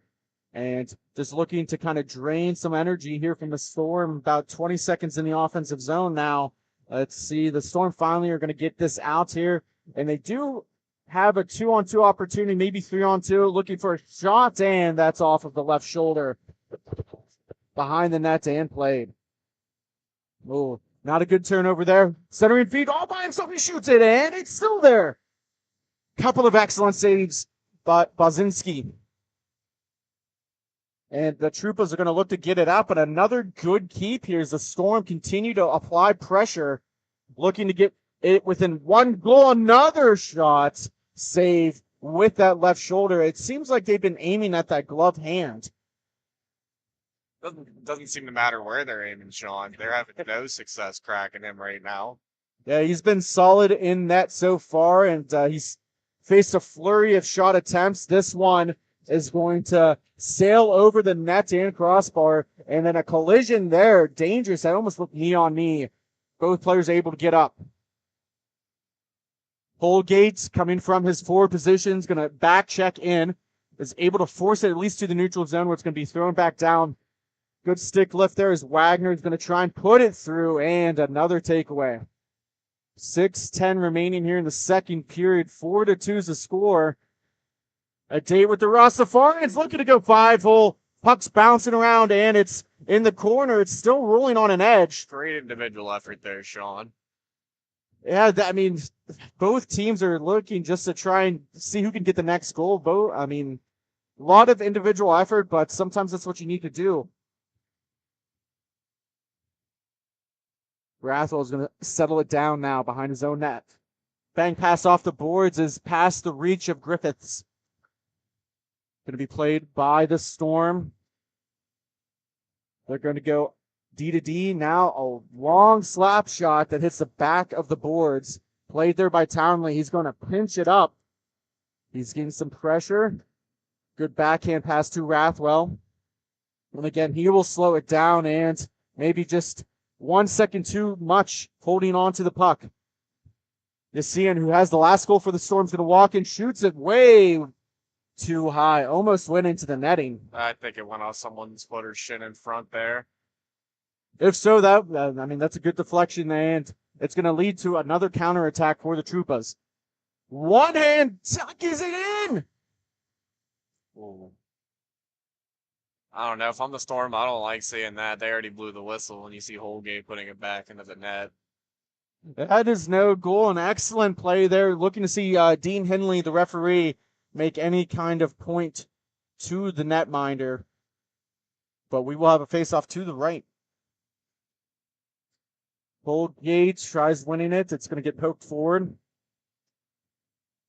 Sits in the zone on the near wall. Holgate tries to put it between a defender, and he does, and that one goes in. It's going to be 5-2 for the Troopas. Coming up on the 4-minute marker here of the second period, extending the lead to 3.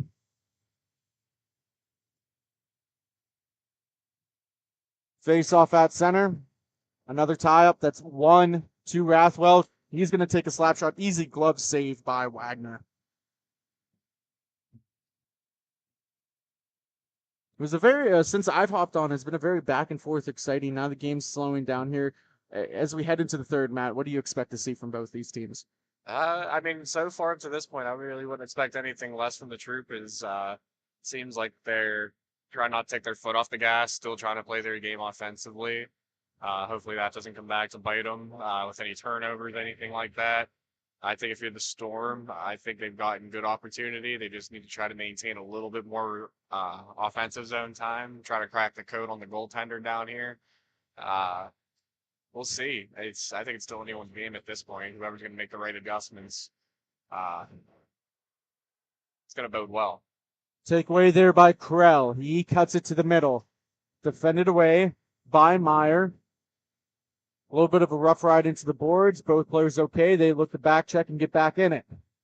Kicked there by Rathwell. Top of the dot. Could be a 3-on-2. He's got Griffiths with him, and Krell skates it in.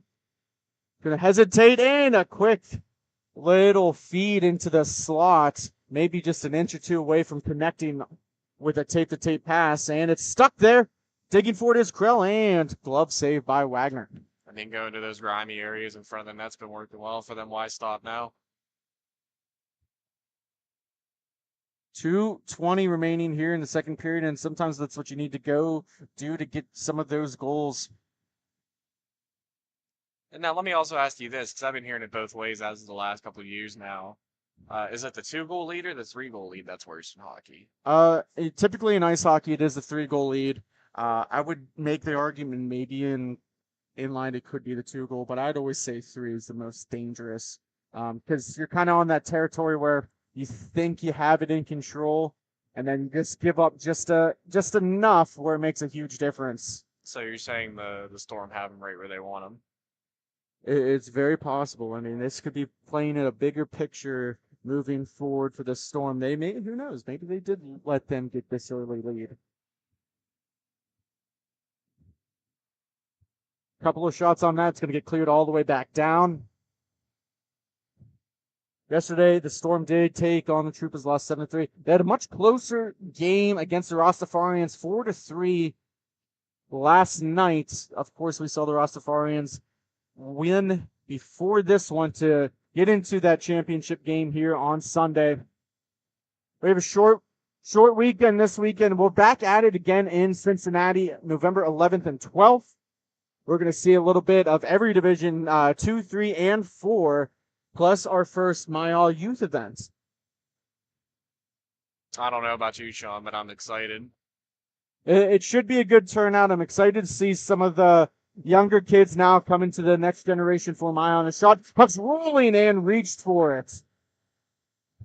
Dangerous plays. We're under 40 seconds left to go here in the second period. And then you want to let the fans know, tune them in on what they're going to be coupled up with? You know, that's a good question. I don't even know if I know. It'll be stacked against the Nasher Heat game. Okay. That's good. That's good. Yeah, it's perfect. I don't know everything in that. So if you are bringing your kid to come play here, it's going to be paired up with B Nasher here of the Columbus Heat. And I did hear some news that they are opening up their own new rink here coming shortly. I think early 2024. That'll be exciting. Hopefully there'll be a little crow's nest or something that we could finally be able to use off them. But I'm excited to see a new rink in the area, grow the game. And at least with that, we're going to take a quick commercial break. We'll step aside. When we come back, we'll see the conclusion here in T4, the Lakeside Storm taking on the Downriver Troopers. Thank you for listening to Grove City Hockey.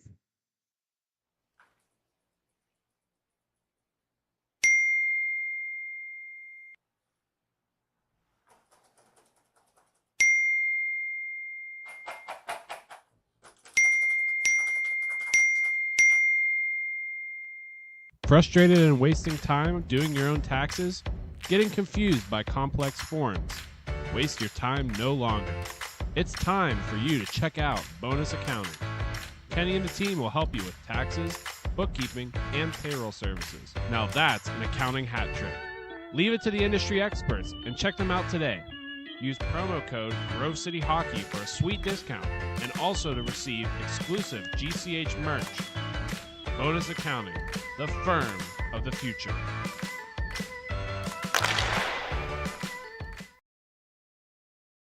This copyrighted telecast is presented by Grove City Hockey. It may not be reproduced, retransmitted in any form without the expressed written consent of Grove City Hockey, LLC.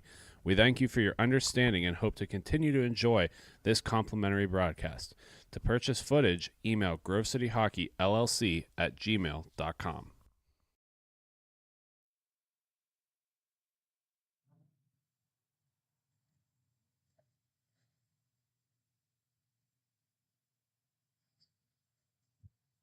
All right, folks, we're back. Sean Takachi had to step aside here. I'll bring us in with the start of the third period between the Downriver Troopers and the Lakeside Storm. Downriver Troopers are leading their contest right now with a score of 5-2, 3-goal lead.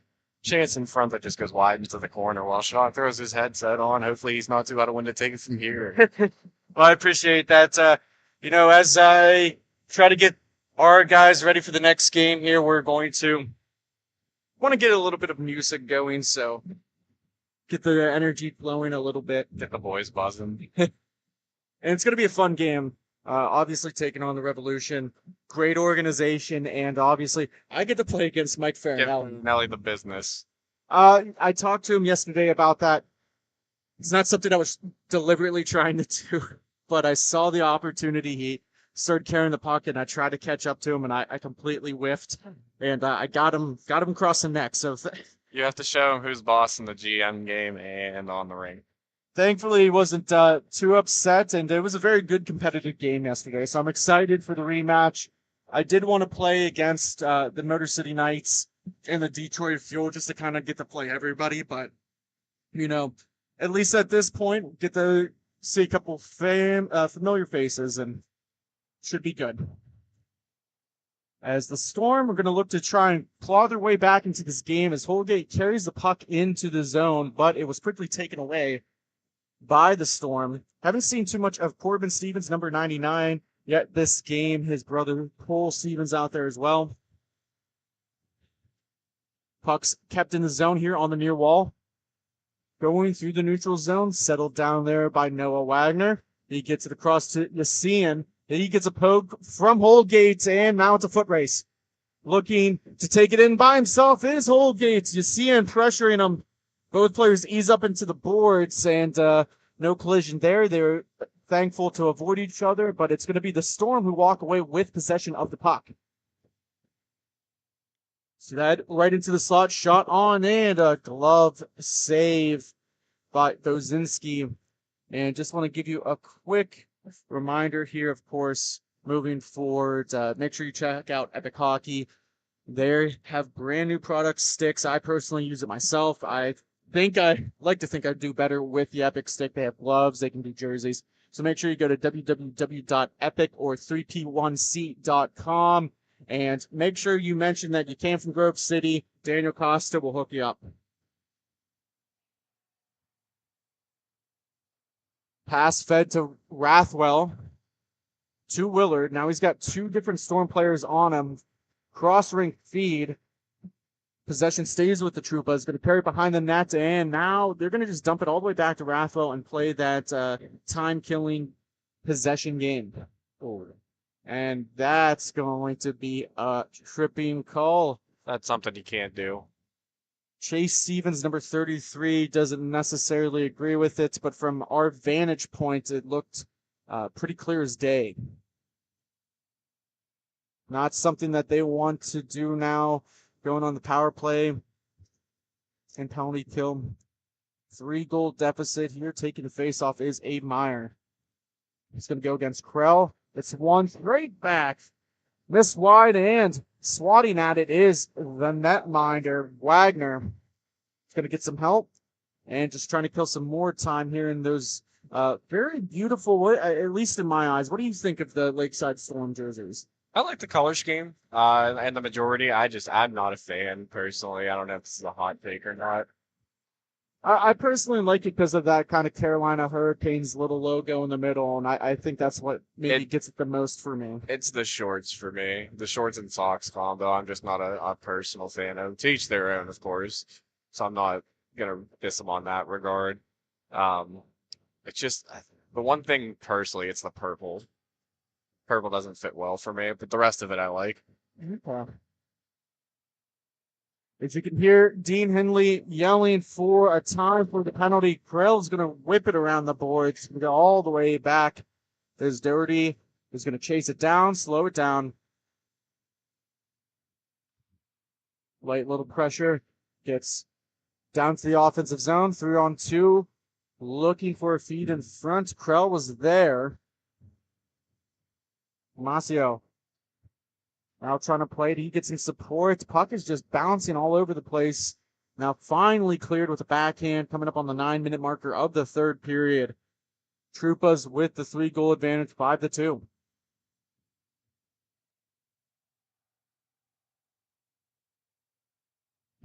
Looks like the second unit out here for the Troopas trying to get some work. Skates in, shoots, and it's kicked away into the corner. Good rebound for Krell to possess the puck. He's going to drop it off to the top of the point. Doherty's going to slow it down, and it was almost deflected by his own man, Meyer. He was trying to push out Willard. That's a tall task, pun intended, with Willard in front. That man ate his Wheaties as a kid. Unfortunately, I didn't.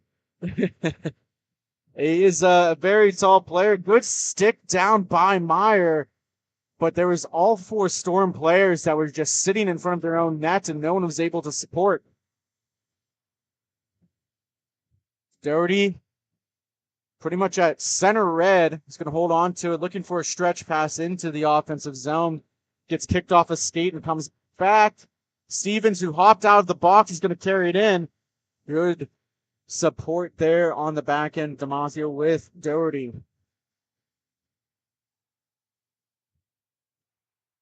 Play's going to get slowed down here. The Storm looking to at least get 1 goal here. And Matt, how big is that goal when you get it within 2 goals coming up, especially in like the last 5 minutes of the game? It just gives you a little bit of life.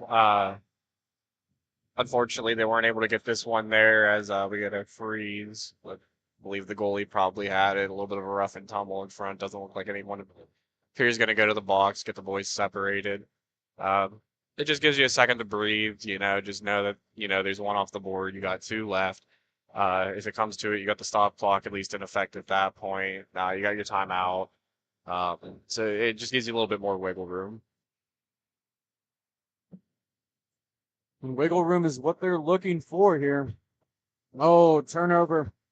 Looking in front for Holgate. It's off the post. And Holgate couldn't glove it down. And this would be a huge one to turn the other way and go score right now and get the momentum in your favor, knowing that they just missed that one. Yassine's going to carry it in. Shot blocked. He couldn't get enough on it. Taken away now by Rathwell. 2-on-2, maybe a 3-on-2, but the footway's even won by Yassine. Hand smack there by Weigel. Physicality's starting to pick up just a little bit, and here comes Corbin Stevens, number 99. He's going to skate it in. Backhand. It's now settled down by Yassine, taken away by the Troopas, and now looking to get it out. Holgate's getting harassed, shot blocked into the netting and out of play. Both teams should have their timeout, and if you're the Storm, Matt, when do you think you're going to take it? I mean, I'd see how the boys are feeling. If you're gassed, I think sooner than later. I think generally no later than 4 minutes. I'd want to try to use it because you've got to get that 2-goal deficit at before the 2-minute mark. So you got to set yourself up for some success going into that. Is there any thought in your mind, at least, to take it before that 2 minute to try and save as much time? Of course, yeah. I think around 4 minutes, no less than 3 minutes. I think you should try to use it. You don't want to get to the point where you're looking at trying to score a goal a minute in the last 3, ideally. So I think around 4 minutes, no later. Played into the corner, couple of stick smacks, and now a long slap shot there. It's still sitting in the slot, finally gets poked all the way back down. Players collide. Now Holgate's going to pick up the loose change. It does stay in. Storm looking to get it out. They do. No, Wagner going to work it across, and that's taken away by Rathwell. Good defense. Surveying his options, fakes the slap shot's going to walk in, looking for a feed. The Holgate, it's still there, bouncing around at the bottom of the dot, and that hits the netminder right in the mask. Looks like he's okay. Yassine's going to skate it down in. 1-on-2. Puck still stays in the net. It looks like the puck's been very lively so far this weekend. I think, yeah, we're starting to get to that cold time of year. It's pretty chilly in here, I must say, personally. It just makes everything a little bit harder. Probably the puck, boards to the tile. Everything just seems to be a little bit more lively. A couple of last-minute changes as the faceoff's going to stay down in the Troopa zone. And thank you for everybody for tuning in. Appreciate it. If you like what you're hearing, like what you're watching, make sure to give us a like and subscribe. Please participate in the chat, and we'll do our best to continue to work with you here. As obviously we have the prop bets that have been going on. Do you want to let them know who's coming up next? So at least who's coming up next will be the Grove City Thunderbirds and the Detroit Revolution for the T5 inaugural championship, the first tournament. Thunderbirds will be in the gold. The Revolution will be in their classic red. But we still have a little bit more time left in this tilt. Another shot on and a glove save. Still no timeout called yet here. The Storm look like they're going to just continue to play without trying to save any time. Face off one back and another good pinch of the glove off the shoulder.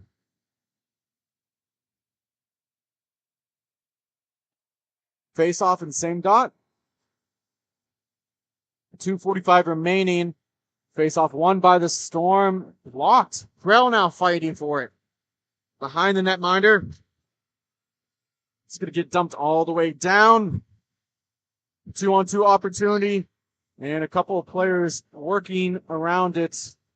And Matt, I'm going to hand it over here to Jake in just a second, and I wish you both good luck, and I'll talk to you soon. Thanks, Sean. Again, Sean, getting ready for the T5 Thunderbirds game coming up next. I'm going to finish out the broadcast here for him today. And just to give you guys a recap real quickly, it is 5-2 in favor of Detroit over the Storm. They got a long hill to climb as we're entering the 2-minute warning. Once again, in studio here with Flannery. Flannery, you've watched a lot more of this game than I have. What does the Storm need to do to claw back in this one? At this point, I think they need to man up. The Troopers do a good job at possessing the puck. Their exits coming through the neutral zone, gaining the zone has been really good this game. Try to mitigate that, get the puck off their stick. I think they need to kind of, take that possession away, get a guy on it, don't give them a pass chance. And it certainly helps get the first one to get that 2-goal differential to be able to stop the clock. So yeah, we'll I don't think they've used their timeout either, which is, I think something that they could have used to prevent this. Yeah, it's a little bit weird. Anyway, nice shot in from Lakeside. That'll be easily covered up by the goaltender for Downriver Troupas. That would be Bozinski. Puck's coming all the way out top for Lakeside. 1 minute left to go in the game. They got to get a nice shot on. That's going to make it all the way to the front of the crease, but it's going to get directed wide at the last possible second. Yes, the end with it. That's going to hit off the high glass. That's going to be controlled by Meyer. Meyer with the puck on his stick. Tries to cut back against cross crease, but that's going to be picked up by Holgate. Troupas with numbers. They're looking on the back door. Looks in front instead, and that shot's going to go wide. Almost there on the back side to get picked up again. And here comes Lakeside. Lakeside rushing in with numbers. 3-on-2 opportunity. Pass on the back door. Just goes through his stick and all the way to the far wall. Second opportunity goes back, and that's going to be picked up by the Troupas. They're smart. They're just going to play this time dead. Looks like they're trying to go for one more.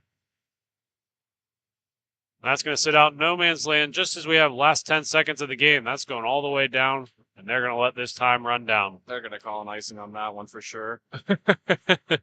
Well, that'll do it, folks, for the end of the game here. That'll be 5-2 in favor of the Troupas. This is essentially a returning team that has a new jersey, so we're going to take a quick break, and when we come back, it'll be the Detroit Revolution versus the Grove City Thunderbirds for the T5 Championship. You're listening to Grove City Hockey.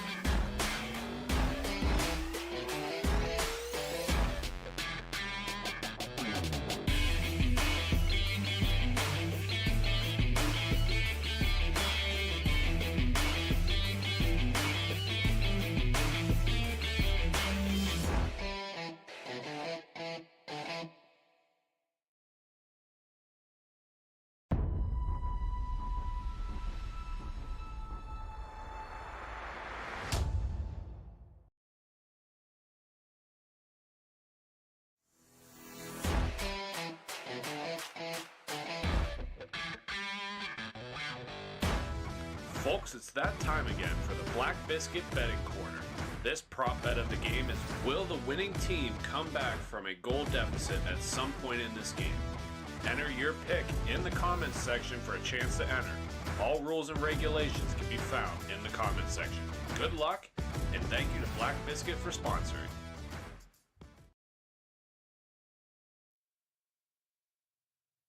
All right, folks, it is the matchup you've been waiting to see, the T5 Championship for the first weekend of this 2023-24 MIHA season. In gold on the left side of your screen is going to be the Grove City Thunderbirds. This is their first year playing in the T5 division. And in the red on the right side of your screen is going to be the Detroit Revolution. Again, both teams have been established for at least a year now, and this is their first showings in T5. So we're going to see how this goes for them. I'm joined in studio here by Matt Flannery. Flan, you've seen both of these teams plenty of times. We have good relationships with the general managers of both of these teams. When you see somebody like Farinelli stopping and not running the show anymore, handing it down to another player, and then eventually going into playing himself, is that a hard transition, or do you think these guys are used to it, just being able to strap the skates back on and go at it? I think they're used to it. He's a smart enough man. I think he knows how to fill in with his physical capabilities. Big save by Britton there right off the rip. Really nice shot opportunity for the D-Rev. He's what they call a wily vet in the game. Another shot is going to go wide for Detroit Revolution. That's going to go all the way through the crease. Again, just not able to contain it. Kopech's going to drop that back. Picking it up is Beatty. Beatty's going to go back down the side, where he'll find an open Beatty. Again, that's Shelby and Greg. Greg wearing number 16, Shelby 77. That's going to be pickpocketed by Weisinger. He's going to shoot that, and that's going to come all the way back out to center, where that's going to spring Kopech free. Kopech with a big blast. That's going to hit off the glass, come to the far side. Pajak's going to meet him, but Kopech's able to get around him. On the back door, and that just squeaks through. That'll be picked up by Ney, it appears. Ney with the shot. That's going to go off the glove of Morrow. Sit on the back door. Almost had a good opportunity there, but he pulls it back into his teammate Weisinger. Ney with the puck's going to wrap around, and that's going to be covered up by Morrow. And we will have a draw. Good amount of physicality here to start this one off. Yeah, and that's what you're going to get out of these two teams. Detroit Revolution always being a physical and very disciplined team. When it comes to teams in the organizations, the D-Rev really like to set up their play and get their offense moving. That being said, they're not afraid to go toe-to-toe with anyone. Thunderbirds, their game is speed and physicality as well. So this is going to be a really good matchup between the two. Speaking of physicality, nice bodying off the play there as the D-Rev are able to turn that into an opportunity for themselves. Sheridan with the puck. He cuts through center, leaving it for Snell, but Snell overskates it just a bit. Thunderbirds on the rush coming back. Weisinger with the puck. He's looking in. That shot's going to find the back of the net right under the glove of Morrow, and that'll be a 1-0 hockey game in favor of the T-Birds.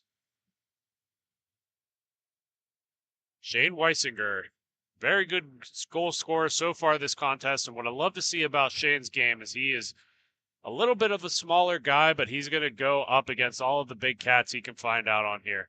Absolute gritty player. D-Rev's going to move that across the top. That'll be Sheridan with the puck. Sheridan's going to go up higher just to be able to get it over to Snell's stick. Snell looking on the back door, and Britton's going to contain that one. Nice little tic-tac-toe maneuver to make their way through the neutral zone and get an opportunity on net there. Puck's going to come onto the right side of Britton here. Pruitt will be in there for the draw for the T-Birds. Quick shot attempt by the D-Rev goes wide. Really good opportunity there for Sheridan. Not able to connect, though. Puck goes back. That'll be picked up by Sheridan. That's Rob Sheridan.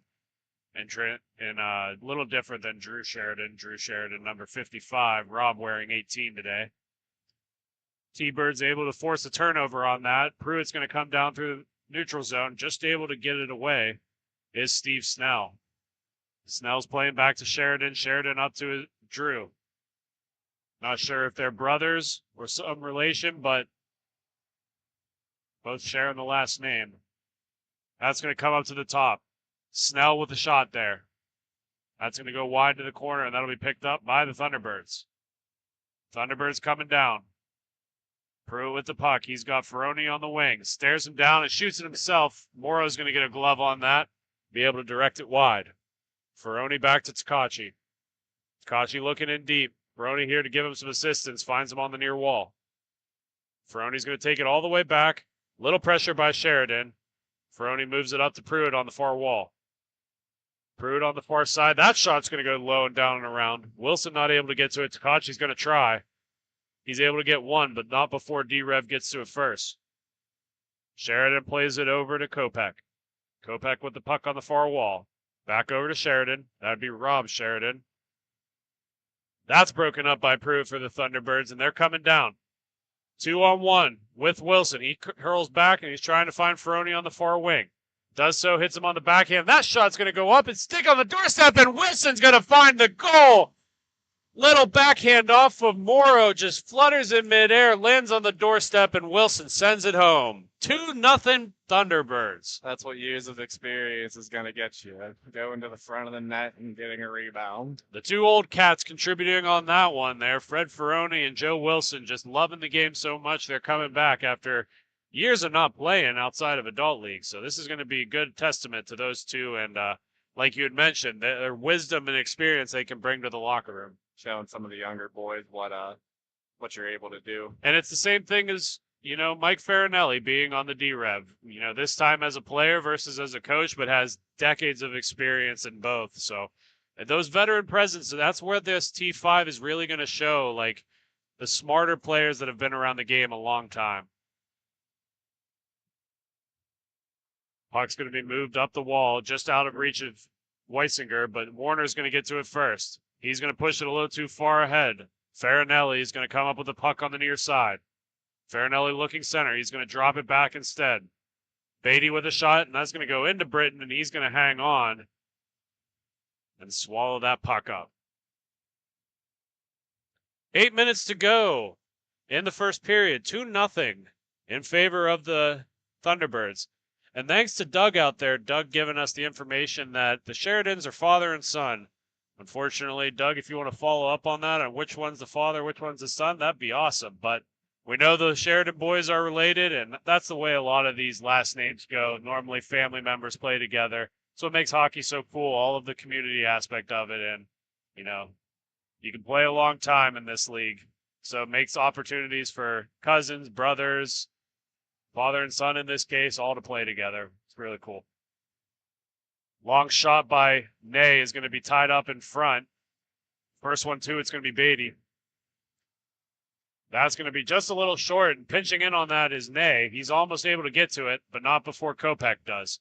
Big blast by Kopech's going to go all the way around on the near side, come up the near wall. Battle for it down low as that comes away with it is Warner. Thunderbirds enter their zone right now. He's all alone, he's shooting, but Morrow's able to find that and cover it up. Looks like both teams are going to make a change here, get some fresh legs on. As we're just around the 6:40 mark in the first period. Again, the winner of this game will be the first T5 champion, not only of this season in Detroit, but in this league. First year for T5 as a division here. It'd be a big win for them. And a little piece of history might happen today. Sitting back is Steve Snell.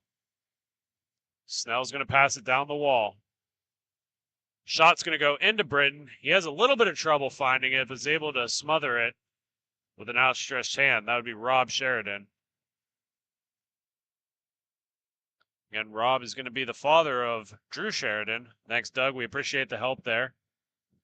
It's always nice to get the people at home helping us in on the broadcast. It's a community effort, and we love everybody who watches and participates with what we're trying to do here. Pruitt's coming in on the near side. That shot's going to go off of the collarbone of Morrow and up into the netting, where it will be out of play. And one lucky fan is going to go home with a souvenir, as they always say when this happens. One lucky fan from Saskatoon is going to go home with a game puck. And they're struggling to return the puck, so he might actually be going home with a game puck.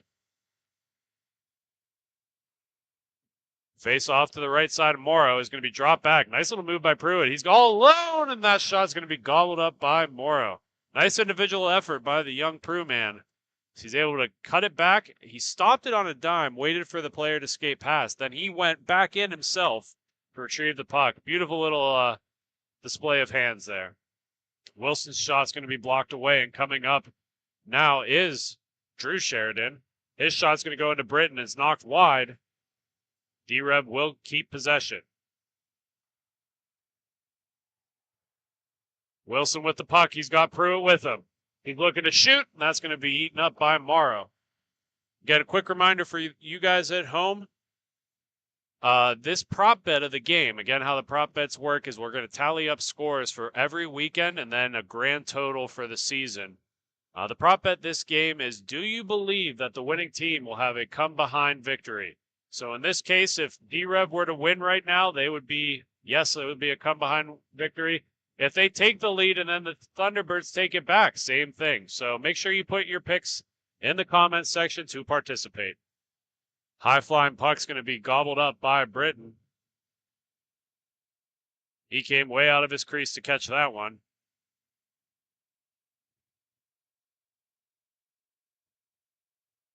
Face-off's going to be on the right side of Britton. He's been perfect so far. Face-off one forward, just out of reach of the Thunderbirds. It's going to squirt along the wall where Ney will pick it up. Ney's struggling a little bit to hold on to it as D-Rev will push it up the wall. Thunderbirds are the first one to that puck as they push the center to Weisinger. Weisinger's backhand's going to go low, down around the boards. He's going to get it back on the backside, looking in front for Ney, but just out of reach as all of the D-Rev players are collapsing in. Really good defensive effort by them. Big blast is going to be blocked in front. Warner the first one to it, but knocks it down to Weisinger. Weisinger trying to go against the grain, but gets caught up on the stick of Rob Sheridan. Sheridan on the far side. Makes a nice move around one. Pulls it onto the near side and has to be forced back into his own defensive end. Passing that back to Steve Snell. Snell along the near boards. Sheridan's going to race for it, and he can knock it down in. D-Rev on the near side. They're going to push it towards center, and the Thunderbirds are going to come away with it. Pajak with the puck on the far side. He's got no help and 4 D-Rev players. Trying to make a move through. He loses the puck, but luckily has teammates back on D. Revolution entering the zone. They're on the front side. That shot had a little bit of a curve to it. Britton able to knock that aside. As a second shot comes in on him, Pajak for the Thunderbirds will collect. Pajak's going to work that down below his net. Turns back tight. Waiting on, almost baiting the Revolution players to come up high. They're not buying it. Warner's going to enter the zone. Leaves it on the near side for Weisinger. Weisinger almost able to control that. Plays it between his legs. Tries to push it center, but that's broken up by the Revolution. Revolution played off the wall. Nice little play there. Number 97 for the Revolution. Tries to work it on the near side. Can't do so. Knocks it all the way back. That's broken up by Ney. Ney knocks it down to Pajak. Pajak plays it around the boards to Warner. Warner overskates it a little bit. Tries to fight for it here. That'll be picked up by the Revolution. Weisinger's going to play that down to Ney. Ney's shot's going to hit Morrow's leg and bounce back out. Ney keeping possession for the Thunderbirds. Moves it over to Weisinger. Weisinger to Pajak for a big blast, and that's going to fall short onto the near side. Warner the first one to it, can't collect. Drift of the puck, the Revolution have possession. Still battling in deep, and Ian Ney for the Thunderbirds is going to get a penalty. There'll be a trip on the call, and he's headed to the box. You can just see how he knew instantly once he dropped his head that he was going to be taking a nice little 2-minute timeout. Oh, no argument there. As we're down to our last minute of the period, score is 2-0 in favor of the Grove City Thunderbirds. If I'm the Revolution, I try to kill as much time before the puck drop to go into the second period with as much power play time.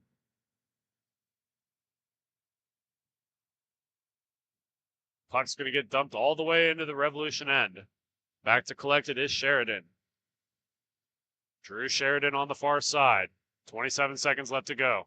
He's got a man on the near side looking for someone on the cross side. That shot's going to be directed wide. Ferroni getting a stick on it to knock it down. He's going to just push it to the far wall. Sheridan going to play it off the wall to himself. Another blast. That's going to go in. And Britton had that red and smothered up.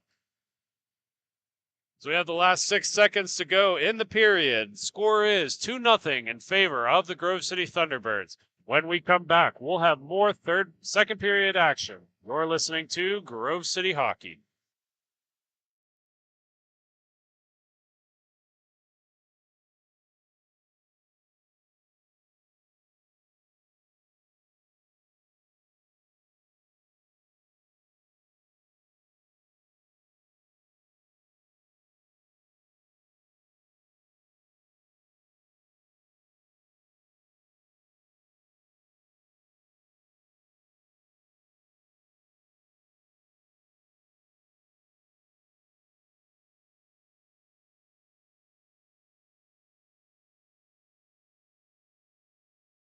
This copyrighted telecast is presented by Grove City Hockey. It may not be reproduced, retransmitted in any form without the expressed written consent of Grove City Hockey, LLC. We thank you for your understanding and hope to continue to enjoy this complimentary broadcast. To purchase footage, email grovecityhockeyllc@gmail.com.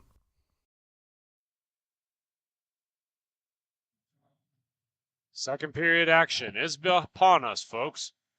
Again, a 2-0 lead for the Grove City Thunderbirds over the Detroit Revolution. Two teams that have been around the block at least a season. Both organizations having multiple teams in multiple divisions, which is pretty par for most teams in this league. There's a couple that only have one division, but nonetheless. Puck's going to move down low. That'll be picked up by Snell. Snell passes that up, and that'll be eaten up by Takachi, who tries to dump it towards center. Again, the Revolution on the power play currently for another minute and a half. Kopech's going to spin out of that defensive move. Passes it over to Sheridan. Sheridan on the near side almost squeaks it through, but it hit the side of the net. Britton wasn't really sealed on that side, too. It was open. Just missed shot.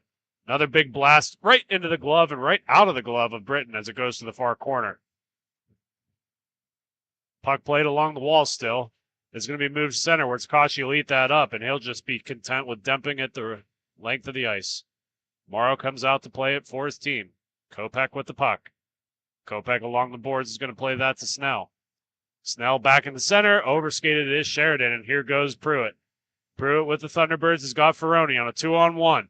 1-on-0 with Ferroni, and he scores! Makes Morrow bite on the blocker side and just to pull it back and hit it on the glove side. Beautiful little goal there. Shorthanded goal by the Thunderbirds. It's 3-0.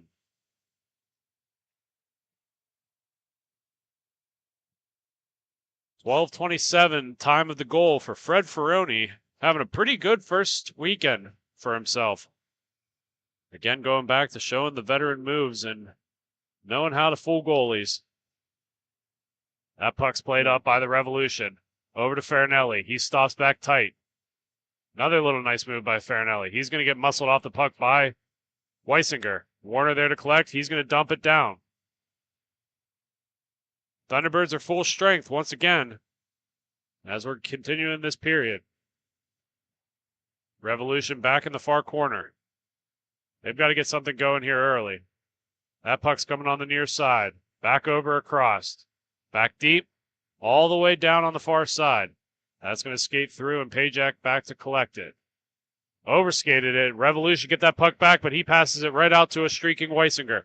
Weisinger's got one to beat. Stops, tries to pull it on his backhand, gets forced off the puck, and Sheridan's going to take that.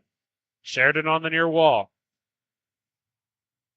Thunderbirds being relentless on the forecheck. He passes that around. That's going to come back on the near side for... Excuse me. Puck's back down in the corner here. Overskated it is Ney and Warner. Miscommunication there as Pajak's able to come away with it. Revolution fighting off that puck. They're looking for a man up top. That shot's going to go low in the back door, and there's the first one for the Revolution. Number 16, Greg Beatty. Beatty having a very, very busy day, and that's just another one on the back door for him. That's just the old standard POP right there, baby. Pass off the pads. 10:37, the time of the goal for Greg Beatty. His first of the contest and the first for the team.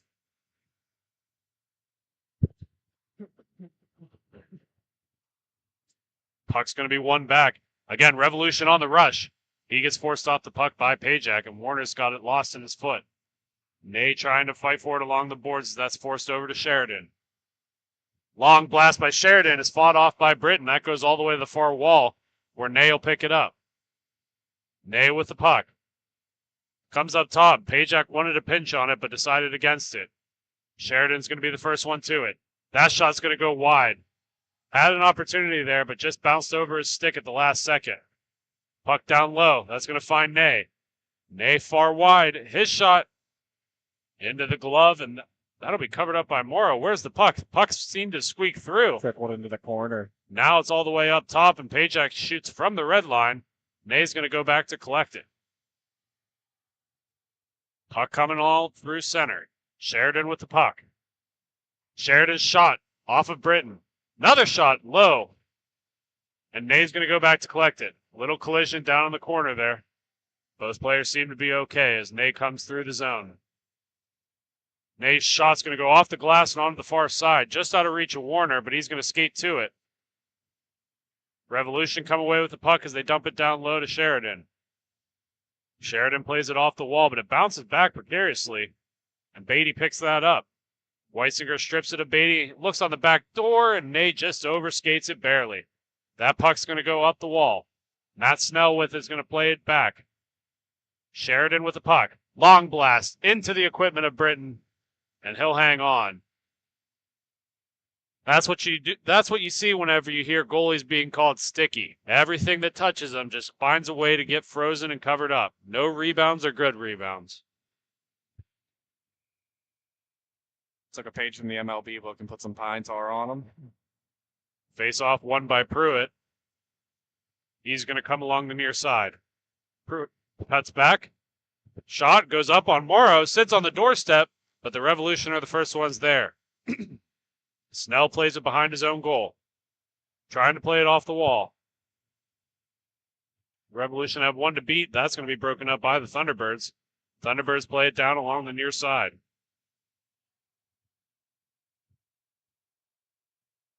Pruitt with the puck on the near edge. He's trying to look center. He's getting a lot of resistance from the Revolution players.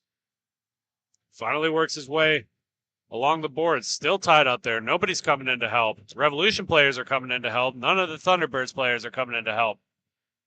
Somehow, after all of that, the Thunderbirds still come away with the puck. That shot by Takachi. Players are celebrating like it went in, but it did not. It seemed to squeak on the near side. Ferroni with the puck. He's on the near wall. He takes a step in, almost gets forced off the puck, able to retain it, and Morrow will gobble that up. Squirts out at the last second and is forced to the near wall. Takachi with the puck up top. Makes a move around one. Has an opportunity to shoot. Finds the pass instead and gets the assist on Joe Wilson. Takachi baited the goalie and found a man on the back door. What a goal. 4-1 is the score. The Grove City Thunderbirds leading over the Detroit Revolution. 6:50 left to go in the second period. Not only is he managing in the office, he's managing on the rink. He's getting his players to do what they need to do. Face off at center here. It's going to be tied up by the Revolution. They're going to try to pull it back. Thunderbirds are going to be the first one to it. Weisinger with the shot. That's going to go up into the netting. And the drop will stay in the zone.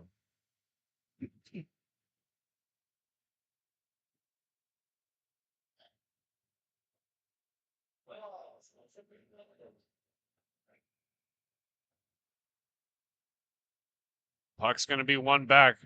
D-Rev's going to be the first one to it. They stop up short, looking for something up along the near wall. That's going to be sent back down below the net. D-Rev's got to be cautious. Tied up a little bit. Beautiful little forecheck by Warner as Pajak goes back to collect.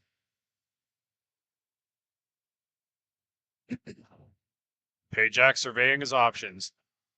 He's got Nay coming in. He's going to take it the other way. Looking up for Warner. He's got Warner on the far wall. Big blast by Warner is going to go across and through Morrow to the near side. Picked up by it is the D-Rev. Beautiful little block by Pajak as Nay picks that up. Nay on the far wall, cuts inside. He's got a rolling puck with a little bit of difficulty, so that's going to fall off and go to the near corner. Battling for it is Nay. He kicks that all the way to the far wall, where it will be picked up by D-Rev. D-Rev is forced off the puck by Weisinger. Weisinger's shot's going to go right into the leg pad of Kopech. D-Rev coming down. Farinelli with the puck. Farinelli gets stripped of it by Nay. Pajak with a rolling Biscuit, able to slow it down and settle it. 3-on-2 opportunity for the Thunderbirds. Winds up for the shot. That's going to go wide. And the D-Rev are the first ones to it. Sheridan with the puck. Sheridan is going to shoot that wide. Had an opportunity there.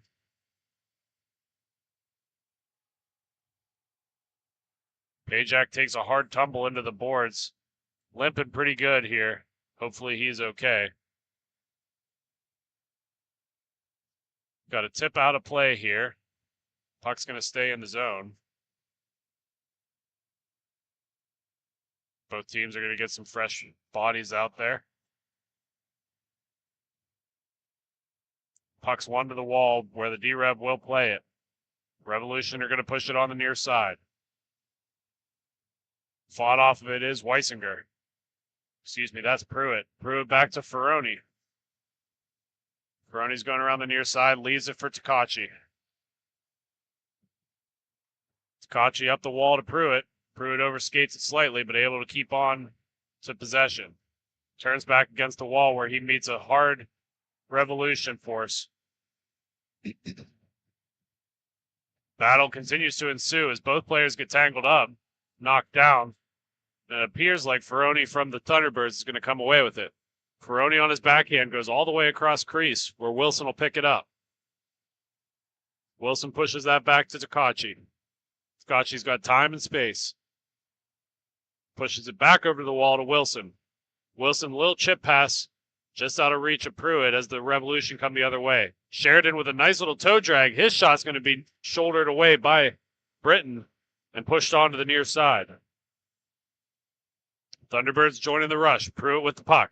Pruitt's shot's fought off by Morrow and pushed back up rink. Revolution are going to have that puck come back to them as Sheridan's open in the middle of the ice. Pushes on the near side to Snell. That's going to come all the way around where Wilson will pick it up for the Thunderbirds. Takachi for the Thunderbirds, able to cut inside. Pulls that all the way back out where he's going to play it along the far wall. Nobody there, but that'll be picked up by Beatty. Beatty back along the far wall. Over to Snell. Snell with the puck. That's going to go off the foot of Britton. Bouncing puck. They're able to keep it out. And Pruitt making a nice move to be able to get that puck out of danger. Pruitt coming in one-on-one. Not able to fight through it.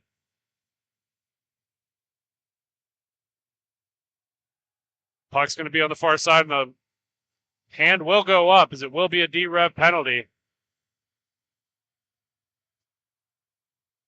Cross-checking will be the call on number 7, Rob Kobach. And the Thunderbirds are going to go on the power play. Minute 34 left to go in the period. 4-1 the score, Thunderbirds leading the Revolution.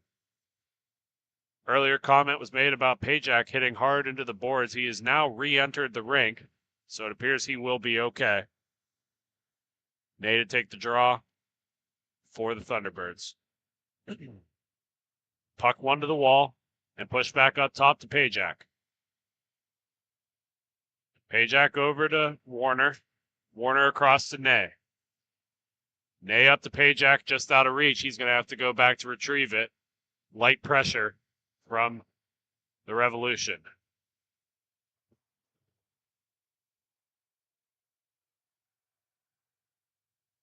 Pajak with the puck on the near side. Nowakowski being a pain up top there for the Revolution, forechecking everything. That shot's going to get directed wide. Revolution are going to ring it around the near side of the rink. Doesn't make it all the way out. Ney able to pick it up, plays it back to Pajak. Pajak with the puck. Back down the wall to Ney. Ney looking center. He's forced down low. That's broken up. Revolution trying to get to it first. That's played up the wall. Pajak able to semi-keep it in. 13 seconds left to go in the period. Big shot. It's going to make it all the way down low where they will race for it. 5 seconds left to go. Puck's played up the glass. That'll make it all the way back up to Pajak, but time's going to expire before he has a chance to do anything. 4-1 the score. Thunderbirds over the Detroit Revolution. When we come back, we'll have the third and final period of this game. You're listening to Grove City Hockey.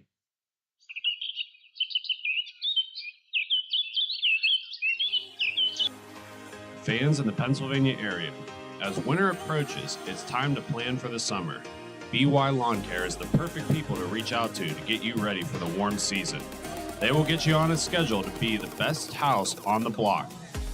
They can help with all of your paint projects, whether it's mulching, string trimming, grass cutting, the list is endless.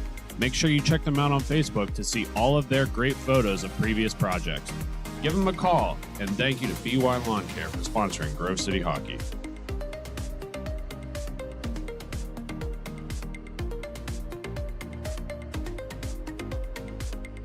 This copyrighted telecast is presented by Grove City Hockey.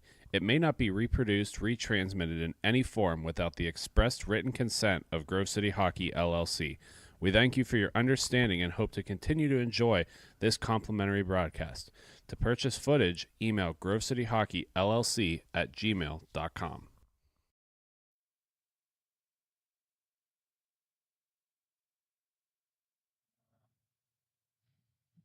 Third period action here, folks, as we have the Grove City Thunderbirds taking on the Detroit Revolution.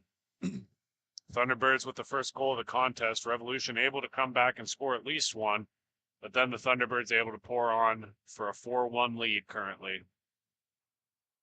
A lot of power plays and penalty kills going both ways. Speaking of, the Grove City Thunderbirds are still on the power play from a cross check late in the second period. Ferroni taking a shot there on Morrow right before the face-off here, which will be one to the wall by Pruitt. Pruitt to Ferroni, back to Takachi. Takachi on top. Over to Ferroni. Ferroni's looking and surveying for options.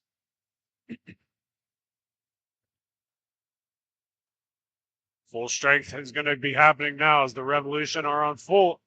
Wilson's shot's going to go wide all the way to Ferroni. Ferroni's just going to play it all the way back.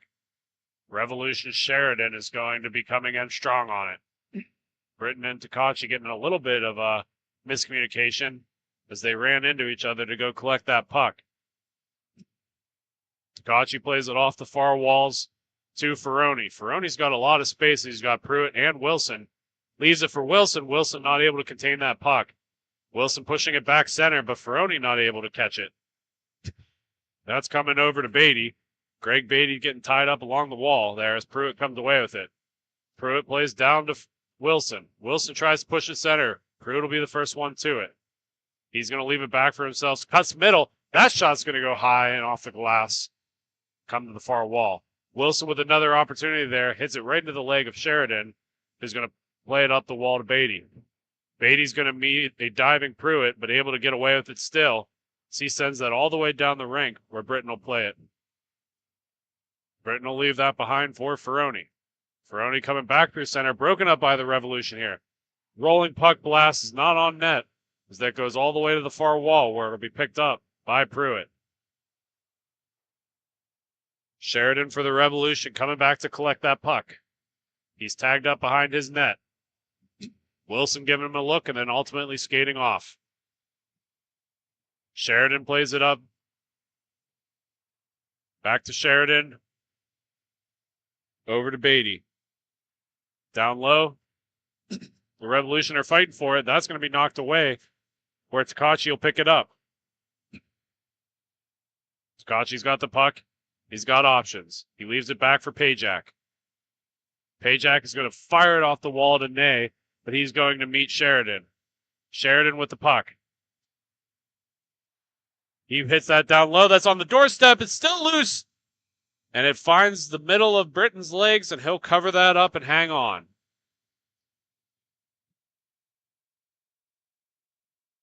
4-1 the score. The Thunderbirds over the Detroit Revolution. And for those of you sticking around later today, we have got another T4 championship after this one.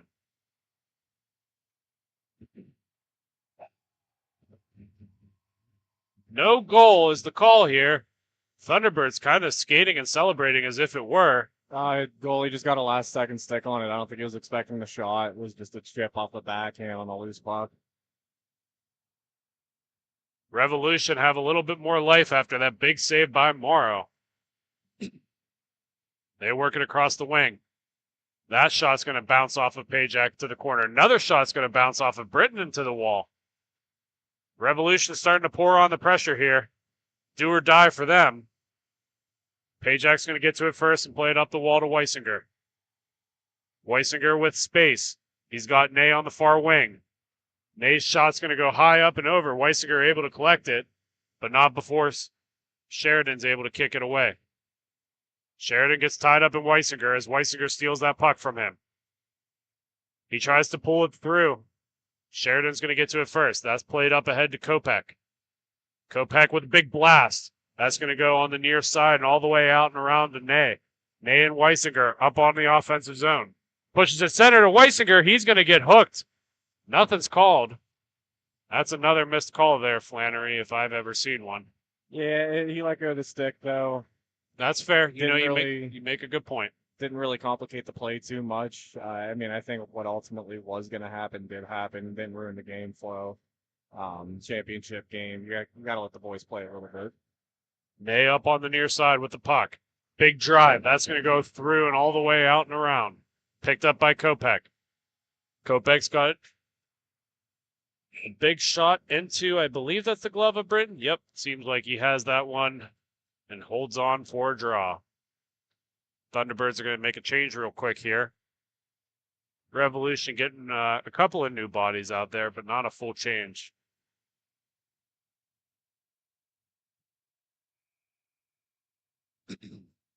Face off to the right side of Britton is going to be shot along the wall. Pruitt's going to come away with it. Pruitt's going to move on the inside. He's going to have a shot that's going to be kicked away by Beatty. Overskated it is Ferroni, and Kopech and him are going to race for it. Kopech giving Ferroni a little business on the way through. Nothing called. Pruitt's going to move that puck along the near side. Down low to Takachi. Takachi's going to see some pressure there and move it up to Pruitt. They're both going to overskate that and force it back center where Beatty's going to pick it up. He unfortunately pushes it a little too far, and Ferroni's going to grab it. Ferroni over to Takachi. Takachi on the far wall. His shot right into the glove of Morrow, and Morrow will hang on. 7:45 left to go in the third period. 4-1 the score. The Thunderbirds over the Revolution.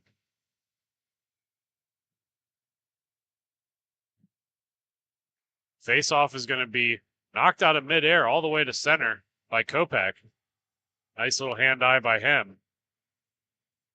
Takachi's going to play it off the wall to himself, up to Wilson. Wilson's going to try to get it over to Pruitt, but a bouncing puck is hard to retrieve. Pruitt's going to double back along the wall. Nice little move there. Tries to force it in on Morrow. Tries to wrap around, and Morrow had that one read the whole time and smothers it up. Nice little paddle down save going into the timeout here, I believe called by the Revolution. Well, we're going to take a step aside for this timeout. When we come back, we'll have the rest of the third period. You're listening to Grove City Hockey.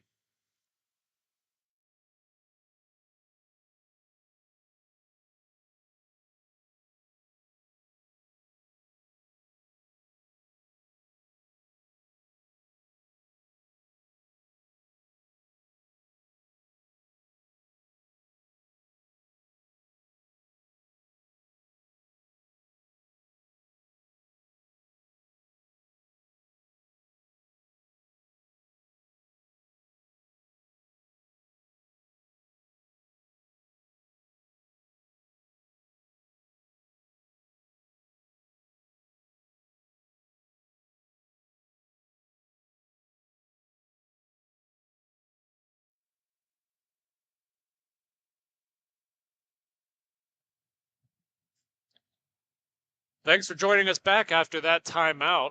Again, the Detroit Revolution burning a timeout, 7:10 left to go in the third period.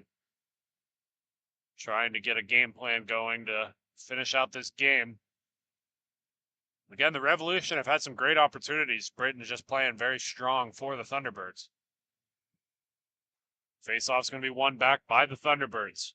Ferroni on the far wall to collect. Ferroni's going to turn around. He's going to push it on the near side. Looking for a pass off the boards. That's going through everyone. And back to collect it will be Snell. Steve Snell passes it up along the boards.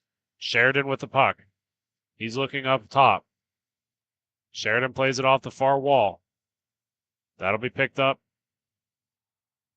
by number 24, which is not rostered. And that puck is not in the back of the net. Somehow, some way, Britain was able to reach back and cover that thing up. Beautiful, beautiful opportunity for the Detroit Revolution. And honestly, Flannery, that's what you need to see out of a timeout. You need to see some kind of production that gets the troops going. Yeah, I mean, you got to definitely try to get Grove City on a little bit of a flat foot here coming out of your timeout. 3-goal deficit. About 6 minutes left to go at this point, so you got to get your shots on goal now. Try to test the goalie, get him out of position, see what you can get cooking. But it looks like Grove City is doing a good job at just keeping the inside pretty well protected, keeping those shots outside, and Britt's doing what he needs to. Another shot in on Britain almost squeaks past him as Warner's able to shovel it into his leg pad for the tie-up. That puck's going to be worked down low to Pajak. Pajak up along the near wall. Back over across. Pajak's going to race for it. Snell causes him a little bit of trouble, but he's able to get it up to Weisinger. Weisinger back to Warner. Warner's going to push that over to Pajak. Pajak down and around back to Warner. Warner's going to go cross crease to Weisinger. Weisinger able to get through one. Is he able to get through the second one? Not quite, as that's taken over by Snell coming the other way. Snell pushes it middle. There's going to be a tripping call. Another shot's going to go all the way wide. Morrow to the bench. Extra attacker on. That puck is going to go all the way down and through. Thunderbirds not seeming to have any urgency to touch this puck. A little bit of an odd situation for them.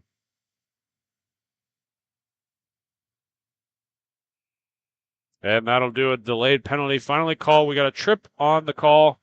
I believe that is going to be against number 3, Warner.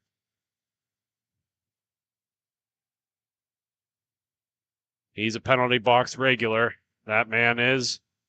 And the Detroit Revolution are going to go back on the power play.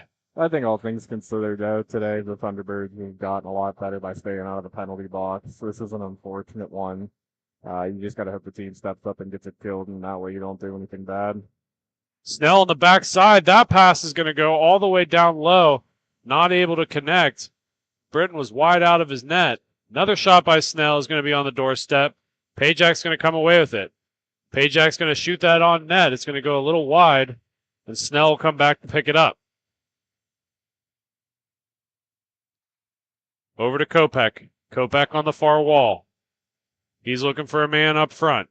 He shoots it up front. That's going to go through the crease and onto the far corner. Nay's going to try to clear that out. That's getting stopped up. Up top to Snell. Snell with the puck. Pushes that over. Big blast on the near side. Can't quite connect with that one as Pajak comes in. Another shot. He scores from behind the net. Beautiful goal by the Revolution. Once I can get a name here for you, Matt Snell. Flan shot from behind, hit Britton in the back of the skate and put it up in the top corner. Oh, that's going to revolutionize the scoreboard right there. I hate it. Anyway, good job for the Revolution as they're starting to climb out of this 4-1 deficit. The score is currently 4-2, 3:05 left to go in the third period. Gets them into that stop clock territory at least if it gets into the 2-minute mark, being down 2. That's a fair point, Flannery, and a quick reminder of what he's talking about. Those of you new to MIHA, there is a 2-minute stop clock if the score is within 2 in the third period. So we're going to have a stop clock situation here very shortly. And this is just what the Revolution needed. Get that stop clock, get a good goal late in the third, get the troops buzzing. Revolution is going to play it up along the near side. They're going to race for it. Weisinger will be the first one to it. Nice hook there. It's going to be called. Weisinger with some choice words as he's able to get the penalty for the Thunderbirds. You just got to be calm on this one. You got it. Just keep your mouth shut so that way you don't draw an equalizer. Well, the Thunderbirds are going to join the power play as Kopech is kind of rushing this play and is able to get this ahead. I don't think the Thunderbirds were really ready. Nonetheless, Ferroni's able to fight that one off. That's on the centerman. You got to make sure your troops are good before your stick's down. Ferroni's able to dump that all the way back. Warner with the puck. Warner's just going to kill some time as Kopech's coming up on the forecheck. He pushes that over to Ney. Ney back down to Warner. Warner's going to have to fight Kopech for it, and he's able to get it up to Weisinger. Weisinger tied up on the wall. He pushes that down to Ferroni. Ferroni across for Ney. Ney's going to have the far wall. Long stretch pass just out of reach of Weisinger as that comes all the way down.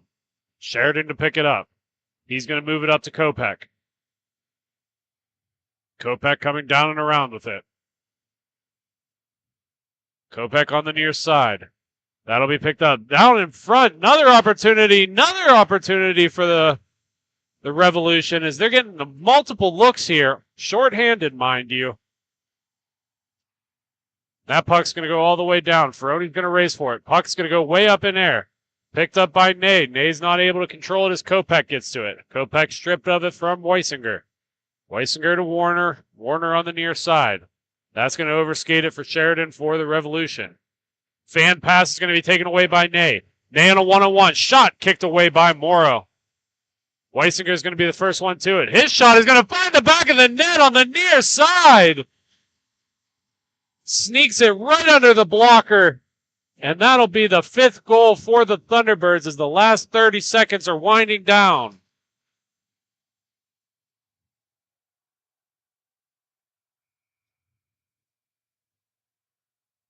And they're going to call it, folks.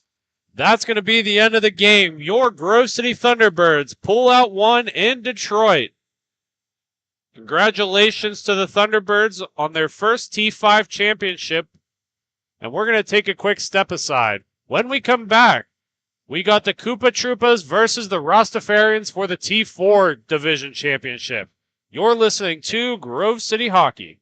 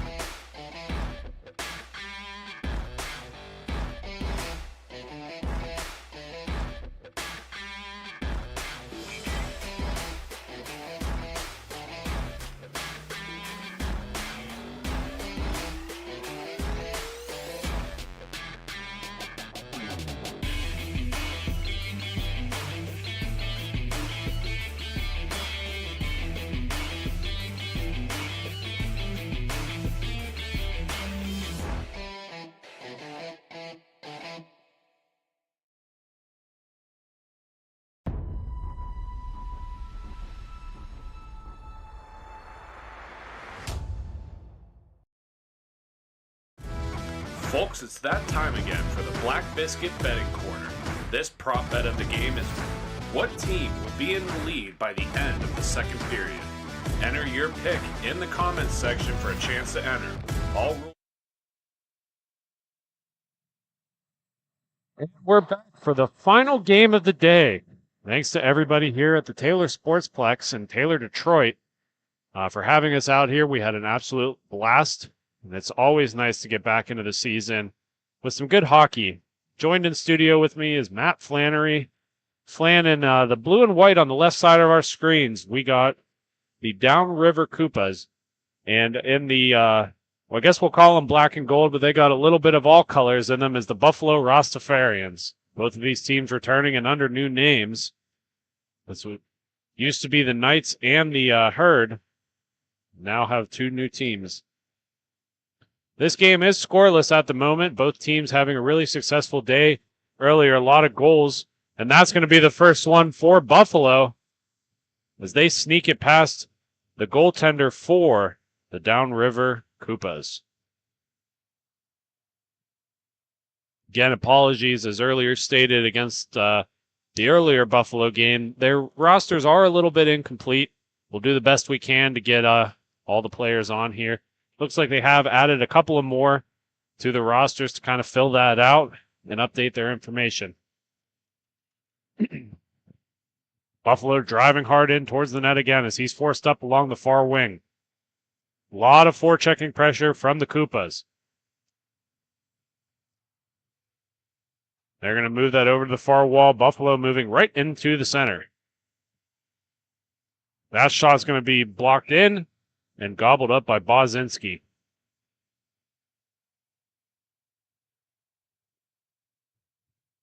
Puck's going to move on the left side of Bozinski as we have 12:05 left to go in the first period. 1-0 the score. Buffalo in the lead.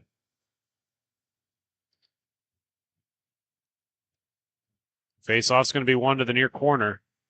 That's going to be kicked up the wall. Troop is able to contain it. On the far side, Buffalo with the puck. They got an opportunity in here as Neer is going to shoot that off the crossbar onto the near side. Back in is Caprese. He's going to overskate it a little bit. That puck's going to go across the crease onto the near wall. And the Troop is up to get it. Troop is coming in hard. So they fire that along the far wall. That'll be broken up by Fazio. Fazio leaves that along the wall to Militello. Militello is able to fight off the first defender, has to play it off the wall to himself.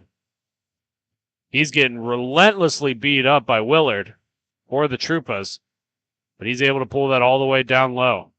Off the wall, up along the top side. Over and across. Big blast by Neer. It's going to hit the wall and come to the near corner. He's fought off of it by Doherty. Doherty's going to move that puck up along the wall. A lot of back and forth action between these two teams as Buffalo currently loses it to the Troopas. Troopas up to Willard. Willard on the far wall. He's going to be forced in tight. Overskates it a little bit looking on the back door, but that just squirts through, and Buffalo's going to come the other way. Wannon is going to have the puck. He's going to shoot. That's going to be fought off by Bozinski. Other way it comes to Koopas. Doherty with the puck. Out of the net is Schneider. Schneider's able to get back in and move it off. Coming back the other way is Buffalo.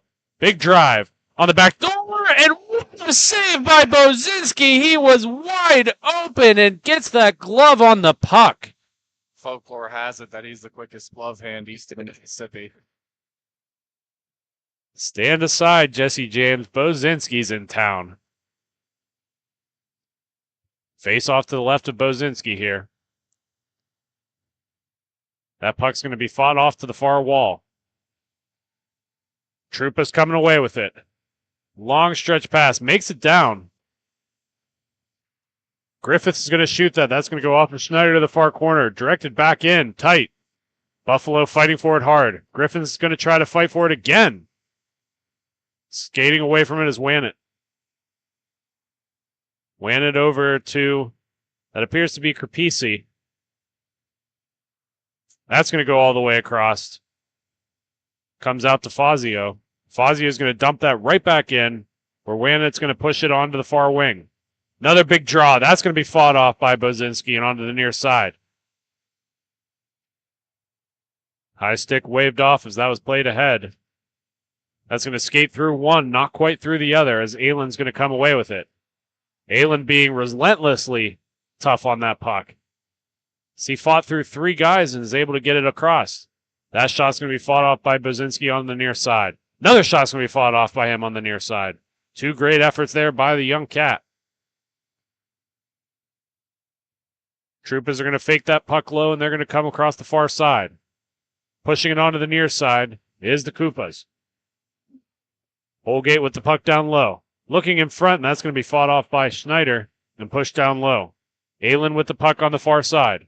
He's going to push it on the near side where it'll be picked up by Caprisi. That puck's overskated once, and that's going to come up to Holgate. Holgate's going to lose it momentarily just to get it right back. Holgate forced off the puck. His shot's going to go into Schneider, hits the back of the net, and that's going to be forced onto the backside of the goal. Almost where he wanted it, but not quite. These players are going to fight over it as that puck's still loose. Going to be brought out by Buffalo. They're going to play it along the far boards, and they have numbers in space. 3-on-2 if they hurry. These are going to wait and let it go to a 2-on-2. Cuts in middle, and that's going to be tripped up on the play. Nothing to be called. They are eventually going to make a call here. I believe that is just in relation to the goaltender covering that up, though.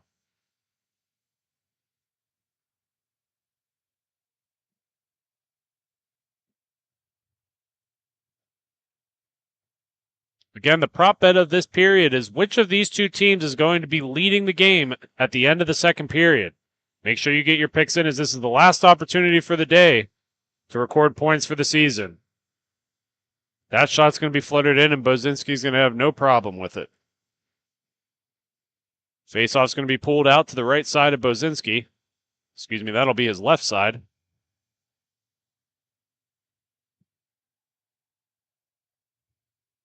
Both teams get ready for the draws. That's going to be forced center. Quick shot opportunity, and that hit a player up high. He's looking like he's in some pain as he's just beating the ground right now. And that is going to be a good goal. Crazy turn of events as a player's injured, and that finds the back of the net for Buffalo, as this is a 2-0 hockey game.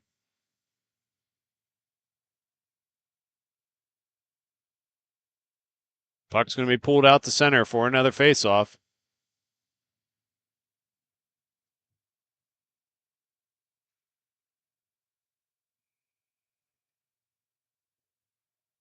Players come in, and they're going to push that to the far wall. Militello's going to play it back up the far wall, but overskating it is Buffalo. Errant pass is going to be picked off by Neer. Neer's going to try for a shot, and that's going to be forced away by the Troopas. They're going to go all the way down behind their own net to pick up the puck. They're going to play it up the near wall. That's going to be overskated slightly, but Krell's going to push it forward. On the backhand, Schneider getting that leg pad on it. He's just letting it sit in no man's land. And that'll be a turnover. Krell's going to push it on the far side, but overskating it is Willard. Willard skates back to collect it. He's going to push it on the near side to Rotwell. Rotwell to Krell, and Krell's going to redirect that wide. And Buffalo's going to go back to collect it. Fazio is going to push that off the glass. That'll be played up by Militello. Militello continues to push that up to Capisi. That shot's going to go low. Brzezinski's going to get the first one, and that's going to go to the far corner. Puck continued to be forced up the far wall. Skating in tight, looking on the back door. Schneider fights that one off. That'll be dumped back in by Rotwell. But nobody there to help him out. Buffalo over to Neer. Neer looking on the far side. That bounces right over the stick of Militello. And back to collect it is Doherty. Doherty gets forced off the puck. Neer's going to come down to meet him. But the Troopas do a good job of evading the defense. Pushed all the way down. Militello tries to play it off the glass. Burns will be the first one to it. That's a turnover again coming back for the Troopas. Troopers are going to shoot that on the near side, and Schneider's going to pick that up and hold it in his glove. As we come down around the 4-minute mark in the first period, score is 2-0 in favor of the Buffalo Rastafarians over the Downriver Troopers.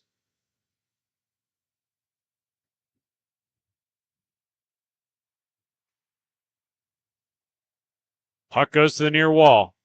That'll be picked up by Buffalo, and Wanet's going to try to push that forward. Doherty's coming out to play it, and Holgate sticks tied up on the play. Had a beautiful opportunity. Even better defense by Buffalo.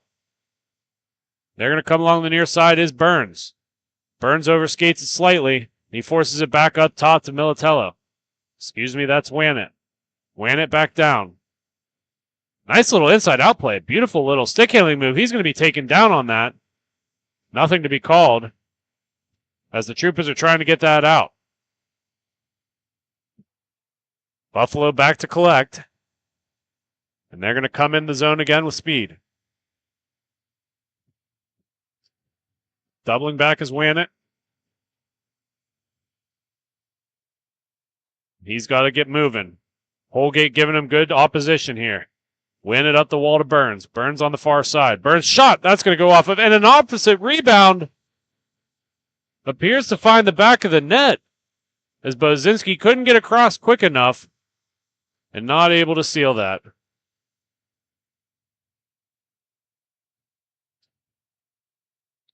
Faceoff's going to be pulled out to center as the score is 3-1 or 3-0, excuse me, in favor of the Buffalo Rastafarians.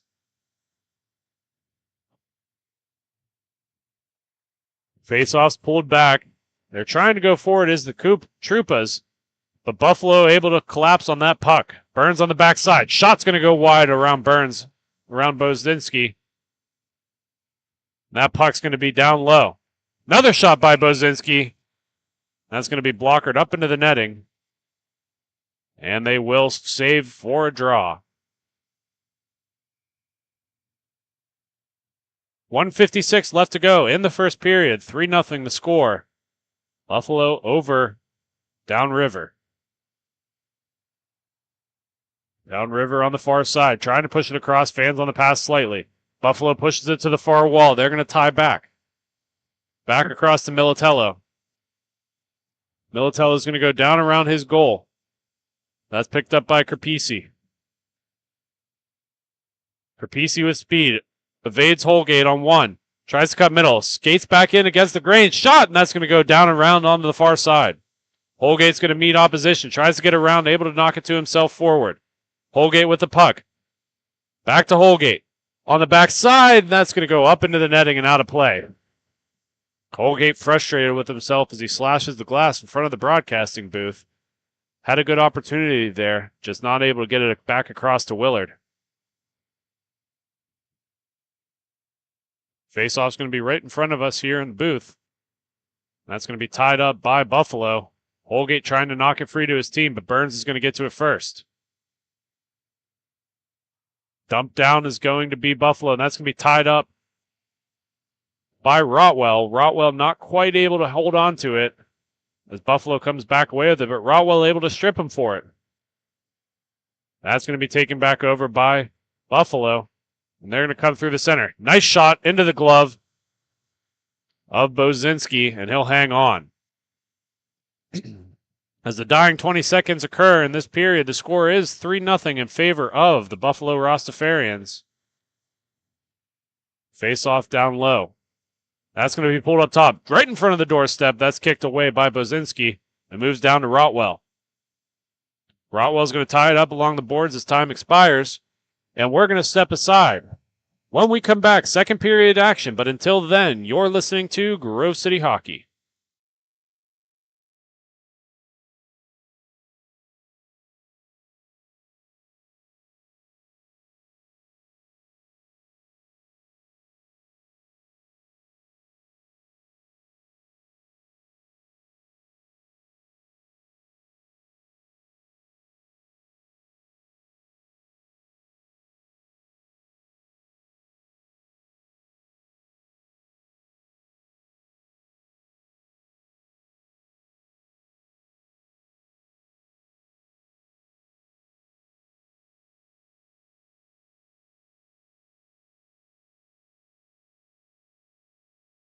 This copyrighted telecast is presented by Grove City Hockey. It may not be reproduced, retransmitted in any form without the expressed written consent of Grove City Hockey, LLC. We thank you for your understanding and hope to continue to enjoy this complimentary broadcast. To purchase footage, email grovecityhockeyllc@gmail.com.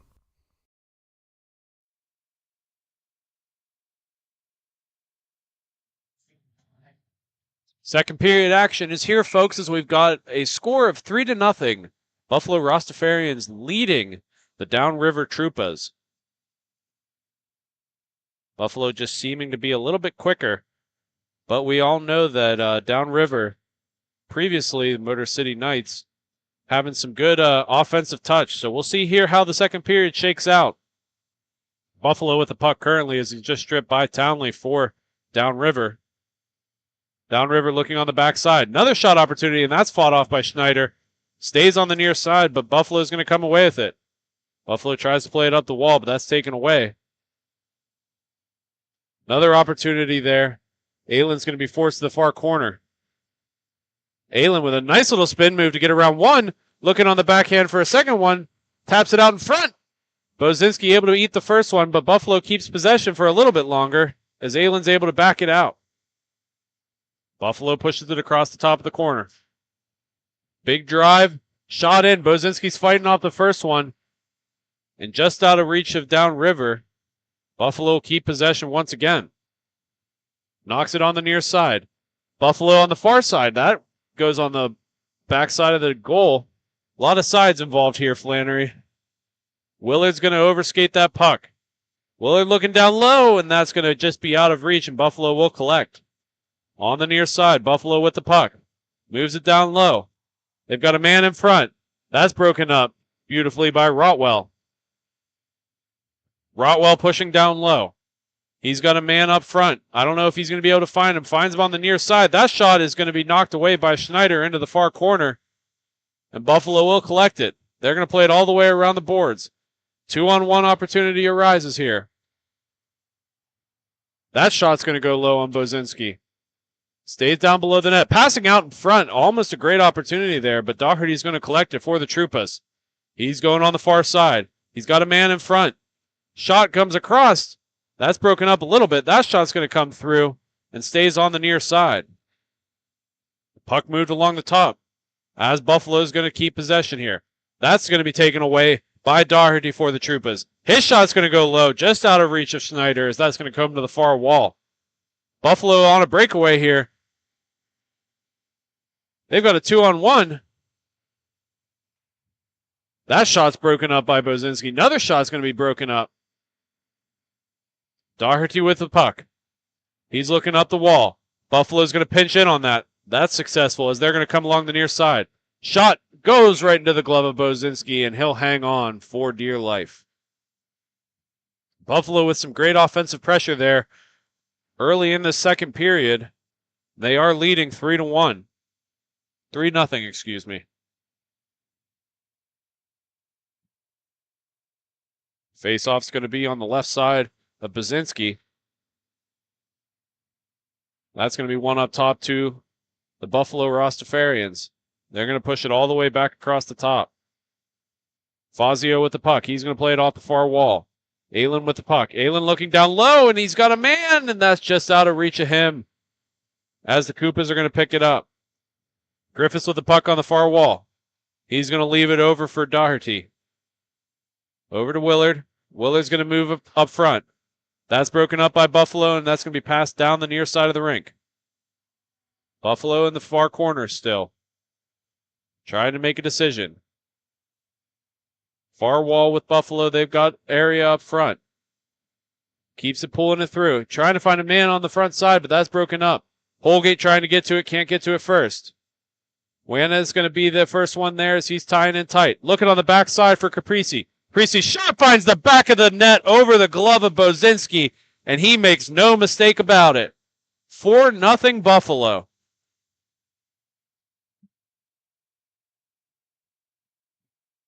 .957, the time of the goal, as we take a step towards center for yet another draw. 4-0, Buffalo in the lead. Buffalo's going to lose that face-off, and the Troopers are going to come away with it. Damasio with the puck. He's going to overskate it a little bit to Doherty. Doherty's going to play it over to Griffiths. Griffiths is not able to control it, as he's going to push it all the way back to Holgate. Holgate with the puck. He's got 2 to beat, trying to go wide on 1, trying to cut back across, and he's able to find the back of the net. Beautiful individual effort by Eric Holgate to get around the defenseman. A nice little chip shot over the goaltender, Schneider. 9:13, the time of the goal. As we're going to step aside here and have another face-off at center. Face-off won back by Fazio. Fazio is going to play it around the boards and onto the far side. Buffalo with the opportunity here in front. Puts it on the backhand. Tries to push it down low, but Militello can't get it across. He's going to be met by resistance, as Anthony Waynut is going to still fight in that corner for the puck. That's one back to Caprese. Caprese's shot is going to go wide and come all the way around the near side. That'll be broken up by Krell. Krell's going to push that forward, but Fazio can't quite get to it. Buffalo's going to move it across the top to the near side. Back over to the far wing. He's got a man down low. He tries to find Caprese on the near wall. He's going to play that down low on the goal, trying to find a man on the near side. Wrap around the temp, and that's going to be covered up by Bozinski as he's able to get his foot across and seal that post. 8:02 left to go in the period. 4-1 Buffalo leading over Downriver. So we're going to make some last-minute changes here as they step into the face-off circle. That's going to be one on front by Buffalo. He's going to miss just on the near side. And Townley's going to push that up and around. Townley plays it around the backside. That'll be picked up by Damasio. Damasio pushes that up. Krell with the puck. Krell pushes it on his backhand. Stripped of the puck is Buffalo Rastafarians. They're going to push it up along the near side. Taking a step in. That shot's almost redirected, but that squirts all the way through to the far corner. Caprese again on the backside, and that's going to find the back of the net. Waynut's going to put it right behind Bozinski and make this a 5-1 contest.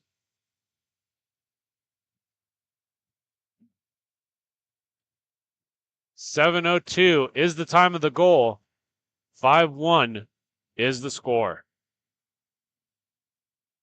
Face-off being pulled out to center. Both teams getting some changes here. Fresh squad on the rink. That's going to be one of the far wall where Buffalo will be the first ones to it. Fazio with the puck pulls it around behind his net. Fazio stops up short and looking for an option. Long stretch pass along the near wall to be picked up by Militello. Militello with the puck. His shot's going to go high and wide. Come along the far side. Griffith's the first one to it. Griffith's going to wait up along the near side, looking for a man down low. Not quite able to get it to him as Buffalo breaks that up. Buffalo playing it along the near side. Willard with the puck. Willard back down low. Another opportunity. That shot's going to go off the leg pad of Schneider into the far wall. Puck staying along the far side. Buffalo able to strip downriver of the puck. Downriver with the puck. They're going to be tied back out tight. They're trying to play it in, and Willard's going to come away with it. Willard with speed. He's going to cut across the defense. Shot is going to sit on the doorstep. Schneider thought it beat him, but it stopped right on his skate and stuck on the goal line and never did cross. 5:34 left to go in the second period. Face off to the left side of Schneider. Buffalo's going to come away with it. Stripping the puck is Holgate. Holgate's got it on his backhand. Pushes on the far side. Nobody there to help tip it. Militello for Buffalo. Pushes that up. On the rush is Neer. Neer's going to push it onto the backside, and that shot's going to go off of Bozinski to the near corner. Neer with the puck. Neer's going to push that back. Over across to Militello. Militello tries to push it to the center of the rink. Griffiths is going to be the first one to it. Griffiths almost gets it onto his front hand, but he's going to be forced off the puck by Buffalo. Buffalo plays it along the near wall. Bouncing puck evades everyone, but coming in for reinforcements is Buffalo. Burns with the puck on his backhand. He's going to be forced all the way down and around. Leaves it down low for Near. Near's got the puck, plays it up. Buffalo cutting in is forced off the puck, and Holgate's got it. Holgate loses it immediately. Militello for Buffalo will go back to collect. Militello down and around for Near. Near back across to Militello. Puck coming along the near side for Buffalo. Plays along the far side. He's got a man up front. Militello, nice little cut in. Looking on the backside, hits it off the post out of midair. Burns just not able to finish. So he had a beautiful opportunity there. He's got a penalty coming up.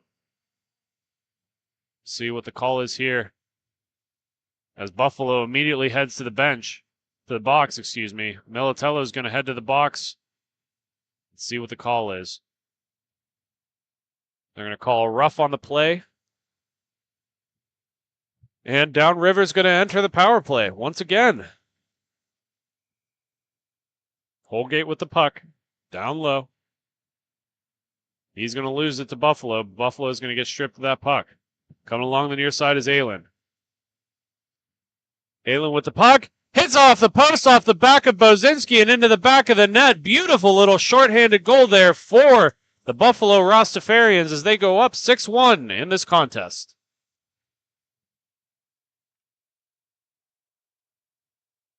Face off at center.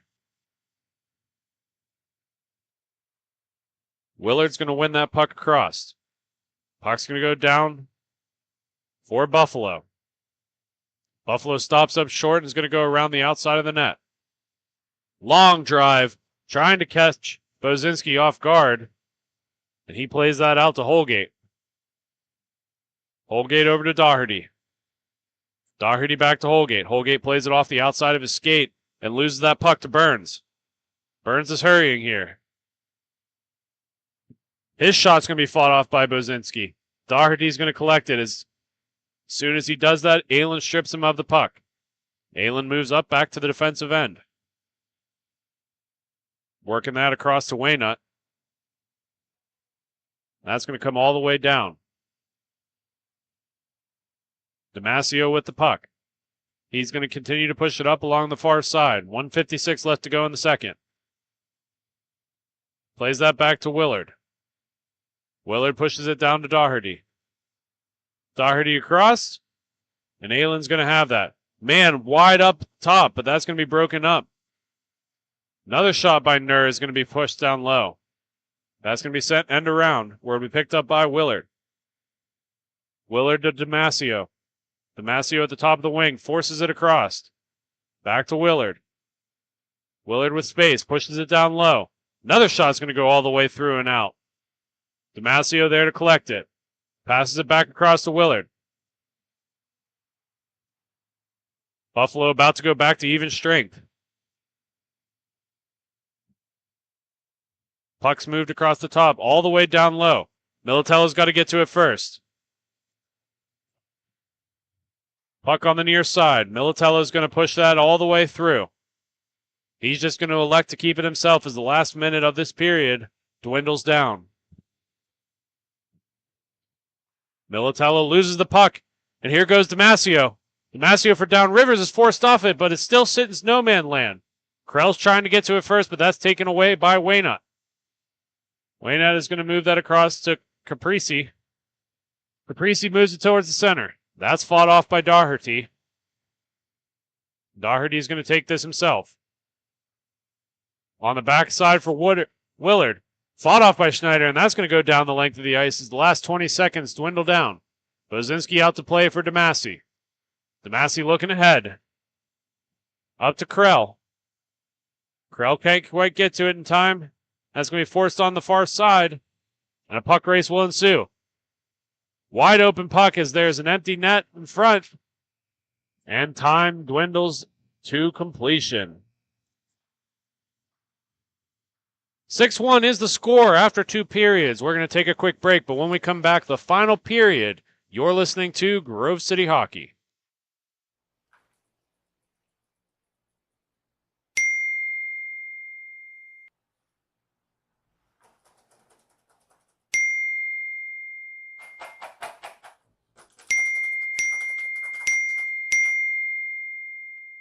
Frustrated and wasting time doing your own taxes?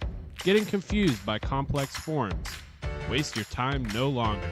It's time for you to check out Bonus Accounting. Kenny and the team will help you with taxes, bookkeeping, and payroll services. Now that's an accounting hat trick. Leave it to the industry experts and check them out today. Use promo code Grove City Hockey for a sweet discount and also to receive exclusive GCH merch.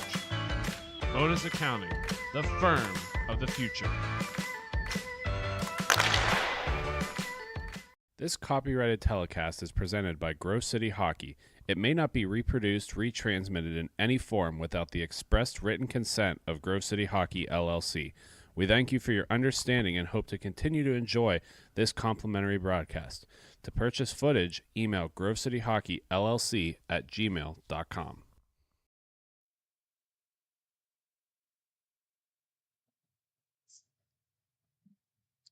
Third and final period has just begun. Face off at center between the Downriver Troupas and the Buffalo Rastafarians. Rastafarians having a pretty commanding lead so far, 6-1 in the third period. Fazio is going to be stripped of that puck as Willard's got it. Willard plays it off the near side, but Schneider has that end sealed. Schneider being a really, really tough goalie to beat today as he's had only two goals across the 2 games we've watched him today. Plays that back to Fazio, just bounces over his stick at the last minute. Fazio keeps it on the near side, but plays it up along the wall. Out of reach for Militello and near, and that's going to go all the way down for Townley. Townley's going to play that along the near side. That overskates it, and Militello has to go collect it for Buffalo. He's going to stop up tight behind the net. Militello playing it down low. That almost goes off of the goal, but Schneider had that red. Up through the middle is Burns. Burns gets turned back in. Burns almost gets forced off the puck. A lot of pressure from Downriver coming in, and Schneider getting a shoulder on that one is able to knock it away out to center, where it will be picked up by the Rastafarians. They're going to move it up towards the center and elect to play it all the way back to Militello instead. Militello down along the near side. That puck's going to sit in no man's land. Still, as Buffalo is trying to get somebody to pass it out to. Burns fans on it twice. That pass is just out of reach of Griffiths. Griffiths tries to turn it back in. Goes off a skate of Buffalo, and it gets forced along the near side. Near has that puck, pushes it down low to Militello. Militello's going to push it along the far wing just to push it back to Near. Near back to Militello. Militello, nice move to get around one. He's got an open lane. That shot's going to hit up high and sit on the doorstep. Kicked around a little bit. And eventually Holgate will pick it up for the Troupas. Looking up front, that'll be broken up by Buffalo. And they're going to come the other way. Near over to Burns. Burns with the puck on the far side. That's broken up by Downriver. Griffiths with the puck. Stripped is Burns. Burns has an opportunity here down low. He's going to be forced on his front hand. Shot is going to not happen there. He makes a nice little move, tricks the broadcasting crew. We got Holgate coming the other way.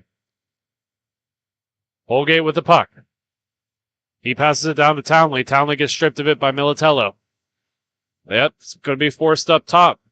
Another opportunity here for Rotwell. He goes wide with it. Rotwell off the wall. That's going to be forced down and sits behind the net.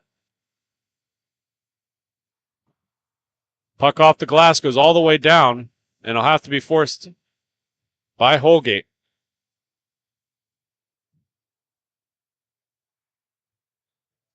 Holgate with the puck. He's going to pass it up to Townley. Townley with the puck. Down low in the far corner. He's meeting some resistance by Buffalo. Still on the puck. He pushes that up center. Rotwell able to play that off his stick. Shot into Schneider. Still loose. Still loose. And Schneider's able to get a glove on top of that and cover it up.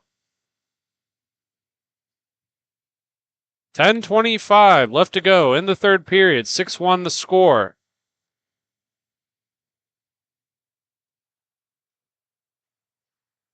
Faceoff's going to be pushed ahead by Carpisi.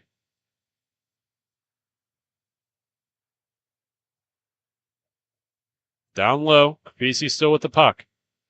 Behind. Over to Waynut. Waynut's going to force that across the top. That shot's going to go in, and Bozinski's going to cover that up for a draw.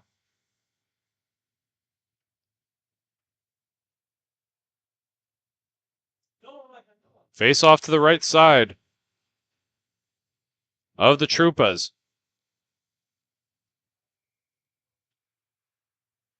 Still tied up in the face-off dot. That's going to be one all the way back. Buffalo will have to head back to collect it. Fazio plays it along the near side, and Waynut's going to pick it up. Waynut plays it over to Aylin. Aylin moves it across. Back to Aylin. On the near side. He goes between his legs, tries to push it on the backhand. Can't quite do so. As he meets some physicality by downriver. Buffalo's still with the puck. Gets stripped of it, and downriver's coming the other way. Holgate with the puck. He loses it. Waynut with it. He's cutting in through the middle. Waynut goes down. Another shot for Burns. That shot's going to go all the way through, and Bozinski didn't even get a piece of it. Puck goes down on the near side. Another big collision there as downriver's going to pick up that puck. He leaves it on the back door, looking for a man in, and that's fought off by Schneider onto the near corner. Taken down is Holgate, and they're going to call that one. Interference will be the call, as downriver is going to join the power play once again.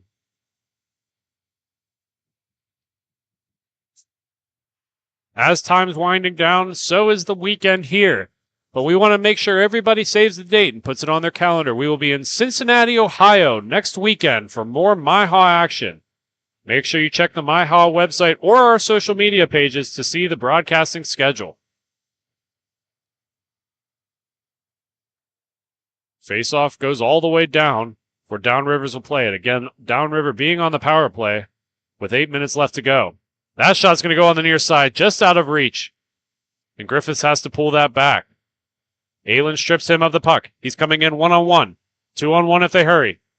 Pulls it on his backhand, cuts across, and not able to reel it in as that squirts right low behind the goal.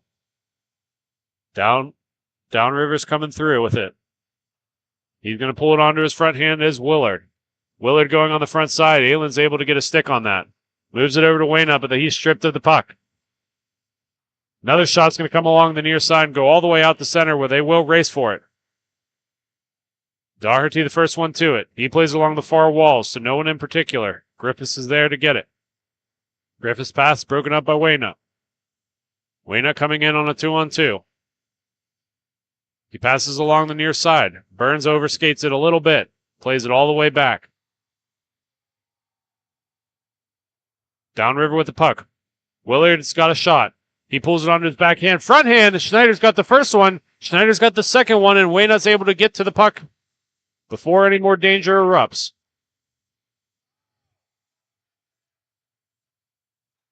Still fighting for it in front. Downriver giving a great amount of effort, and Schneider's finally able to hold on to it.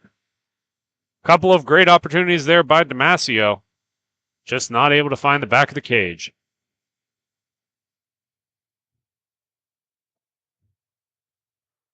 Face-off's going to be on the left side with Schneider. Both teams roll in. One to the far wall. Doherty's got the puck. Full strength for Buffalo. They're looking down low, and that puck's up in midair. And Militello's going to be the first one to it. Militello pushes it along the far side. That's going to be a one-touch pass before it gets to Fazio's stick. Fazio winds up. That shot's going to go through and all the way to the near corner. Puck coming the other way for downriver. Big blast for Willard as he works his way down low. Willard not able to control the puck very well. He's getting a lot of pressure from Buffalo.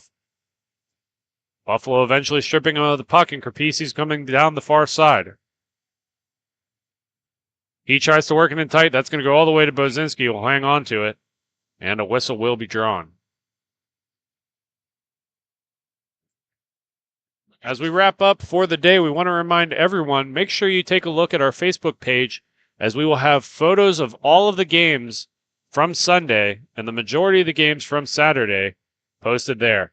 Our photo packages range from as little as $5 as much to a full team weekend. Make sure you take a look and make sure you get your photos from this weekend.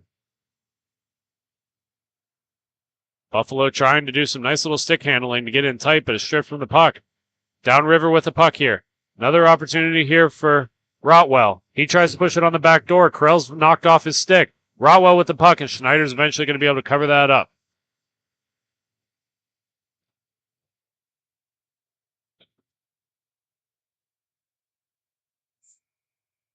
Face-off's going to be on the right side of Schneider.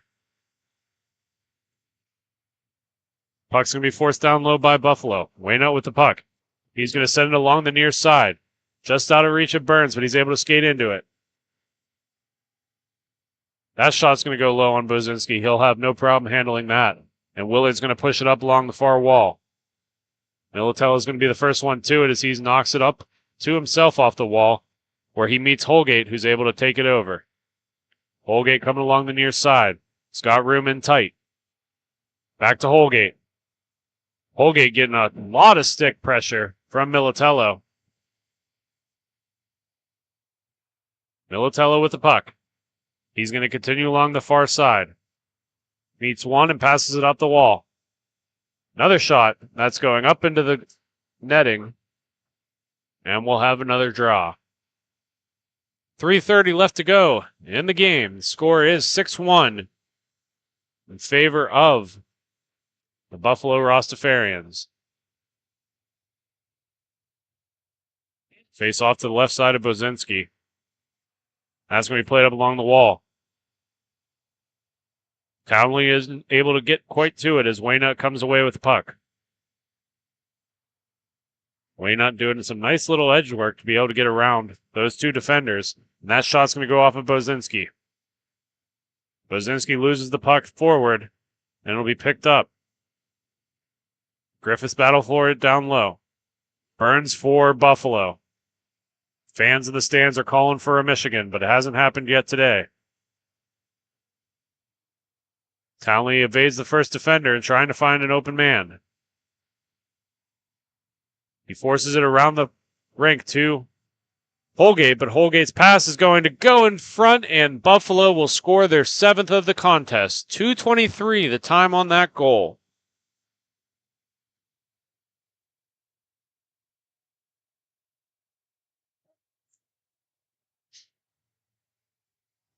Downriver showing some frustrations on the bench. As it's one thing to lose, it's another thing to get blown out. 7-1 the score on this contest as we enter the last 2 minutes of the game. Waynut's going to have that down low. He looks across crease. Coming back onto the near side. Burns with the puck over to Waynut. Waynut back to Burns. Beautiful takeaway by Downriver. That shot's going to go high and sticks into the blocker of Schneider, where he'll ultimately hold on.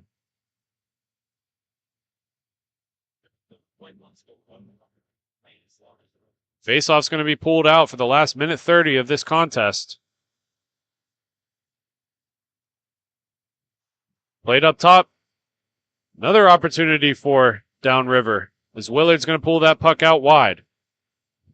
Plays it off the wall. Onto the far corner. Griffith's not quite able to get to it. That puck's going to go all the way down where it'll be played by Aylen. Aylen plays it ahead to Burns. Burns with the puck. He shoots it low. That's going to be knocked off by Bozinski, and they're going to pull it around the far side. Puck comes through center to Griffiths. Griffiths with the puck. They're going to go along the far wall. Downriver with 40 seconds left to go. Try to get one for Pride. Waynut's going the other way with the puck.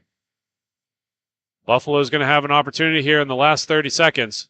Rolling puck's going to be hard to control for them as he goes around the backside of the net. Aylin with the puck here. 24 left to go. And they are just going to let time expire. And that'll do it, folks. First weekend is coming past, and your T4 champions is going to be the Buffalo Rosarians. And as we end this game, that's it from us, folks. We're going to see you in 1 week in Cincinnati.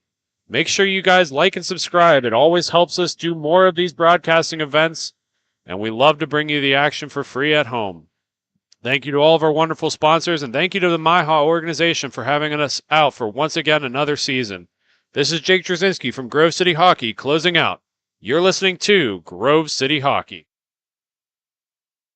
This copyrighted telecast is presented by Grove City Hockey. It may not be reproduced, retransmitted in any form without the expressed written consent of Grove City Hockey, LLC.